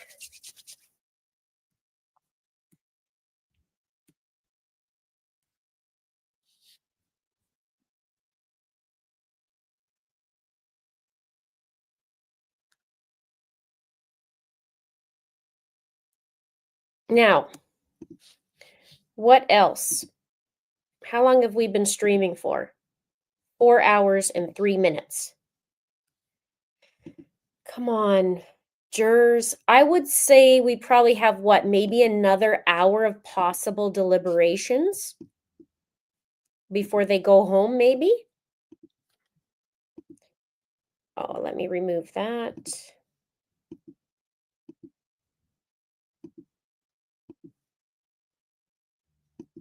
And I think the family gets something like an hour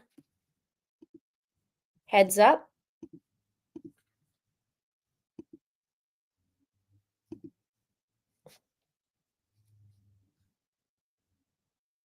Corey says, Lori has to be guilty, don't you think? Well, we hope so. We definitely hope so. Have I had something to eat and drink? Yes, I had an apple and some pumpkin seeds and some coffee. I do probably need some water.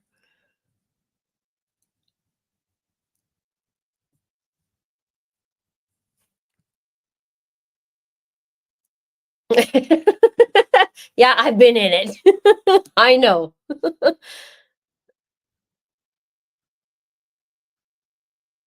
You are welcome, Joy. Thank you. Thanks for being here.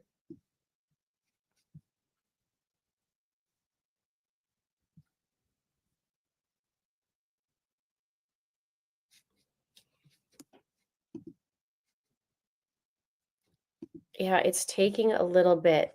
Now,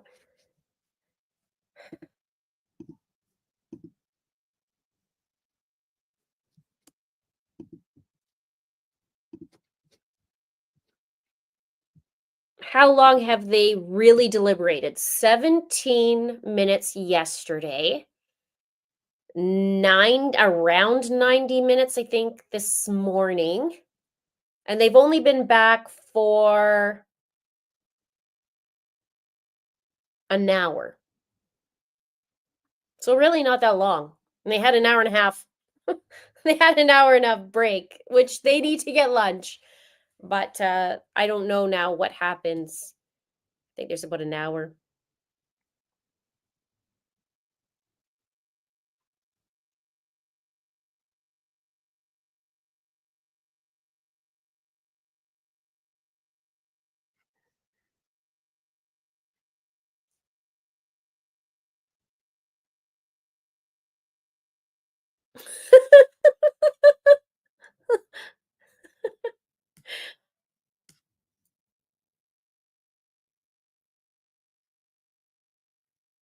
Two hours and 45 minutes total, 3 hours it's been.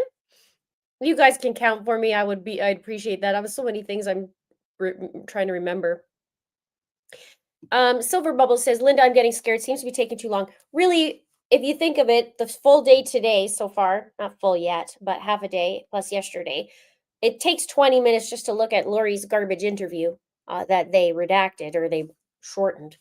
So that would, be equivalent yesterday, not even. And then today they have to go through the texts, the body cam footage, the evidence of the gun, the bat,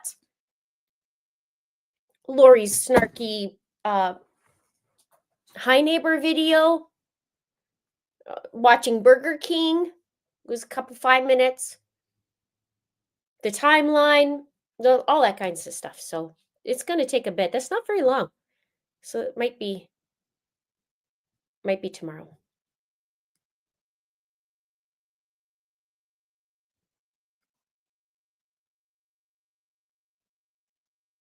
Annette says, I'm starting to feel they won't have a verdict today. Sun says, jury instructions are about a day long.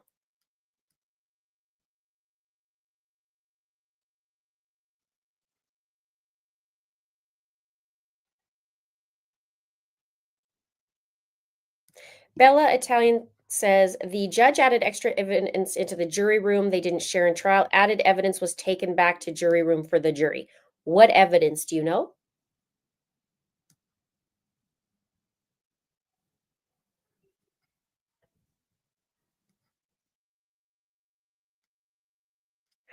What state am I from? I'm from Canada. So I'm not from the United States. I'm from Canada, and I've been covering this for 5.5 years. And I have about 400 videos on this case, I'm guessing. Susan J says they're probably watching the whole friggin' video she insisted on. I think that in total it was 55 minutes. We could pull it up. Do you guys want to watch a little bit of that? Lady Hawk says, Linda, jurors don't have the benefit of all Linda's videos. Ashley asks, how long will they go until today? I don't know. I'm thinking another hour. Maybe 2 hours. It's only 2:30 there, 2:39.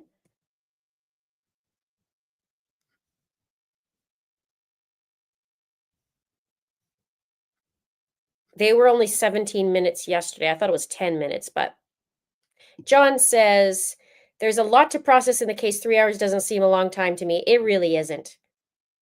You're right. And it's such a late start. In the previous trials, they started at about 8:30 in the morning and we were going till 5 o'clock or whatever it was. I just remember it being a full day. So we love Canadians. Yay, Canada. Have I ever been to the States? Oh, yes, I have. Quite a bit.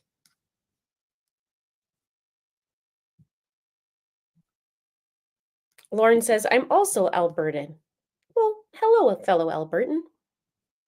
And Canadian. Yes, CJ, I know. It's so nice to see you. I haven't seen you in a long time. I mean, I had this week, but, from a while. And that BC girl. Yes, I grew up in BC.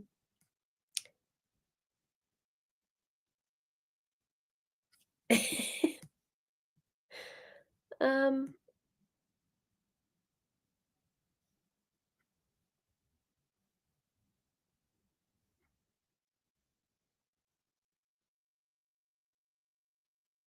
Paul says, I would like to watch it without objection, followed by the judge saying overruled before she even finished shun.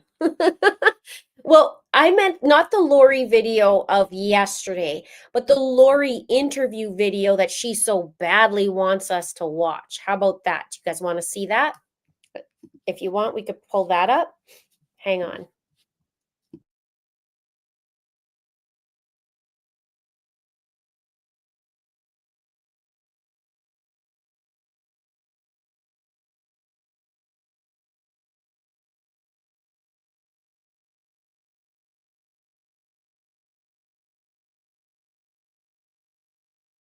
It's about 54 minutes. Yes, please. Yes, please. So the parts that were admitted, they cut it down to 21 minutes. They couldn't do anything about Tylee in there. I think it's some victim advocacy thing, but I haven't seen this video in quite some time. So we can watch it all if you're good with that, and we'll see the BS that comes from her mouth, as per usual.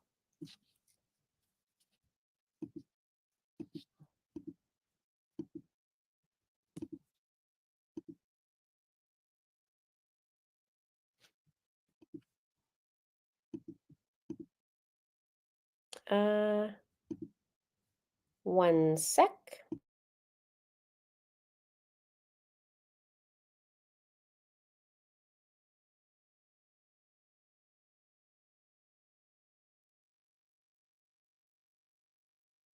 Get ready to see how heartbroken she is about Charles.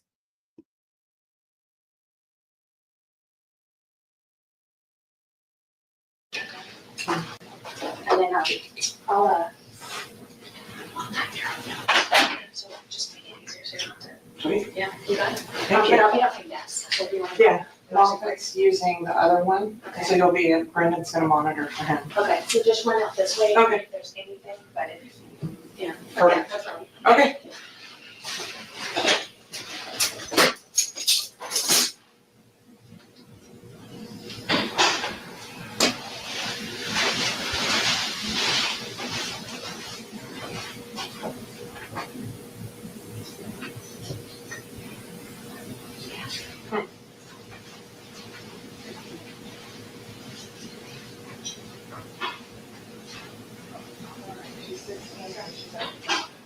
Oh, wow. That's awesome.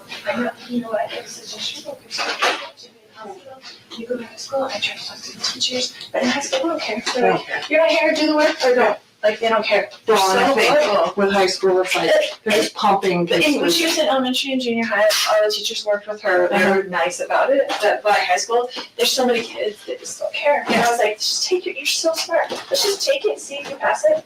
She passed it. Like, And got a really good score. yeah, she passed it with like college ready in every category the first time. Well, and now she can do what she wants, so. Exactly. She's better off that way. Mm-hmm. Okay. I know Laura's your first name, right? Lauri. Lori. Okay. And then what's your last name? Vallow. Vallow. And your date of birth? And your phone number?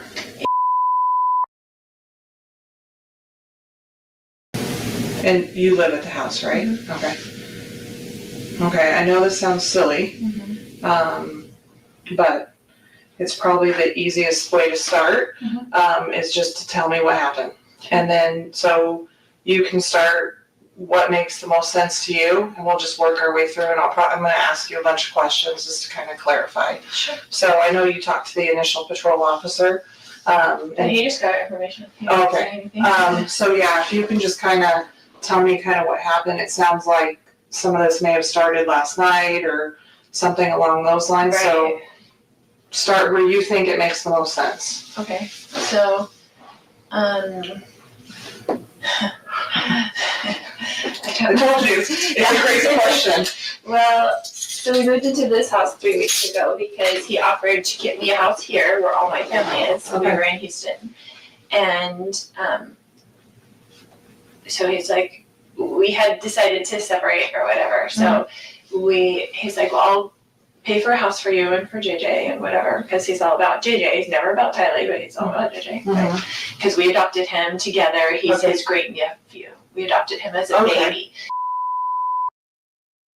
And so we adopted him as a baby, and so we've been raising him together. And he travels all the time for business, so he's used to just going back and forth. So he's always gone like Monday through Friday. So he came when we first moved in and brought me stuff from Houston, like a U-Haul, and then he hasn't been back. But it's all these threats on my phone all the time, you know, like whatever, all these things. And then he told me— What kind of threats? Just—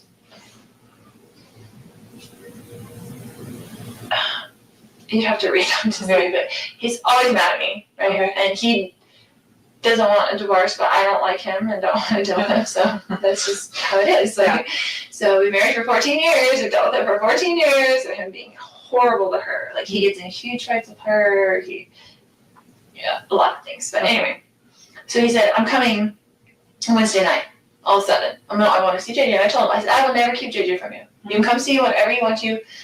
Come take him to school, whatever. Like, I'm not going to do that. So when you initially moved, he had said he was going to buy you a house. So you moved here with your— Yeah, he was going to rent us a house. And so you moved— all my family lives here. So we lived here for a long time. Okay. And then he moved us to Houston. Okay. And we were there with my son. He was out of school. He didn't have any of his like services, his DDD, his anything. He like ripped him out of school and took— Hang on, because you guys are saying the verdict in it, but I don't. Where are you guys seeing that?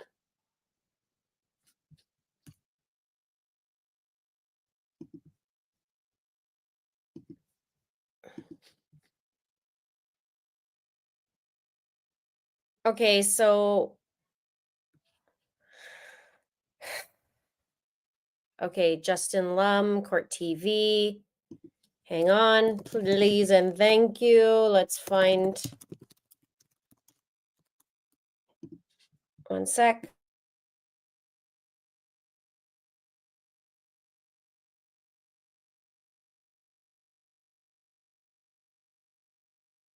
Okay, it says breaking. A verdict has been reached in the Lori Vallow Daybell trial. We called it. I said today. Okay, but let's see what happens right now. So we're not spoiling it. It didn't say anything other than we have a verdict. So let's pull. Let's just see.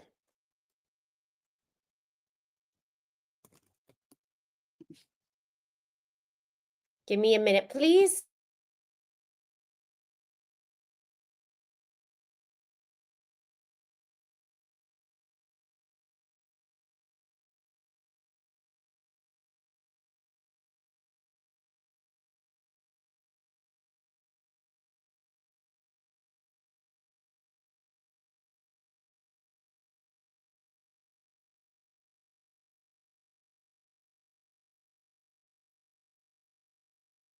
Do you guys want me to keep playing this just while I see it in the back? In the back? Yes, verdict is in.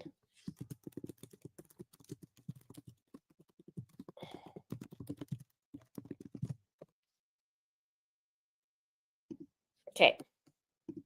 Removing. Okay. And I didn't go with him at first. And he took him. And I let him take him. And I didn't file anything or whatever. And then he filed something against me and said, I'm only going to get supervised visits because I'm crazy and blah, blah, blah, you know, the story.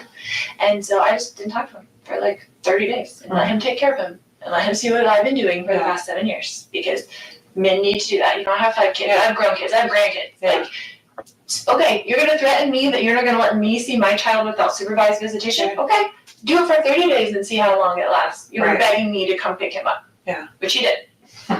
So it's like, come back and whatever. So I moved in with them to Houston for the family, you know, and Tylee went with me. We drove to Houston from here and left all our family and all his support, all my son's support, like his cousins, everything. And we were there, and I enrolled him in school there. I tried to start all his services, and it takes forever. Yeah. You know, it takes so long to get that done.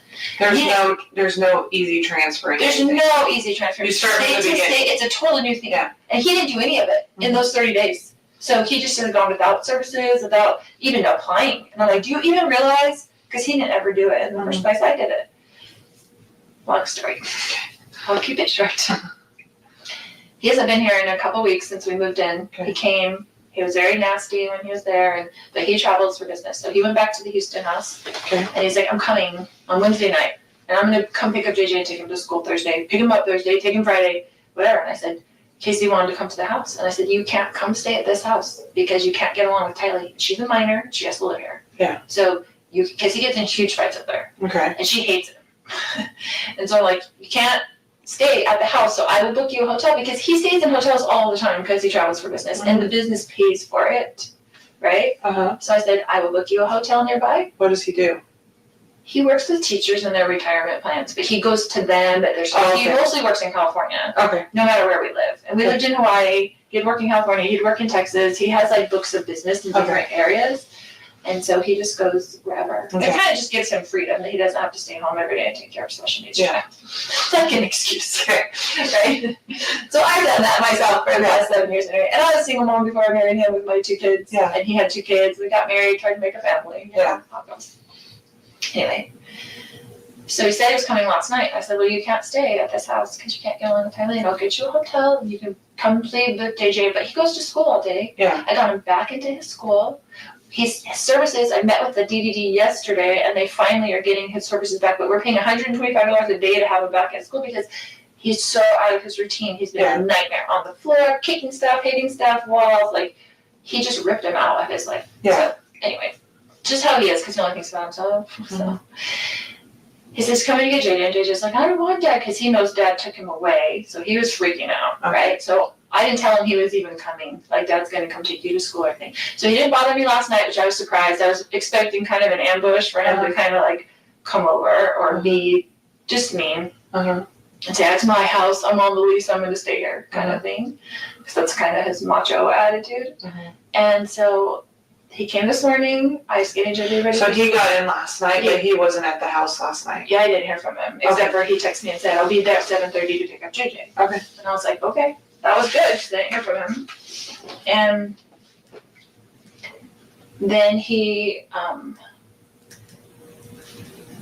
came over in the morning, and he's like banging on the door. I'm like, oh great, here we go, you know. And I was just gonna be nice. I'm just gonna be nice as possible. And I had JJ stuff all ready for school. And so, do you remember about what time he got there? He said he'd be there 7:30, but it was more like 7:40ish or 7:35. I don't know. Okay. But I remember thinking, looking at the clock, and he was there at 7:30, and he's usually Mr.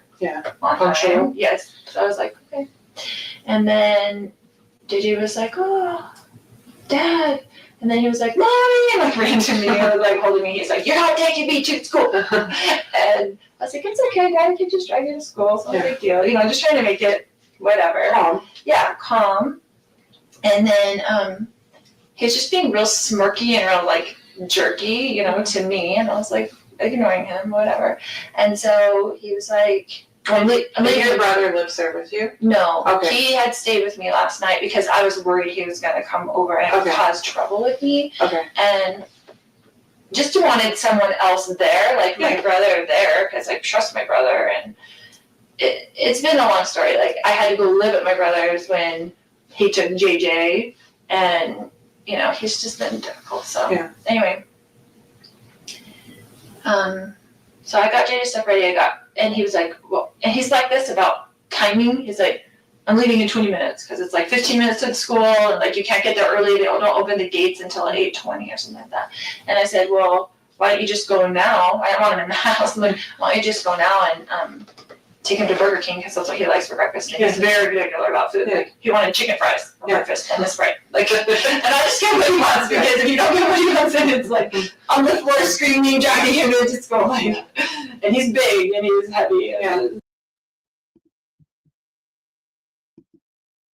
Okay, we're gonna just switch gears for a sec. I'm gonna pull in Court TV, I think. Probably would be the better one to pull. It looks like it's faster.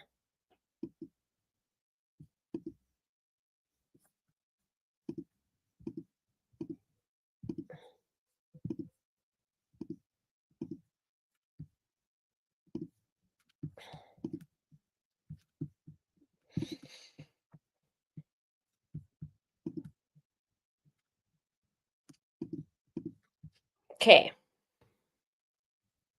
Let's see.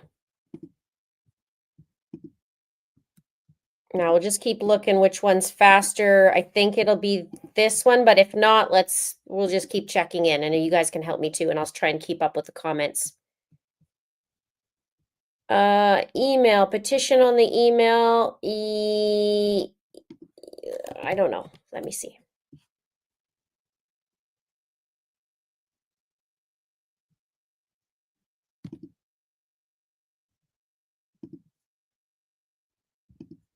Okay, here's the petition for, oh, this is awesome. They have 12,000 signatures. We only need just under 3,000. I think we can do it.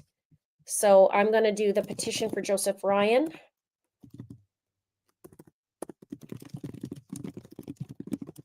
When was this done? Oh, yeah. You know what? I might already sign this.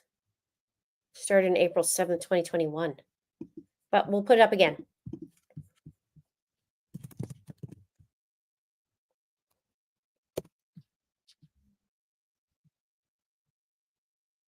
So you guys can see this beautiful little message right here that says verdict in, awaiting jury. And now we hang out. I knew it was going to be today.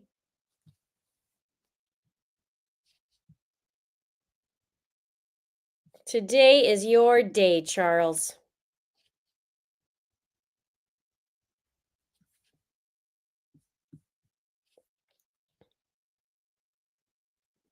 Charles is here. We might have to move him because you can't see him on here. Hang on. There's Charles right there.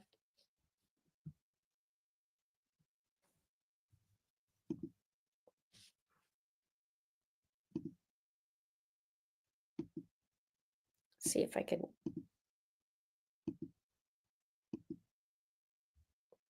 All right. Well, we're waiting. Verdict is in.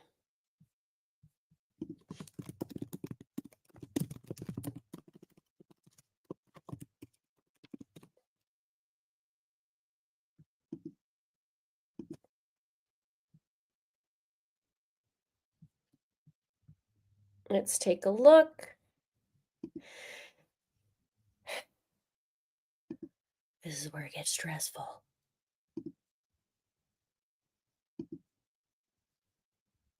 Okay. A verdict has been reached in Lori Vallow Daybell's Arizona trial. It will be publicly announced between 3:30 and 4 p.m. Arizona time. So right now it is 3 p.m. Arizona time. And we have about a half an hour.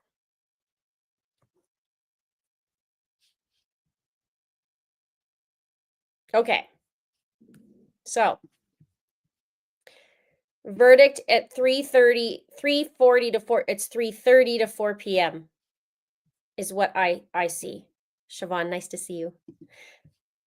So for about half an hour from now.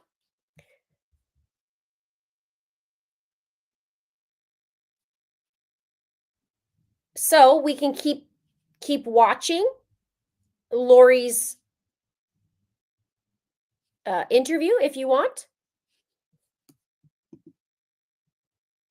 While we wait.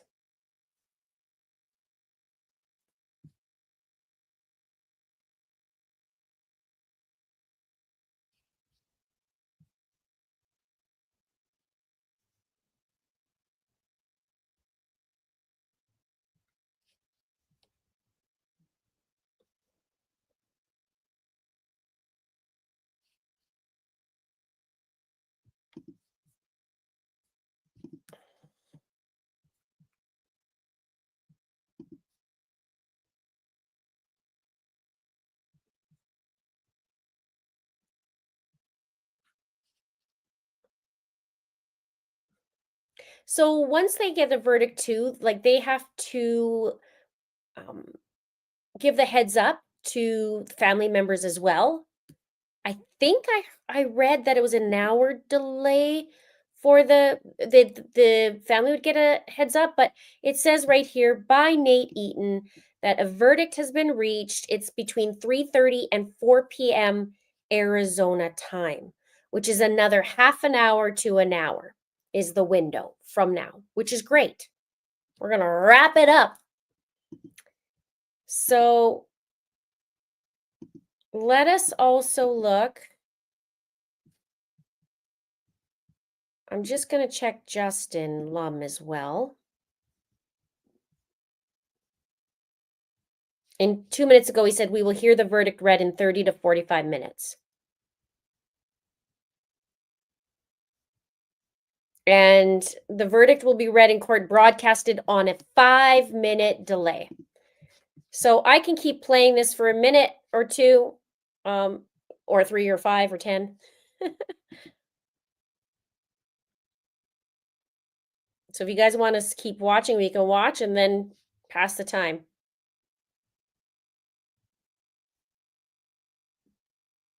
Yeah, I'm so glad that we're able to do this together. Hello, is this thing on? Hello? Hello?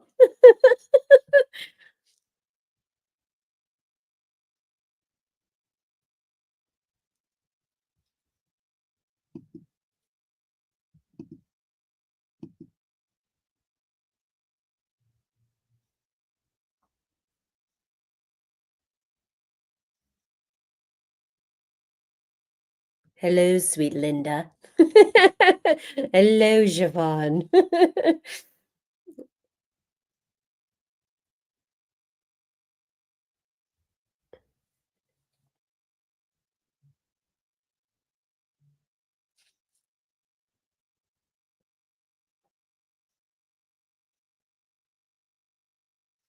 What do you think Lori's thinking right now?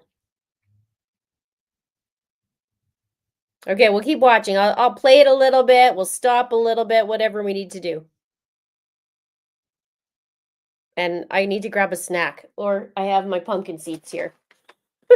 Maybe I'll eat the pumpkin seeds.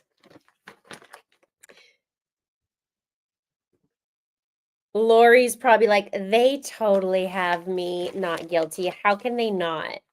I was totally ordinary on that day. I was extraordinary. Okay. I wish I had 3 scenes on here. Let me see if I could.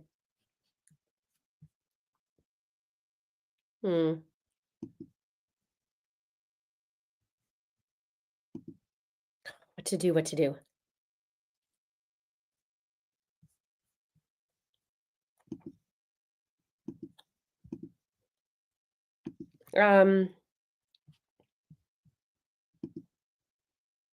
So we have like 25 minutes. Let's play the video.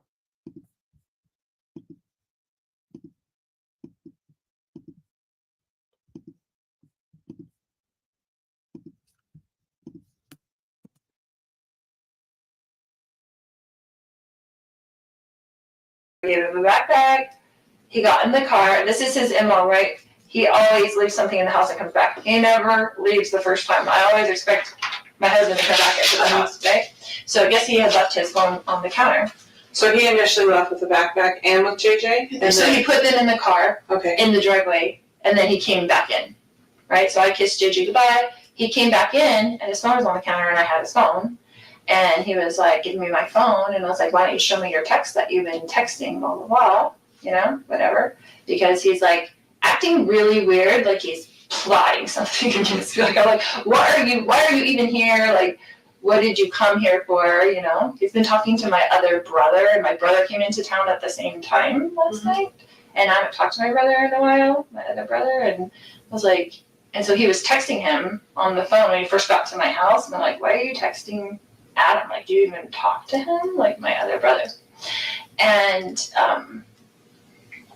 you know, he's been telling me all these texts, like, you're going down, blah, blah, blah, blah, blah. He's blaming me for our marriage breaking up and my niece getting divorced and my friend getting divorced. He said, I'm a destroyer of families because I want everybody to get divorced. I'm like, what would my motivation be for people getting divorced? So I could babysit the kids more? Like, why would I have any control over what people do? Yeah.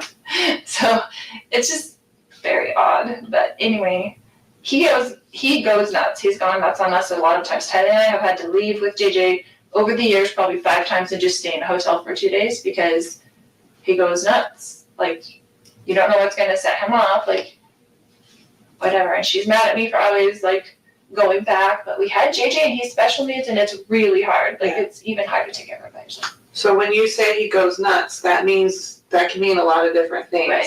So goes nuts like yelling and screaming. Yeah, goes yelling nuts and like screaming, breaking like, things. yes. Goes nuts like physical violence. He's never really, besides like grabbing us and pushing us, but not like punching us or something. But with Tylee, he has gotten physical. Okay. Before, and with my grown son. Like physical how? Like got into a physical fist fight with my son when he was 16. Okay. And he came after Tylee 2 times in Hawaii. Okay. And like went like he was gonna hit her, but then I got in between them. Uh-huh. Right. How old was she when that happened? Probably 13 and 14. Okay. So this morning he comes back in and... He comes back in, I wouldn't give him his phone, he was screaming at me to give him his phone. He was very worried about whatever was on his text that he did not want me to see. And so I was just holding it there and he was screaming at me. And I was kind of walking around the house with it so he couldn't get it. He's like reaching for it and stuff like that. And so Tylee came out of her room upset and she had a bat. And she told him to leave her mother alone, like, right? So she was really, whatever. And he's screaming at her, don't you hit me with that bat, blah, blah, blah, blah. And then my brother heard all the commotion because he was in there in bed. And so he came out into the main room and I guess whatever. What's your brother's name? Alex. Alex, okay. And then he just started, he was screaming and he was super upset and whatever. And he's yelling at Tylee, don't you hit me with that bat, and blah, blah, blah. And so Tylee, I guess, I don't know if she swung at him or what, but he like grabbed the bat from Tylee and then went to like hit Tylee with the bat. It was, and I was right there, and they were right there, and my brother grabbed him from behind, like just to stop him from hitting Tylee. You go like this, like he grabbed him like... Yeah, from behind, like just kind of to pull him back. And then they got into the thing and he's hitting him with the bat and they're on the ground like grappling around or whatever. And then I mean it was all quickly. And he hit your brother with the bat while they were grappling and stuff? Yeah, yes, he was hitting him with the bat, like swinging the bat, back and forth, and they were kind of like on the ground and I was like freaking out trying to go around, knowing JJ was in the car. Yeah. Right? And so then he got up and he had the bat like this towards me and I was going around the other side to try to just get out of his range where he couldn't hit me. And then I had told Tylee, because she was on the ground, because after he took the bat from her, she fell back. And so I told her, I was like, go get in the car with JJ. Like, I don't want JJ coming into the house and I wanted her out of the way. I wanted the kids out of the way, whatever this fight was going to be. And then, do you remember what your husband or your brother were saying or yelling during all of this? If they were at all? Just kind of, get off me, ow, or whatever. They were like, don't talk to my niece about whatever. Like it was, I don't remember specifics, but they were kind of both. They were kind of in the heat of it. I don't think there was many words that I remember. So Tylee goes outside. Yeah, she was outside. And then what happened? Then they got up from that, and my brother had like stepped back, I guess, and then Charles was coming with me at the back, yelling at me to give him his phone still, because I had it in my hand. It was all really quickly. And then when I went around kind of in the circle, then my brother was there. When you said when you were going around and he was coming at you with the bat, how was he holding the bat? Just like that, like backwards. Like he was swinging it backwards? He would have done like he would have swung it backwards at me, not frontward. Okay, yeah. He was a professional baseball player. Okay. So it wasn't a good idea for Charlie to get out of the house. Probably not the. I mean, he played semi-pro when he was young. But Yeah, and then I was kind of turned around, and we were all right there in that room except for the kids had been outside by that time, and I heard the gunshot. Mhm. And So you heard the shot? Mhm. Did you actually see the shot, or did you just hear it? I had gone around to the kitchen to get away from him, and so back around. So I don't know if you went in the house. I didn't, so I'm at a little bit of a disadvantage. Yeah, so I didn't see the shot. I heard it, and then I came back around and I saw that he was on the ground. Okay. And I was freaking out. Yeah. And so I was just freaking out, and it just went into mama. I'm like, I've got to go to get JJ to school. I've got to get to the kids. I just felt like I got to get to the kids. And so I just went outside and to see if they were in there okay. I didn't want them coming back in the house when all that was going on. And got JJ in the car, and he was trying to come in. And Tylee was like looking at me with like the crazy eyes, like what just happened. And I told her to get in the car and we're going to take JJ to school. And I just left. When you came back in and you saw him on the ground, where was your brother? Did you see him where he was at? Yeah, he was right in front of him. Okay. Like it all happened very quickly. I feel like I was there because I was right there, and like a second later, like I just went around the kitchen to get away from him. Did your brother say anything to you at all? Do you remember? No, we were both just in shock. Okay. Like it was just I didn't say anything. I went out with the kids just to check on them first, and I was gonna come back in maybe, but I didn't. I was like, I just have to get him to school and call the police and come back, whatever. Did anybody say did you or your brother say anything at some point about calling the police or calling 911? Do you remember? Yeah, he called me. Okay. And he said, are you taking JJ to school? And I said, yeah, we need to call the police. And he said, okay. Okay. So he called you when you didn't come back inside, basically? Right. Okay. Because I was like in the car for a minute, and then I was like, what do I do? And I didn't want JJ to go inside, and I didn't know what to do. And Tylee was freaking out. I was trying to get them away from the scene. Understandable. And you may not know this, so, because I know you heard the shot, do you know at what point your brother had the gun? Do you know if he had it when they got in their first fight, or did he have to go get it, or do you know that at all? I don't know. Okay. I don't know. And do you remember if you ever heard your brother? I didn't see him ever leave the room. Okay. So it was so fast. All that was so fast. Like I'm on the ground rolling around and I'm screaming, and this probably happened in a couple seconds. Yeah, it was like super fast. And I don't know if you know this or not, does your brother normally carry a gun? Like, I carry a gun everywhere I go. Right. Like, I know he's a gun person. Like, he has guns and things. Okay. He's good with guns.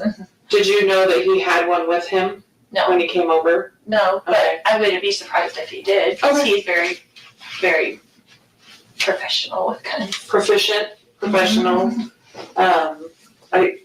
Responsible is usually a good Right, word. responsible with guns. And then, do you remember if at any time, so you were trying to get away from him, and you heard the shot. Prior to the shot, do you remember at any point hearing your husband or your brother saying anything to either of them? No. So my second very ridiculous question is there anything else that I didn't ask about, or anything that we didn't cover that you think is important? I always ask that just because I wasn't there, and so we're going through something that happened a super small amount of time. Yes. Yeah, go for it. Just thinking.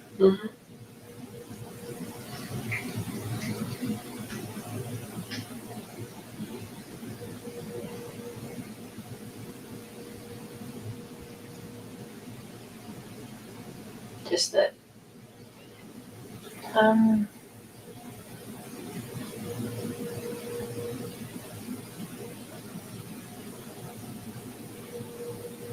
he was just so angry, like super scary. Did You you know how think, you take your phone away from like a 16-year-old and Uh-huh. they freak out? Uh-huh. Like their world disintegrates. Like I've taken my phone away from a 16-year-old boy before, and he like, he's like wanted to kill himself because Yeah. like they kidnapped him. That's how it was. It was like, is something on his phone that he does not want me to see, that he was like freaking out, Mhm. like to the point where I thought he would hit me in the back of the head to get the phone. okay. So you thought, and not, I don't want to put words in your mouth, but you thought it was possible that he was going to hurt you. Absolutely, he was gonna hurt me and Tylee. Okay. Not JJ. He would never hurt JJ. Okay. And he hurt my brother. Like Yeah. he was going like ballistic about. It was bad. Okay. I'm gonna go talk to her real quick. Okay. And then if, obviously, we'll be here for a little bit, hopefully not too much longer.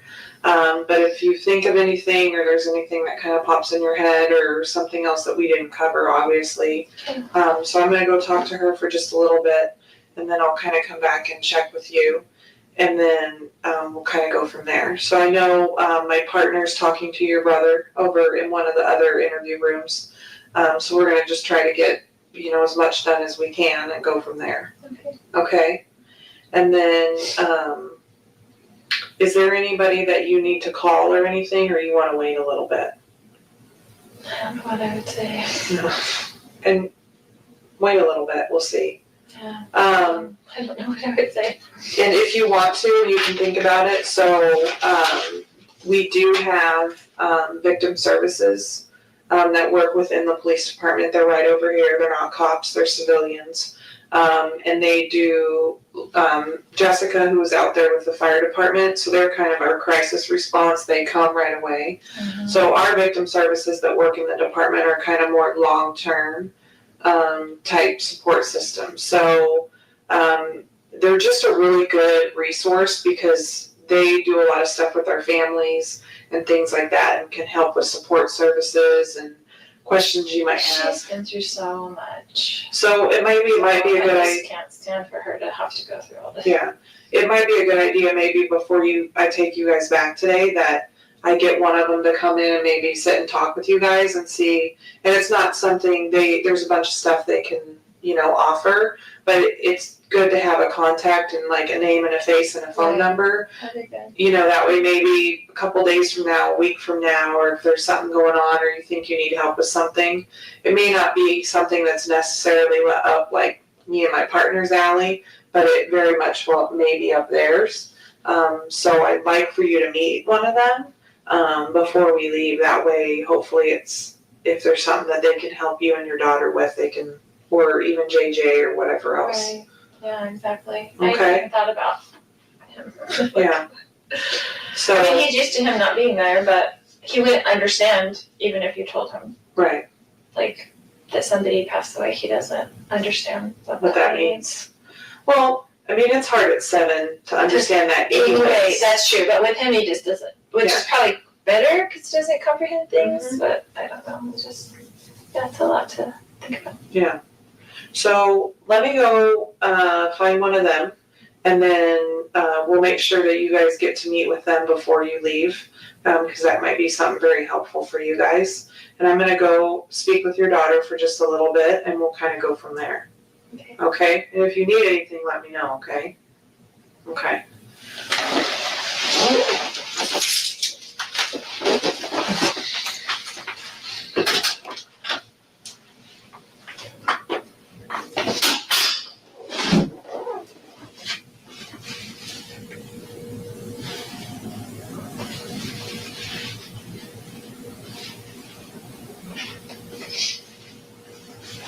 Probably pushing the Kleenex in her eyes, like, please, how do I make them dry so they'll like tear up?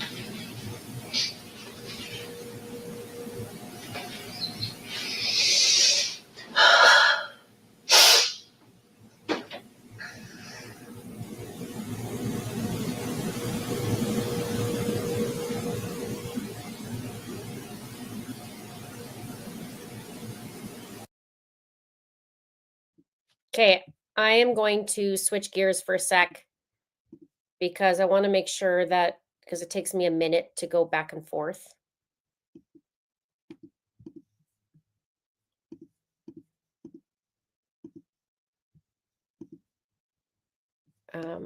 Let's pull that in. What to do.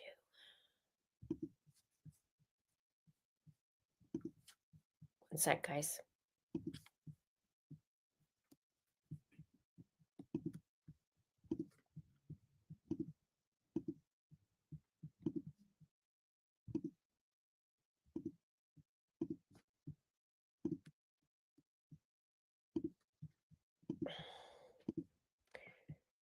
All right.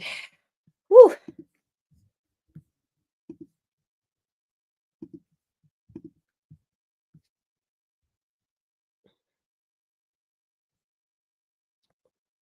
So fingers crossed. Now we are so close. We'll see what happens.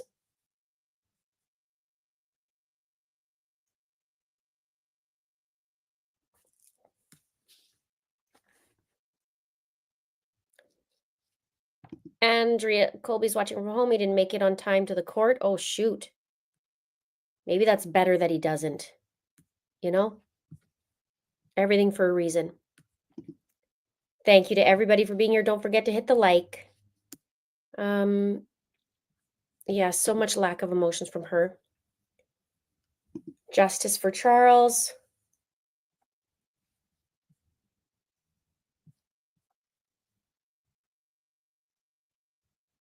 Peter says, time for my cocktail.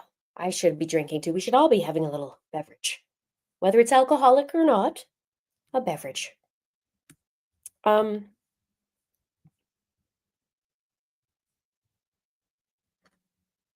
So we are just moments away from the verdict. Thank you everybody for hanging out with me. Right now there's 2,133 people hanging out in our little family.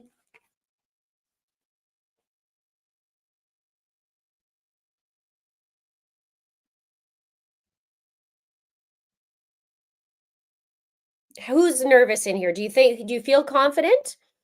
Or do you feel nervous, confident? I think it's going to be not a problem. I think she's going to go away. I'd love to see her face. It's too bad we couldn't see her face. Nervous. Let's get into it. Yes, Crystal says, I just got back right in time. You did. 100% confident, nervous but confident. Okay, Nate says, public is being brought in the courtroom. There are extra sheriff deputies here today. If jury finds Lori guilty, the jury will immediately hear aggravating circumstances from the prosecutor. Lori could also speak. The sentencing will not happen today and will likely be scheduled 30 to 60 days from now. Wow. I'm going to screenshot that so I remember that.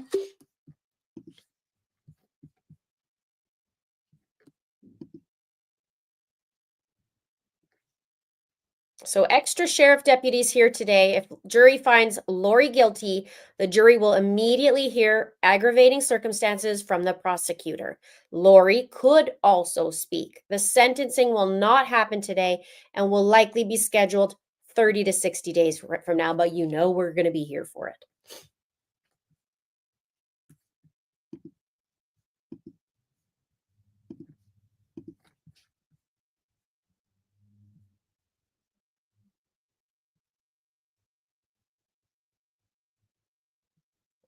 Love hanging out with you too.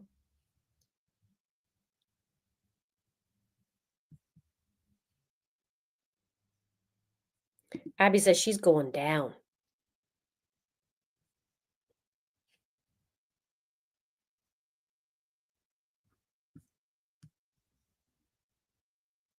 Paul says, I don't feel confident at all. Interesting. Lolo says, 100% confident. Pearl's Dream says, I feel confident, but it's just nerve-wracking waiting. First says, been with you since 5,000-ish. Wow. It's near the beginning. It happened really quick. I think I did 90 videos in 90 days when I first started.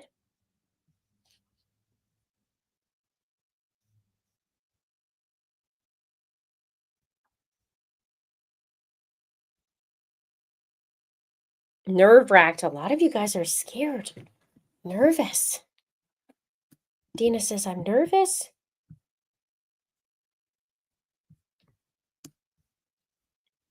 One salty bunny says, we know she's guilty, but does the jury? I think the jury does. Linda says, thank you, Linda, for all your hard work. You're welcome, and thank you, Linda, too. I see you're Linda with an eye as well. Nice to see you. Siobhan says, I'm 144,000% confident. And Mindful Mess says, I'm 100% nonchalant. Okay, let's check in again. We're still here. We're still going.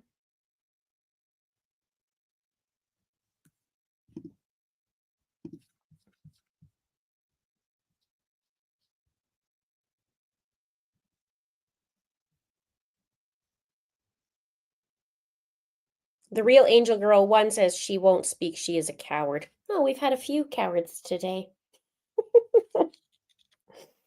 Personal coward. This is my burn today at 4:27 p.m. We'll talk about that later, okay? Okay. Okay. Bella Italian says she's going down.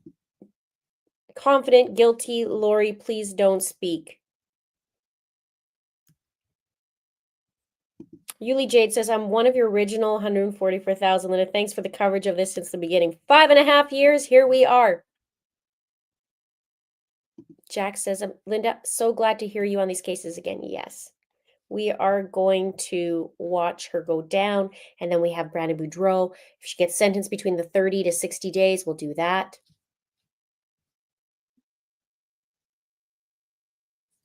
Silent One says, Trina, quote, everyone finds Lori aggravating. Busy Bee says, it's all just so sad. Yes, 100,000%. We hope that Charles gets justice now today, and it's another thing for Lori to deal with, and she can be in her delusion all she wants.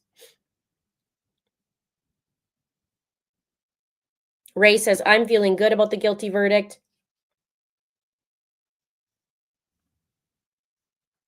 Yo, Mama says, been with you since Morphew, Linda. Wouldn't be anywhere else. Thank you for being here. Thank you to all. 2,363 people hanging out today. And we are all going to watch Lori go down. Again.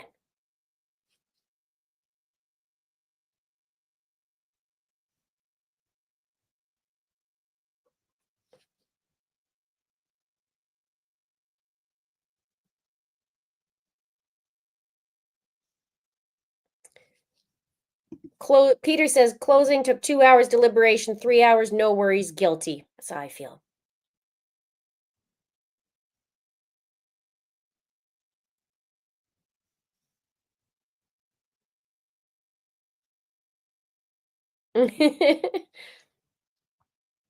That's awesome. Love hanging out with you all. I'm a Linda too. There's not a whole lot of Lindas in this world, is there?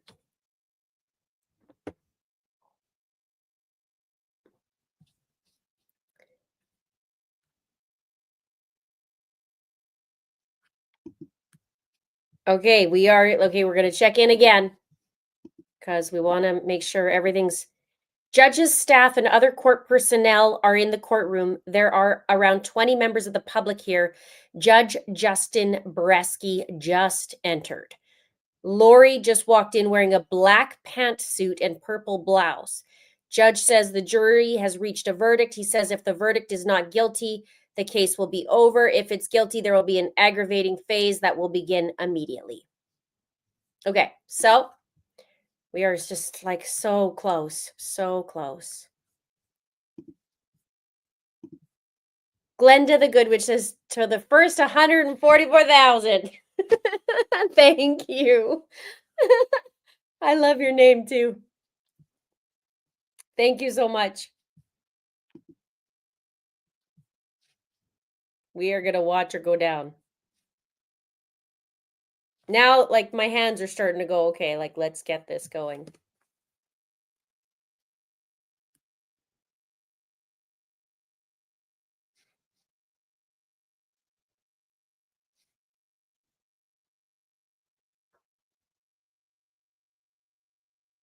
Eric says, I'm a disabled man that has nothing better to do than watch true crime. In all the trials I've watched, I've never seen a quick verdict come back not guilty. Good point. They're probably like, this is a slam dunk. We just have to get through all the stuff. Like, yeah. That's what I thought. Yeah, done.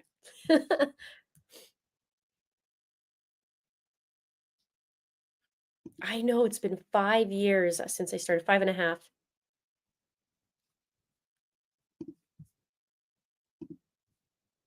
Airly Aussie says, thank you, Linda. Justice for Charles. Thank you. And yes, where are you, Charles? Hard to see you there, buddy. Right here. There's Charles.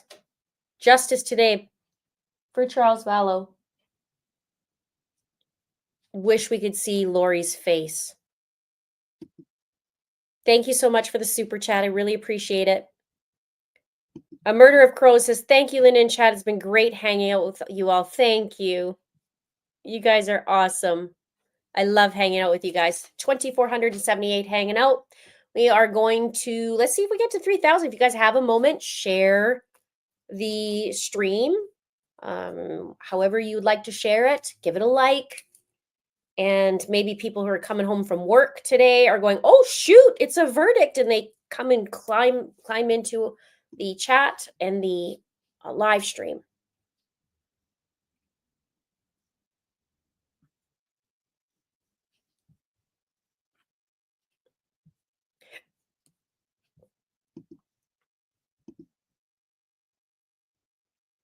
Justice for Charles. We'll see which one starts first. Lori Ann Theory. I don't know if I'm gonna hurt your last name. Theory. Lori Ann says, she gifted 1 crime membership. Thank you so much. I appreciate that. And Jen Bowling, thank you, Linda and friends. Justice for Charles, thank you. He's gonna get it today. It's been a long time. It's almost gonna be 6 years in July for him. That's crazy. I'm sure for his family, it's agonizing. Also with Tylee and JJ.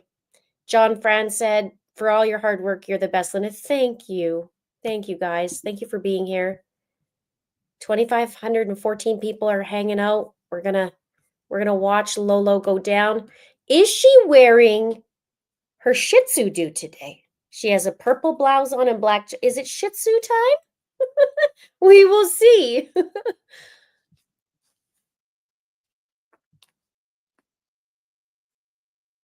We will see.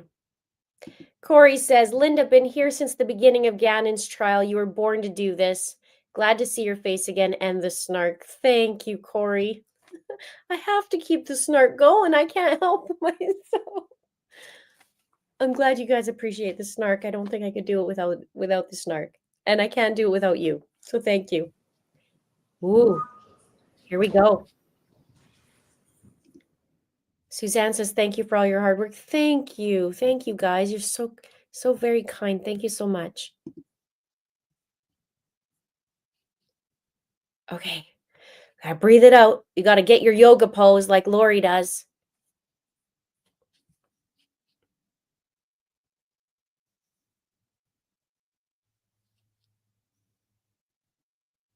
Oh, this is now the waiting's gonna be. Now the waiting's hurting.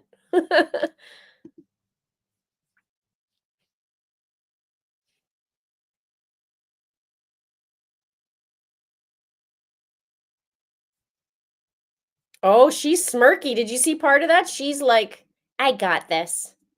This is me. The parties are present. The jury's not present. We were informed about 45 minutes ago that the jury has reached a verdict.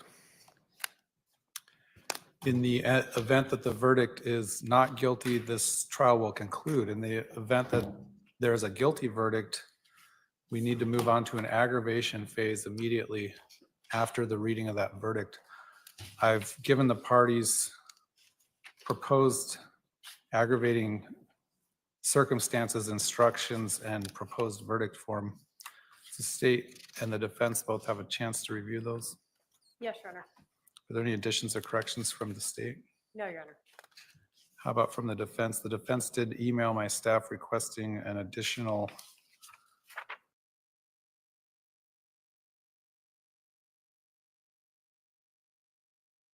What just happened?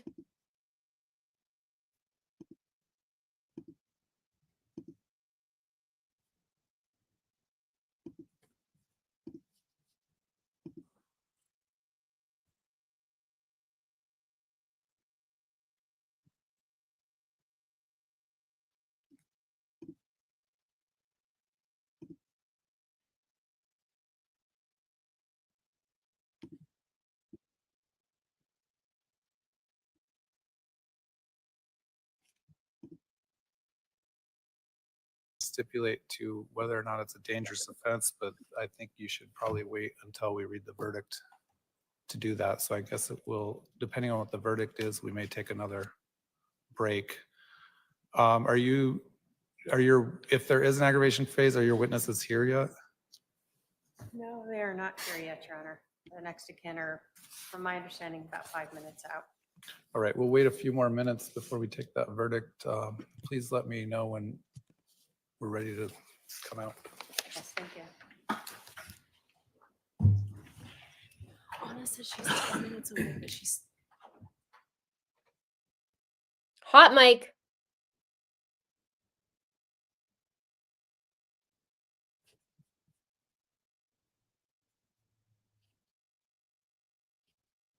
Yeah, I got it. We're here.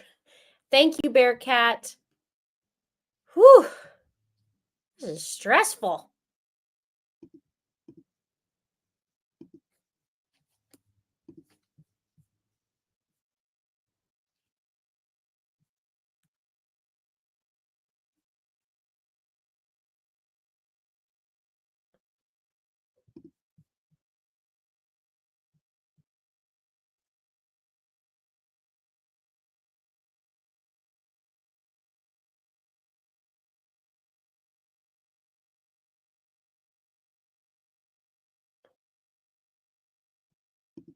All right. Oof. No spoilers in the chat. We're going to all do this together. I'm on the Up and Up. We have the Verdict Watch live. Something happened with the other one with Court TV, which was weird. So we're not going to worry. We're not going to worry about it. We're going to do this all together, no matter what, even if it's a minute difference. Whew, we're so close. Now I'm starting to get nervous.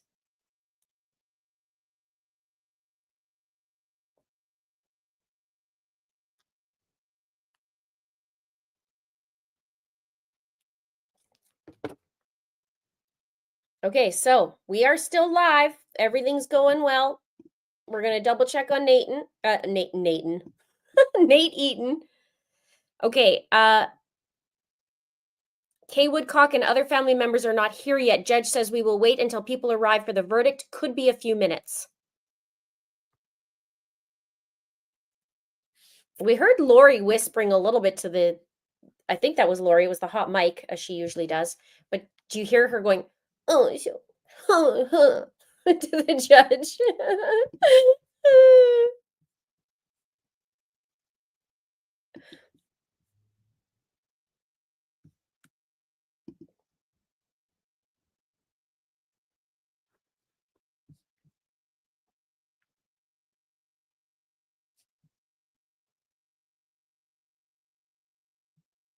So we are waiting for them to arrive, and we're checking in on 7,000 different tabs.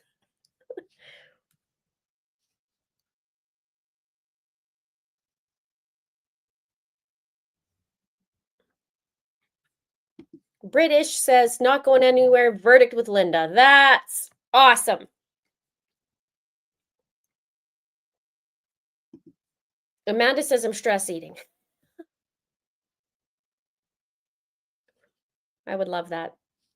Actually, I was eating chocolate on the weekend and I get busted for eating chocolate because my face breaks out. So if I have that, you know I've been eating chocolate and or sugar. Nate is nating today. He is. He's awesome.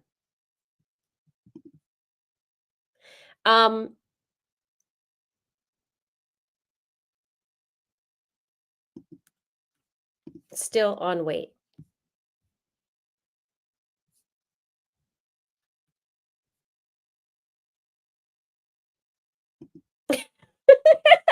Dave G says, Linda, when you have a chance, please go back and see how big your eyes got when it cut out. That's how big they can get, Dave. It gets like at the very end. I wish you could see what happens in here. I should screenshot it and show you, okay? So when I do live streaming, it's like you could see my little screen, and then I have to pull in another window, and I don't have a chance to line them up. So it gets so crazy. I'm managing the comments, plus I'm managing myself, plus I'm managing another window. I don't know what's going on. The raccoons are prepping to party. Facey McGee says, I'm only with you, Linda. Yeah, thank you guys for being here with me. You guys have made my comeback so comfortable, so heart fulfilling. You filled my cup. So I don't know what the other words are, but it's just been so good to come back into this and have you guys supportive. It's supportive.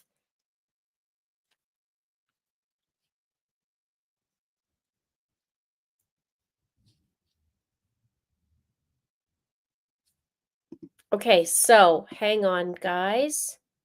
Let me just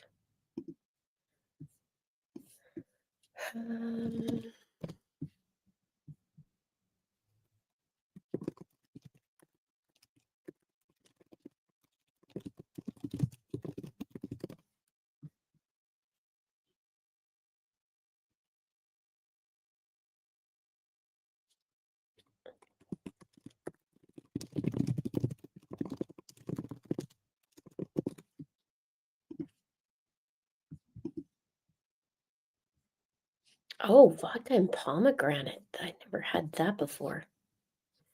Okay, let me double check. We are getting there. Over 2,500 of us hanging out. We're all together. 5 years of this.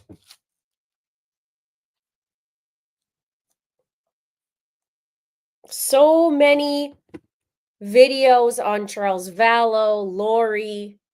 We still have justice for Brandon to go, but I imagine this for Kay and Larry and Colby and everyone involved, that it is so relieving, but yet not. It's like a mix of emotions.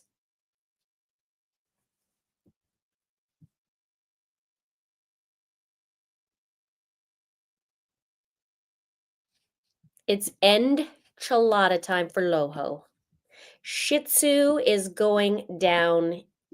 She'll be in the bar B room. Annie Cushing, sister of Tylee's father, Joseph Ryan, traveled from New York and has been in court every day during the trial. We love you, Annie Cushing. Brandon Boudreau and his wife just walked into the courtroom. They are sitting on the front row of the gallery behind the prosecutor. Okay.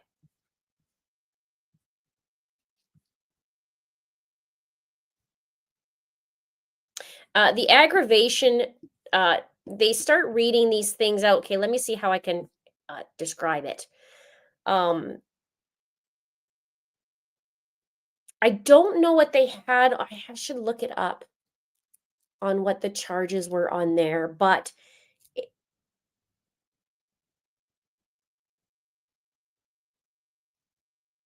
it increases the severity of what she's been charged for. So, but the common aggravating factors can include use of a weapon during the crime, prior criminal history, vulnerability of the victim, like children, elderly, disabled, particularly cruel, heinous, or depraved conduct. We heard that with Tylee. Remember, it was particularly egregious.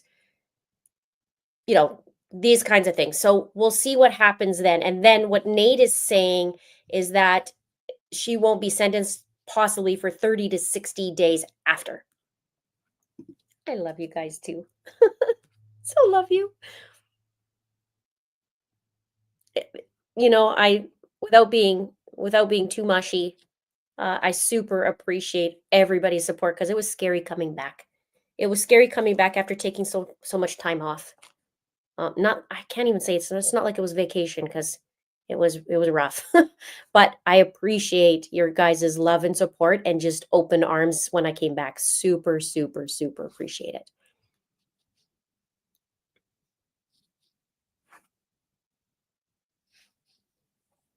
Lori is, as usual, nonchalant today. She just came strutting into the room.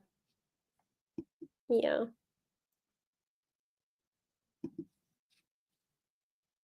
You guys are so kind.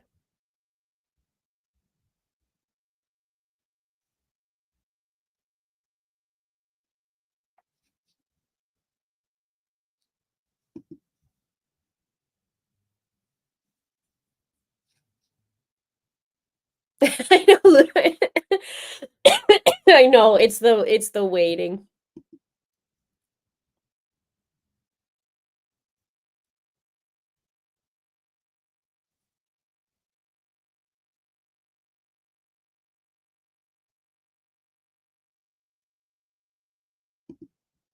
You guys are so sweet. I should have went and got some port. Drink my port. Or my lemon drop martini.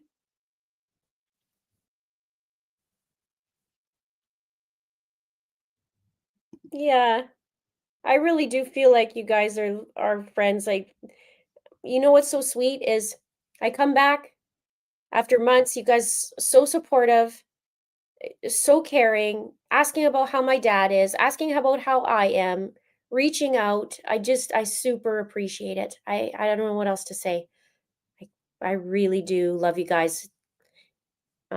So supportive, so kind. And it's not always that way, as you know, because we have Lori in life and Letitia and Barry Morphew and all those. And Eduardo Amoletto.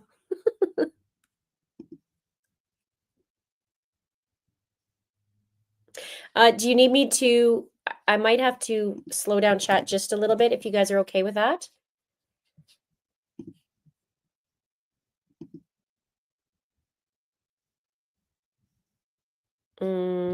Let me just go in and slow it down just a smidge. Not too much. I don't want to drive you guys crazy, but just enough that you could at least read it.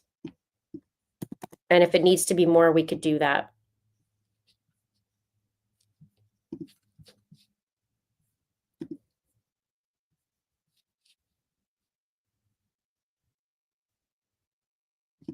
Deborah B., I'm sticking with you, Linda, but I went over and liked Colby and Nate's lives to support them as well. That's very kind. Thank you. Kim Marie, thank you for the super sticker. And also for telling me not to go away again. Okay. I'm learning to balance. I am taking time off now, so I can balance and not be, so crazy in it. It's important. I've learned a very, very important lesson. Thank you.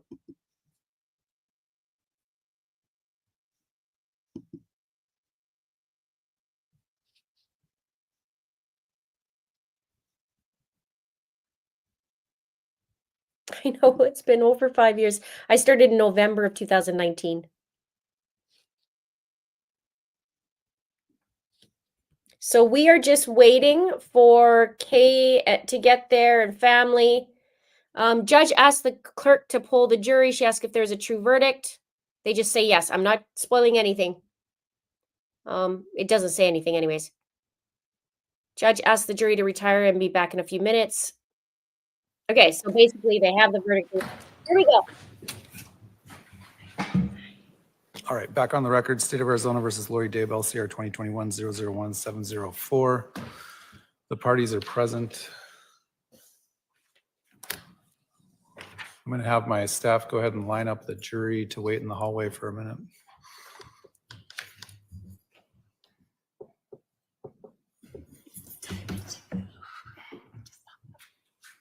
Lori has a hot mic. There's Kay.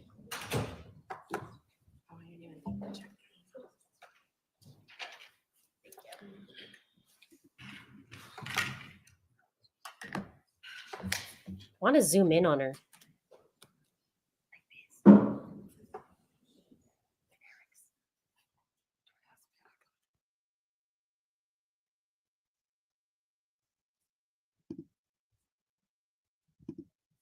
Thank you, Karen T. Thank you.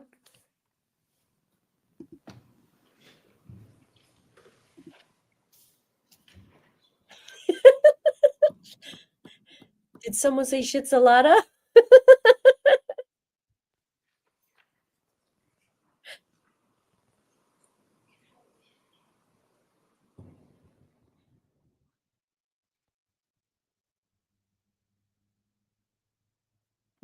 Okay, like the waiting. Come on now. We have to get going. I can't do it.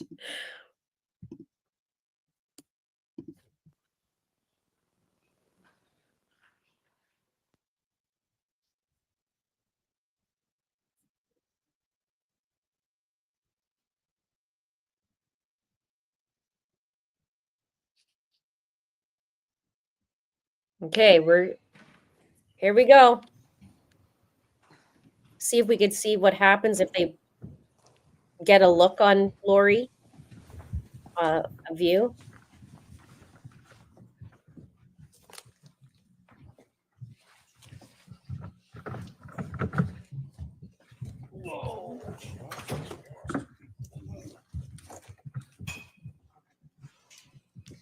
All right, the jury is present. Please be seated.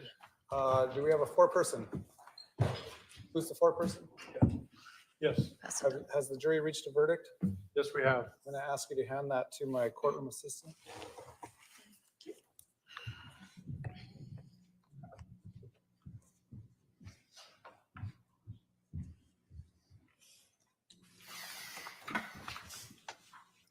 I'll ask the clerk to read and record the verdict.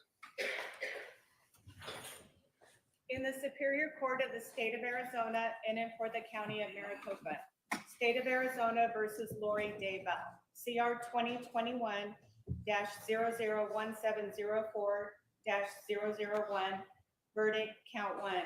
We, the jury, duly impaneled and sworn in the above entitled action, upon our oaths, do find the defendant, Lori Daybell, as to the crime of count 1, conspiracy to commit first-degree murder occurring on or about July 11, 2019, guilty. Signed, foreperson. Is this your true verdict? So say you one and all. Yes. On the court's own motion, I'll go ahead and ask the clerk to poll the jury. Juror number 1, is this your true verdict? Yes. Juror number 2, is this your true verdict? Yes. Juror number 6, is this your true verdict? Yes. Juror number 7, is this your true verdict? Yes. Juror number 8, is this your true verdict? Yes. Juror number 9, is this your true verdict? Yes. Juror number 10, is this your true verdict? Yes. Juror number 11, is this your true verdict? Yes.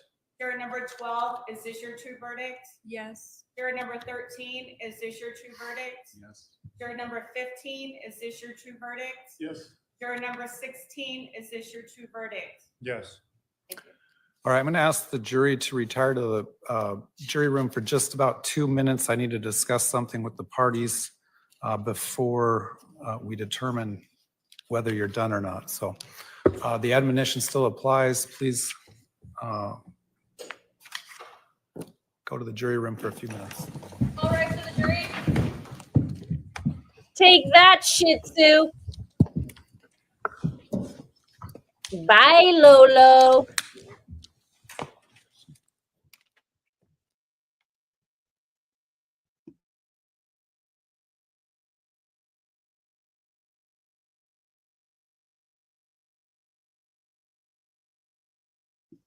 All right, please be seated. The jury is no longer present. I'll ask the defendant, you indicated earlier perhaps a willingness to stipulate to aggravating factors. Is that something you want to do, or do we want to go through this aggravation phase? I'm willing to stipulate to it, Your Honor. All that it is the dangerous phase. Is that correct?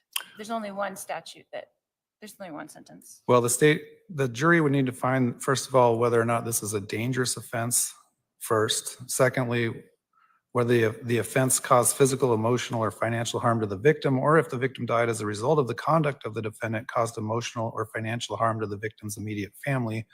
And then thirdly, the offense involved the presence of an accomplice. If you're willing to stipulate to all three of those, we can do that. If not, we'll bring the jury back in. I will stipulate to it, Your Honor. All right. You understand that if you stipulate to this instead of a jury finding, well, let me back up. You understand the jury would have to find these aggravating factors beyond a reasonable doubt? Yes.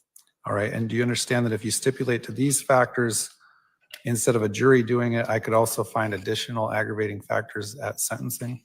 Sure. Has anyone forced you or threatened you in any way to get you to stipulate to these factors? No. Has anyone promised you anything to get you to stipulate to these factors? No. Have you had any drugs, alcohol, or medication in the last 24 hours? No. Do you agree that pursuant to the jury's verdict of guilt, that this would be a dangerous offense because a deadly weapon or dangerous instrument was used? I'm stipulating to it. You agree that that's that this is a dangerous offense? Correct. And you're further stipulating that as a result of your conduct, at least the victim or the victim's family suffered emotional or financial harm? Absolutely. And you're also further agreeing that the offense involved the presence of an accomplice? Yes. Is the state satisfied with the colloquy? Yes, Your Honor, it appears it's no involuntary.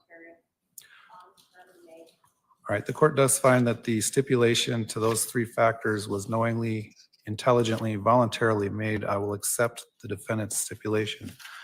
At this time, I'm going to bring in the jury and release them from the admonition. Before we do that, well, as my staff's lining up the jury, do you want to have a sentencing date within approximately 30 days, or do you want to wait until after the next trial to be sentenced on this matter? What does the court prefer? It doesn't matter to me. Maybe you want to talk to your attorneys or advisory council about that. We don't have to do it right now. You can do it in a few minutes.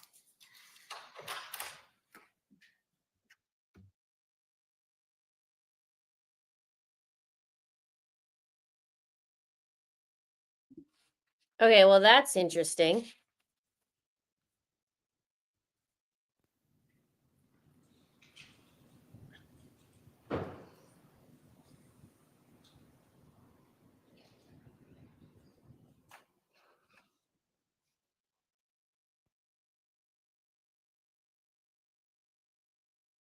Yeah, oh, she agrees now, all of a sudden. I thought you didn't agree, Lori.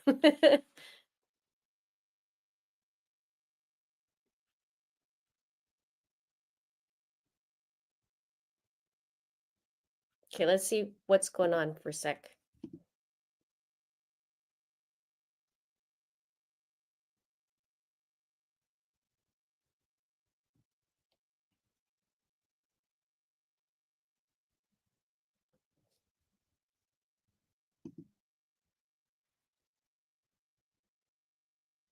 Nate just said a couple minutes ago, Lori said she's willing to stipulate to aggravating factors, which we just watched. Jury would need to find if, oh, Please be seated. The jury is present again. Members of the jury, you are now released from the admonition. This concludes your jury service. I want to thank you for your jury service in this matter and your attention in this matter. The admonition is lifted, meaning you can talk to anyone about any aspect of this case that you want to at this point, but you also have the right to not talk to anyone about any aspect about this case. I just need to take care of a few more matters, but if you want to wait for me in the jury room, I'd like to thank you personally, and then you can be on your way. If you don't want to wait for me, that's fine as well, but you are released to go at this time. All right, thank you. All right, the jury.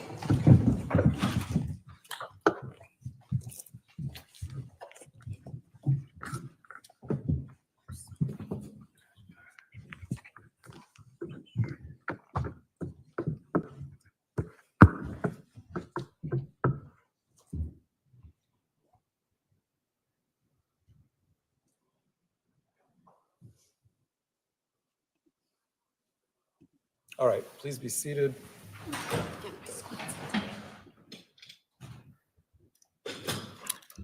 Do you want to talk to your advisory councils briefly to discuss whether or not you want to proceed to sentencing or wait until after the next trial? If we could just wait till after the next trial, Your Honor. Okay. So I'll hold off on ordering a pre-sentence report until we resolve the next remaining case. I've already set the dates and we have a status conference in mid-May on that. So unless there's anything else from the state's perspective, from anything else from your perspective? Nope. All right, Nope. we'll be at recess on this matter.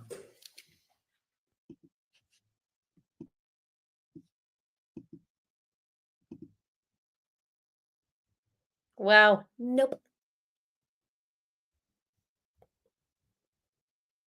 I hope Charles haunts her tonight. Literally.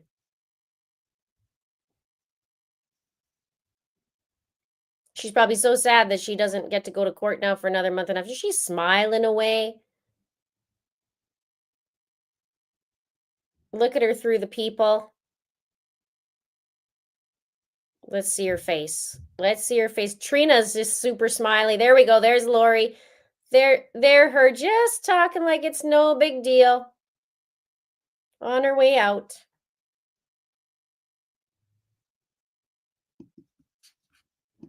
Okay. Guilty, guilty, guilty.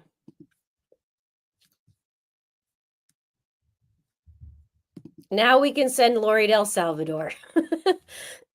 Thank you, Sylvia. So if you guys are asking a couple questions, I pulled a little bit while we were watching about these aggravating or stipulating. And stipulating to a dangerous offense means that the defendant agrees or admits, often as part of a plea deal, not necessarily, that the crime they committed meets the legal criteria for being classified as a dangerous offense under the law. This can have significant consequences for sentencing. In legal terms, a dangerous offense usually involves things like use of or threat of a deadly weapon, serious physical injury to a victim, violence, or a high risk of harm. When someone stipulates to that, they are not contesting it. They're formally acknowledging it in court. And it says, why would someone stipulate? It might sound strange to admit something that could lead to a tougher sentence, but there are a few strategic reasons why a defense might do it. Plea bargain. The prosecution might drop more serious charges in exchange for the stipulation. Avoiding trial, it could reduce the need for a trial or limit the scope of it. Obviously, that's not it. And controlling the narrative, it gives the defense a chance to admit certain facts while still negotiating better outcomes. And then, oh, hang on.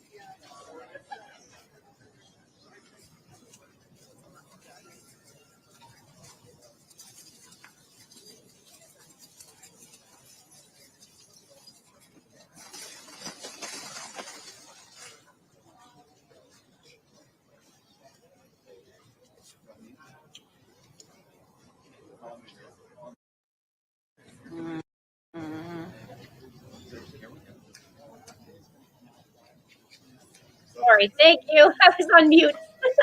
Thank you, Suzanne. I appreciate it. Thank you. So it looks like they will be doing a press conference third of the report. I'm gonna just mute that for now, just because they're getting ready for it, and then we'll unmute, and we'll get to see that together.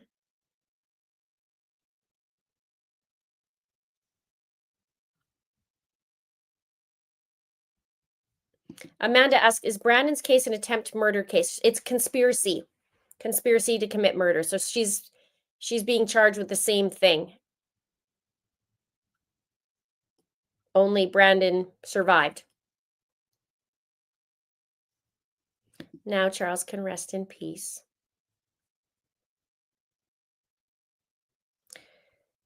Holly says, what is it going to take to humble her? Probably death.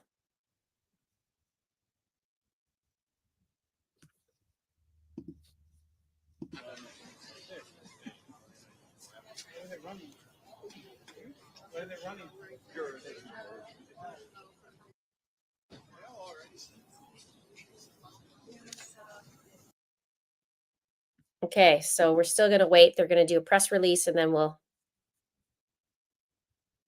Yeah, she's going to have another trial at the end of May.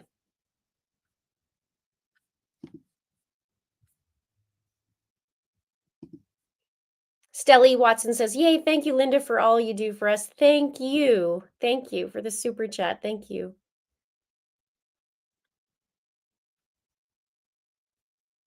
So she has one more with Brandon. Siobhan says death won't humble her. She'll probably come back as another Lida. Lida, Lori, and Lulu. Or Lolly. She'll come back as Lolly. Ashley says, I literally cannot wait to start hearing from the jurors.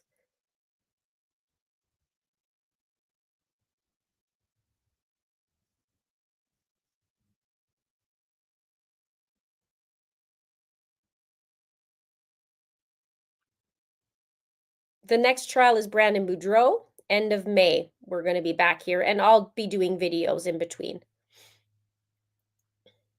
Delulu. Yeah, there's that. Lulu Delulu. That's funny. Nadia says, this is insane. I'm so relieved it was guilty. Praying Kate Colby and all the family can find some peace. 100%.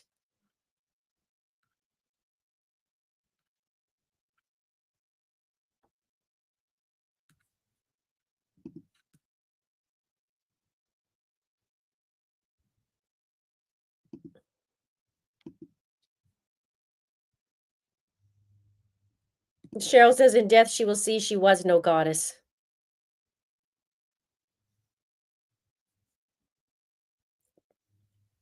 Justice for Charles. Guilty in less than 3 hours of deliberations. Amazing.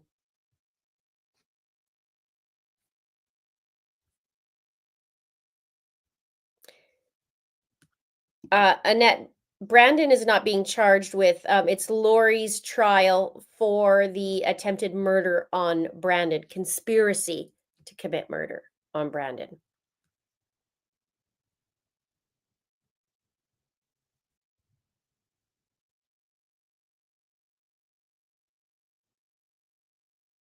Gary says she has just about beat Eileen Warnos. No kidding. Except Eileen swore in court. Have you seen the video, Gary, that I did of the serial killers? I talked about their last words before, and she was one of them in there. I also added a, I guess, bonus, so to speak, of what they ate before.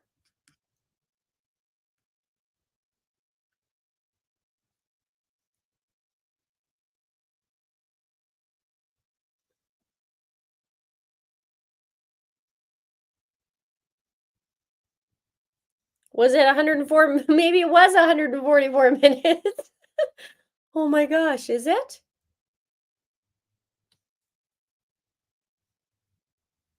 Maybe it was. Maybe it was under that. It was 100. Could you imagine we were talking about that if it was?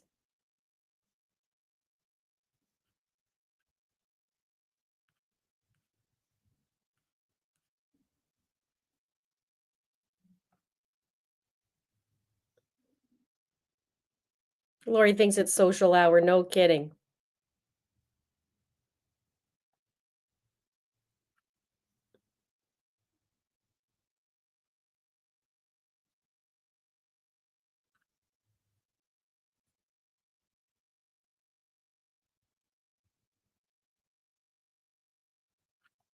Benny says this trial mattered. The lines on Lori's face tells us it bothers her greatly. Being unpopular is her worst nightmare. Being repulsed by humans everywhere she goes pleases me lots. Yeah, me too.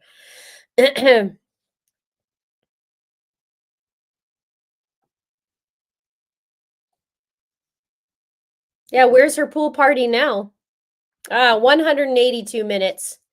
Well, let's see. It was 144 minutes and 41 minutes. No, not even. 38.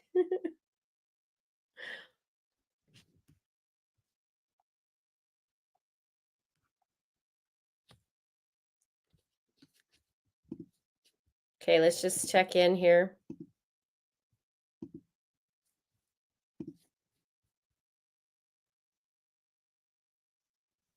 So now, you guys, we got to get her new smug shot. That's right. Well, I don't know how that's going to work now.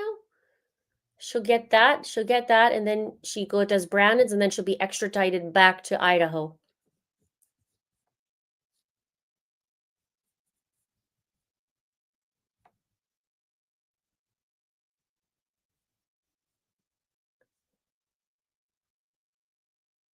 Yes, BC Girl says those jurors will be shook when they Google her, 100%. And then you know what they'll say? We made the right decision. Again. It just confirms it.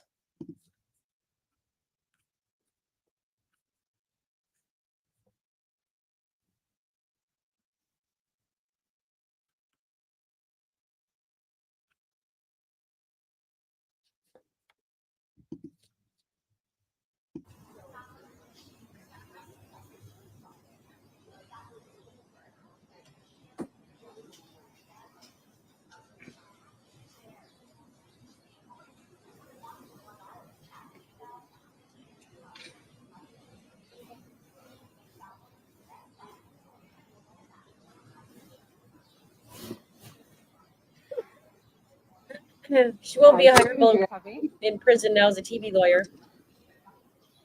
I sure am.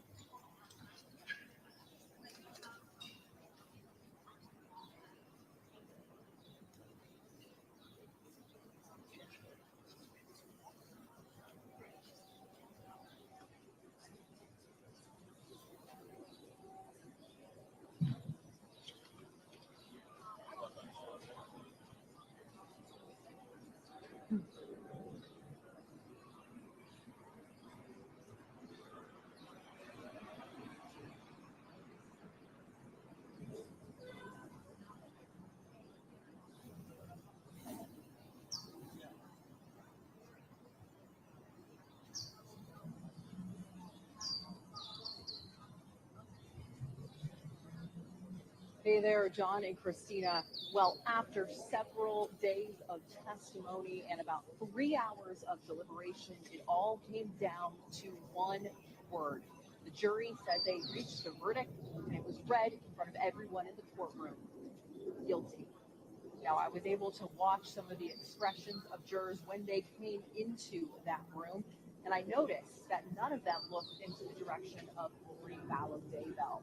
And I also noticed as they were walking outside of the courtroom that a few of the jurors actually looked in the direction of Kate Woodcock, which is the sister of Charles Vallow.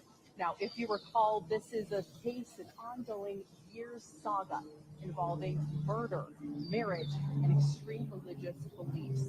Prosecutors say that it was Lori Vallow Daybell, along with her brother Alex, who's now dead, who plotted to kill Charles, her then husband, back in 2019. They said the main motives involved money, Charles' life insurance policy, marriage. Lori wanted to marry Chad Daybell, and of course, their religious beliefs as well. Now, there was a lot of evidence the jury couldn't hear in this case, including the fact that Lori has already been convicted for killing 2 of her children. But despite that, the jury still came back. It's up and all they the said way. there was enough evidence to convict Lori in this case. Another twist was Lori herself was her own defendant. She did not take the stand in her own defense, and she did not put up any witnesses either.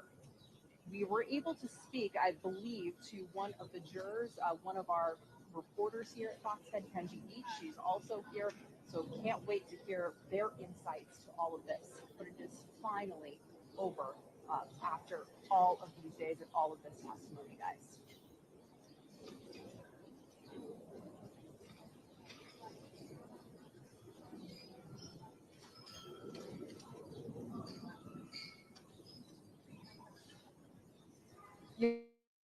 Members of the public, those who were interested, were inside of the courtroom today, but we are expecting to hear from family members of Charles, specifically Charles' sister, Kay Woodcock. If you remember, she's also the grandmother of JJ, who was also killed. She's expected to speak with us in just a few minutes. So Oh, Kay's going to be talking right away. A lot to break down and talk about right here at Fox 10, live at 5:30 and throughout the rest of the evening.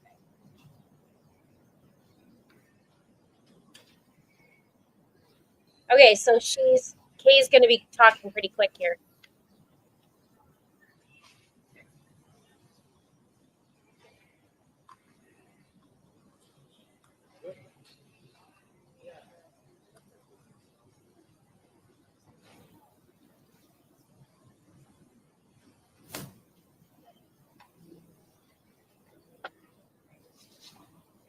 Yeah, I just heard the reporter say that Kay's expected to speak in just a few minutes. Yeah, well, first of all, Lori Vallow would have to admit that she is not a good attorney. And I think that with Lori's arrogance, that's probably not something she would do. That's probably stuff with her personality. But aside from that, I think that's going to be super, super difficult. We probably have to speak to someone like Benjamin Taylor, who's been doing a fantastic job on the panelist, for Justin Lum as he continues to break down this. However, I do think she was warned of the risks of doing this ahead of time. So that would be very, very difficult to come about and say otherwise at this point.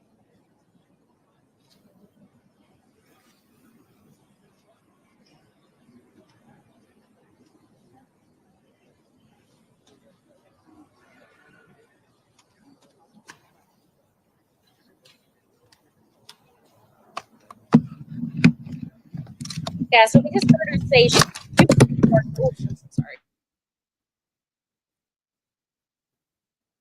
she's doing a report right now. We could hear her saying that she said Kay will be coming. So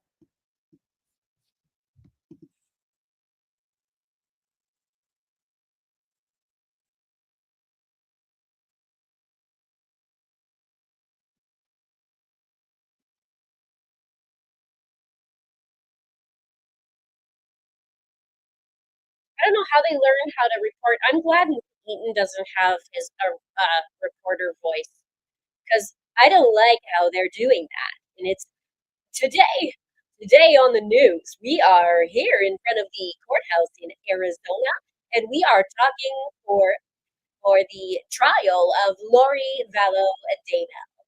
Like, I don't, how do, we're back to you, John. I don't know. I can't do it. I can't do it. I like that Nate doesn't talk like that.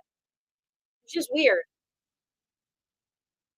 Right here on It's a Crime. My name is Linda, and we are here outside the courtroom. Lori has just been found guilty as charged in the case of Charles Vallow Daybell.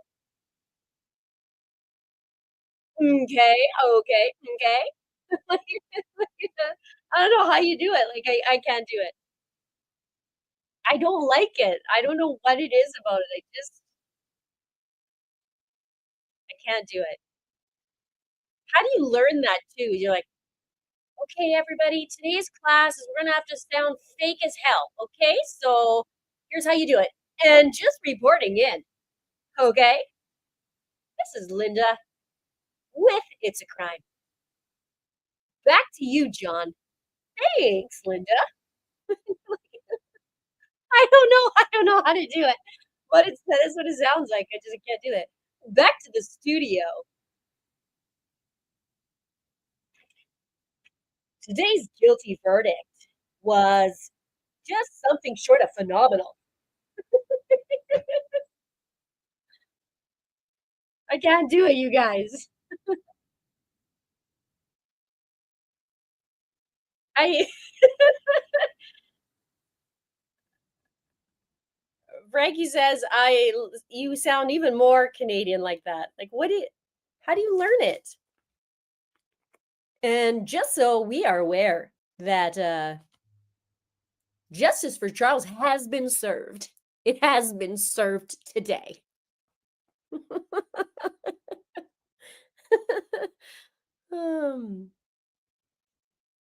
It's kind of like a mix between Nate.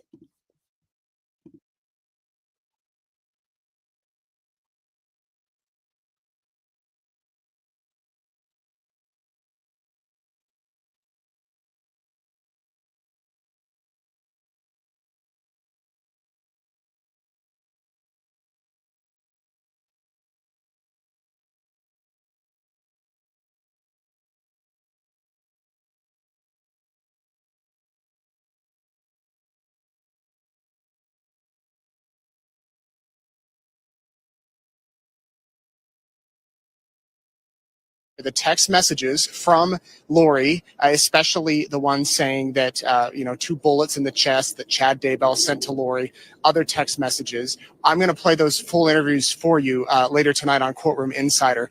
We spoke with them. So these jurors now, one of them we just spoke with her grandmother. She said that she went home and told her grandmother that she was called for jury duty. Her grandmother said, "What's the case?" She said, "Lori Vallow." She said her grandmother's face dropped. She had no idea that her granddaughter didn't know anything about this case. They're going to dinner tonight. I imagine they will have a lot to talk about. So the jurors have just left. There's a few that are still hanging out here. One of the one of the female jurors said that the testimony of Kay Woodcock really touched her, and that she was pleased when she looked over at Kay Woodcock today when that guilty verdict came down. They did say that they watched the entire video that Lori asked them to watch, her police interview the day that Charles was shot. They did. That's the first thing they did. They said when they got in the jury room, and they said it really didn't change their minds. Lori was laughing. She was carefree. Of course, we talked about being nonchalant. She was nonchalant in that video, and the jurors, it didn't change their minds. They did say there were a few jurors that were convinced she was not guilty. In fact, one of the guys we spoke with said up until yesterday, he could have said she was not guilty, but the prosecutor's closing argument brought it all together for him as they laid out exactly what happened, according to the prosecutor. And now we know that that affected the jurors. They deliberated they deliberated for 17 minutes yesterday, and then this morning for about 90 minutes, and then this afternoon for about 75 minutes. So all in all, less than 3 hours to reach this guilty verdict that was read in the courtroom about an hour ago. Lori Vallow told the judge she will wait to be sentenced until after her next trial. She said that there were aggravating factors that the prosecutor could have presented in this case today and could have called witnesses to testify. Lori said she was waiving those by stipulation, basically acknowledging that those aggravating factors were there, and thus expediting the process here. Other than the sentencing, which we know will not happen until the next trial is over. I'm standing here. Kay Woodcock, I believe, is working her way down. She may have a few statements to say to the media here, and we are just waiting to see. I want to be sure I'm not missing any of the other jurors. They let them out the doors. I followed a few down to my left, and they didn't want to talk, and then a few were down here to the right. An elderly man, I shouldn't say elderly, he was a man who's probably in his 50s or 60s, along with a female who's probably in her 50s, and a woman who's probably in her 20s or 30s, all three of them serving on this juror. They said they learned yesterday that Tylee had died. And they said they were waiting during this trial to hear from Tylee Ryan. They wanted her to testify.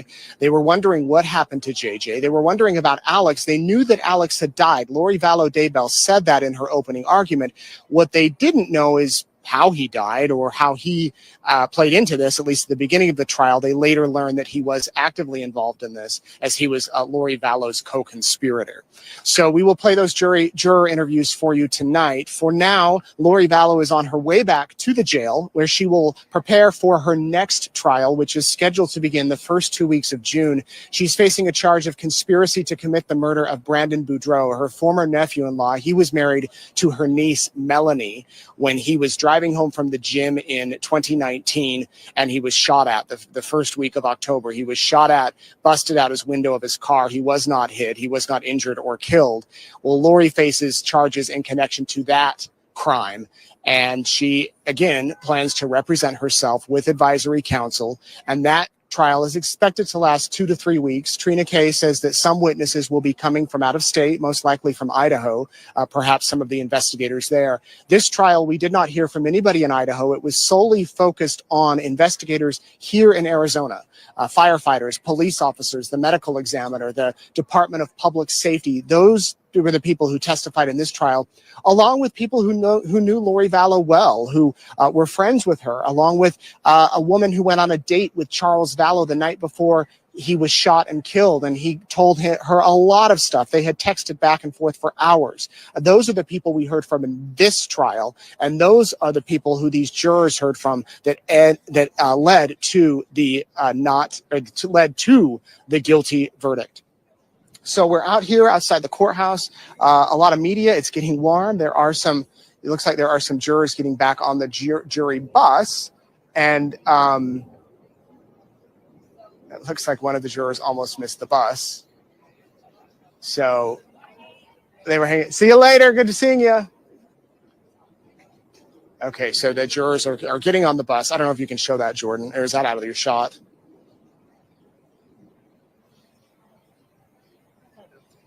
Okay, well, yeah, it's a bus. It's the bus, and the jurors are getting on the bus, and they do not have to return tomorrow. They reached their verdict, as I said, in a little less than 3 hours. The sentence that Lori Daybell could get for these crimes, 25 years to life in prison. Once she is sentenced here in Idaho, she will immediately return back to once she is sentenced here in Arizona, she will immediately return back to Idaho, where she will serve her 3 life sentences in Pocatello Women's Correctional Center. That is where she will spend the rest of her life, regardless of the outcomes here in Arizona. She is technically an Idaho inmate. She was found guilty of those crimes first. She was extradited here for her sentences, or for her crimes here, and then she will return back to Idaho as soon as we have that. Kay Woodcock's coming. I'm going to get my mic on the stand.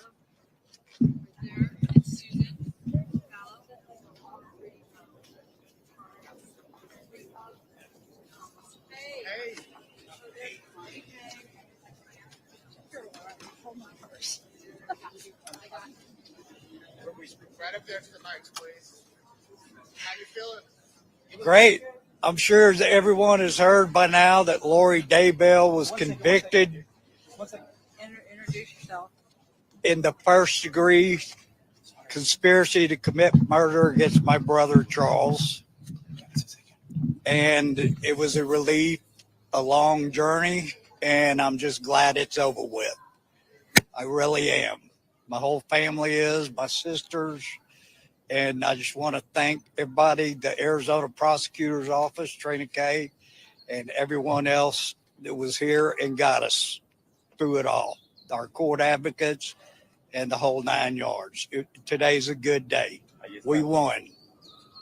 Were you worried, Jerry, that the jury might come back with a not guilty at all? Or were you pretty confident? I had a little concern, but when it came back so quick, I pretty much knew that it was done. Nate. So, What did you think of her demeanor during trial? I thought she was kind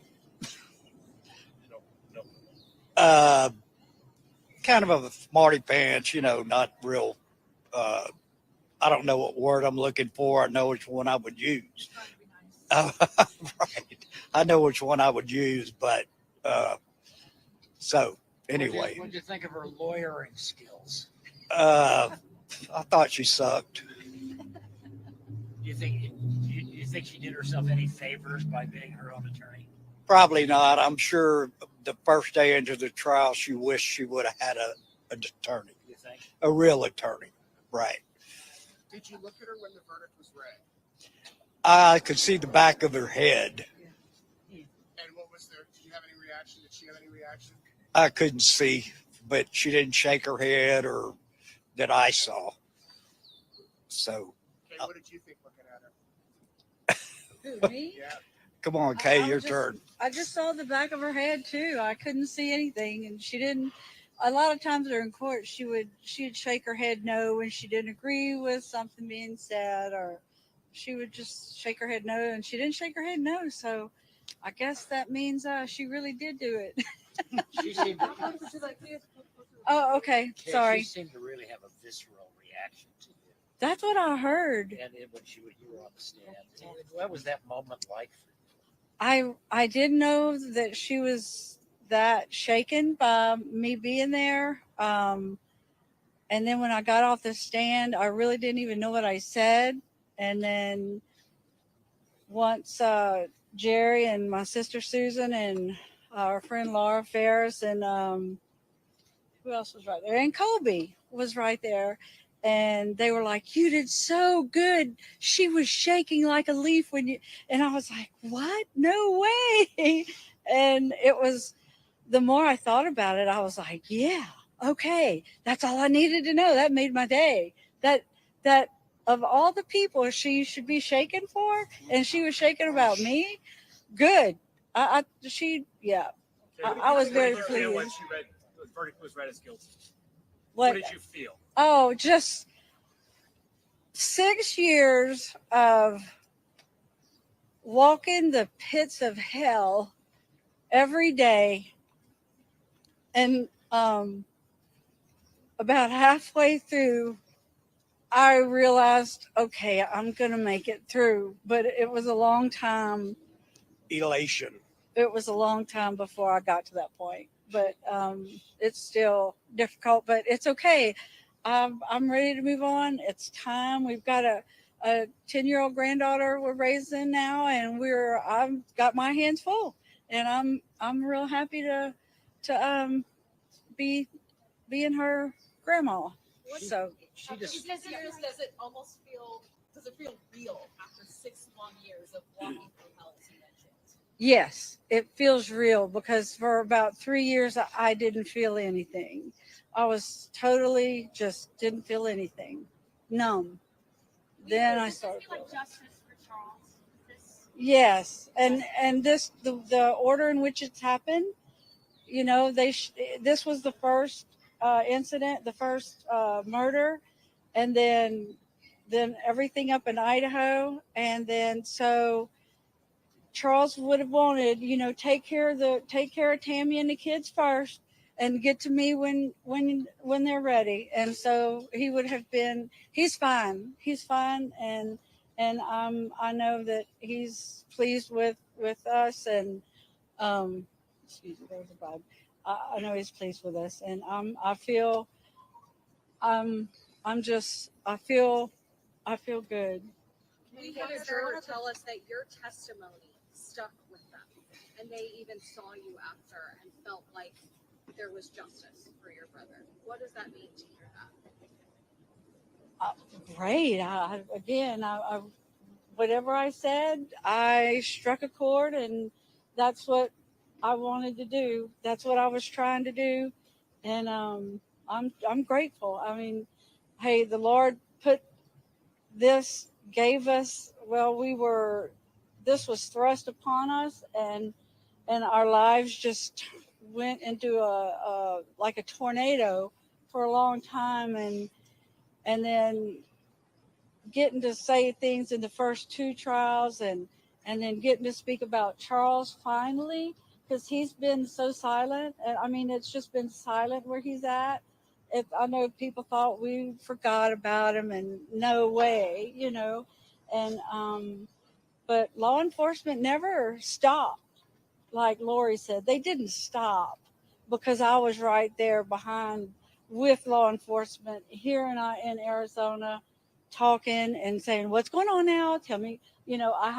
I was in contact with them nonstop, so I knew at some point, it was going to happen, and then all the other stuff, and just.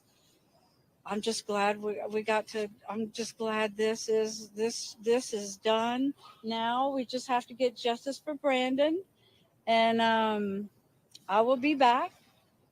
I can't stay the whole time for his, but I will stay as long as I can, kind of more towards the end of it, I guess, and because then it will truly be over. I say I've still got a little bit left before I can close my book, but when that's over, then I can close my book. And Kay, I don't know if you noticed, I saw 2 jurors look at you as they were walking out. Did you notice that at all? No, I didn't. I watched them walk in because I know that if they look at you when they're walking in, that's a good sign.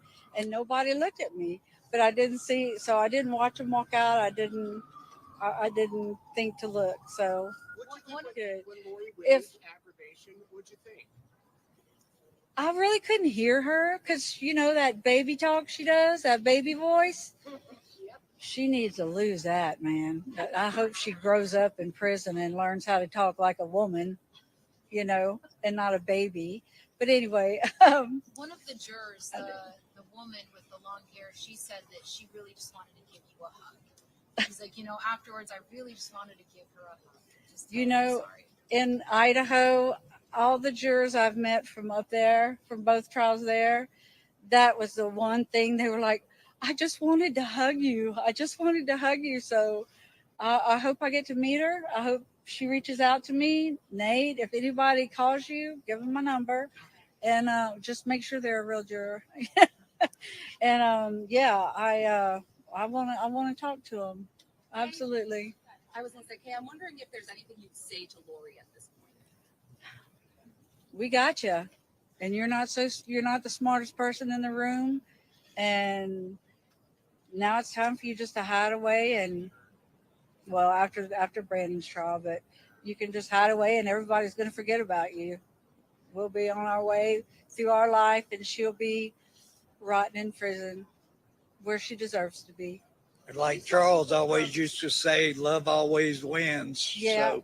And thank you for saying that. Yeah, love always wins was Charles's thing, and so it does. She described this as a family tragedy. That is absurd. When you heard that mantra over and over again. And calling Charles my husband, whom she was hated at the time, whom she was ready to kill him. It's like that just shows you what she's an actress. She turns on this persona and goes with it, and then boom, she turns it off, and then there's the real her, whatever the real her is. I sure never knew her. Tell us a little bit, just for me, about Charles. Let's bring it back to him and his legacy. Hey, you want to take that one? Oh, I'm sorry. What was that? If you could just tell us a little bit about Charles and his legacy and how you want us to think about him. He was my big brother. I followed in his footsteps. I did everything he did. He was only a year and 2 months older than me. So we hung around a lot. We had a lot of the same friends. He was a big influence in my life. And he was just a good dude. He was, all the way from a kid till when she killed him. So, What did it mean to hug Trina Kay at the end? What did that feel like? To hear the verdict and then give her a hug? Well, I hugged her and told her I loved her because she did such a great job. And it felt good. It did. And she did do a great job. And all the detectives and everybody that has worked on this case, from Nicole Byer to she's our victim advocate, and Trina and Nate Duncan and all the detectives that have come, and even we had a few visitors from Idaho that came And that was welcome. And I got a thank you from, not a thank you, I got a congratulations from Rob Wood, from the prosecutor in Idaho a while ago. And we have gained, we lost some dear family. We lost a lot, but we have gained family as well. So, there's the silver lining. And even in the worst times of your life, there is something good there. You just take sometimes a little while to find it. But y'all, we're dying here. And so, Susan, do you want Lauren? to say anything? No, she doesn't want to. and as a parting shot, they got the bitch again. Thanks, y'all. Thank y'all. That was awesome. As a parting shot.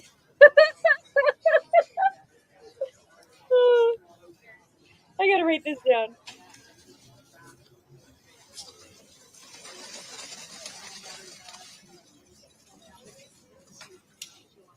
That was so good.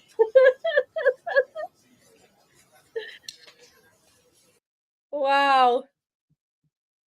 That was so perfect. What a way to end it. And Kay and Larry, or Kay and Jerry, and the other sister Sue's in there, but oh, so good. So it's a good day for them. It's a good day for us. It's a good day for Charles and Tylee and JJ as well, and Tammy. So what I'm going to do is I'm going to see about getting some interviews. Oh, hang on. Or 8 o'clock, including those juror interviews that I told you about. We will have those. I'll play them for you in full, along with the comments from Kay and Larry, if you missed any of that, or Kay and Jerry, her brother. And we'll recap everything that happened today with closing arguments. And hopefully we'll continue to report on this. Thank you very much for watching East Idaho News, for being with us. If you have any questions, please send them to us. Oh, also, really quick, I'd love your 10-second reactions to the verdict. Send me a video, 10 seconds or less, your reaction to the verdict. If it's over 10 seconds, I'm not going to use it. 10 seconds, we'll play a montage of those, and it'll be good to hear from all of you. All right, thanks. That's a good idea. So awesome. Here we go. Lori is guilty. And now we go to Brandon Boudreau, starting at the end of May. You can watch for regular videos from me starting soon. And I'll go through what we're going to cover. I might need to ask and pick your brains a little bit on what you want to see. Davis family says, great job, Linda. Thanks for all you do. Thank you. Thanks for the super chat. And I have some suggestions already. Linda, you should do a video. Linda, you should put up a public post for jurors to contact you. I'm sure they'll be going through your videos in the coming days. That's a good idea. And love always wins. That it does.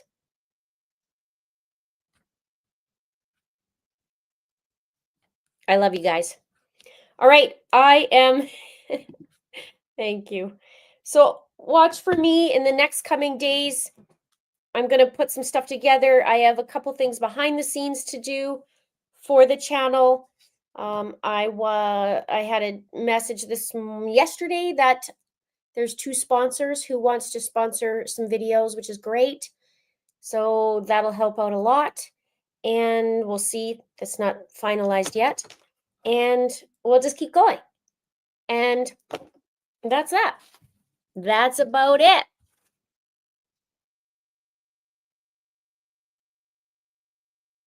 I love you guys a lot. Thank you so much for joining me for the last 2.5 weeks. You guys are very much appreciated. Thanks for keeping it classy. We really didn't have many idiots in here at all. Maybe 1 or 2 we had to kick out. Thank you to the moderators. Thank you for your super chats. Thank you for becoming a member. And thank you for watching. We will see you in the next video where we are going to get into it. Good night, you guys. I love you. Bye-bye.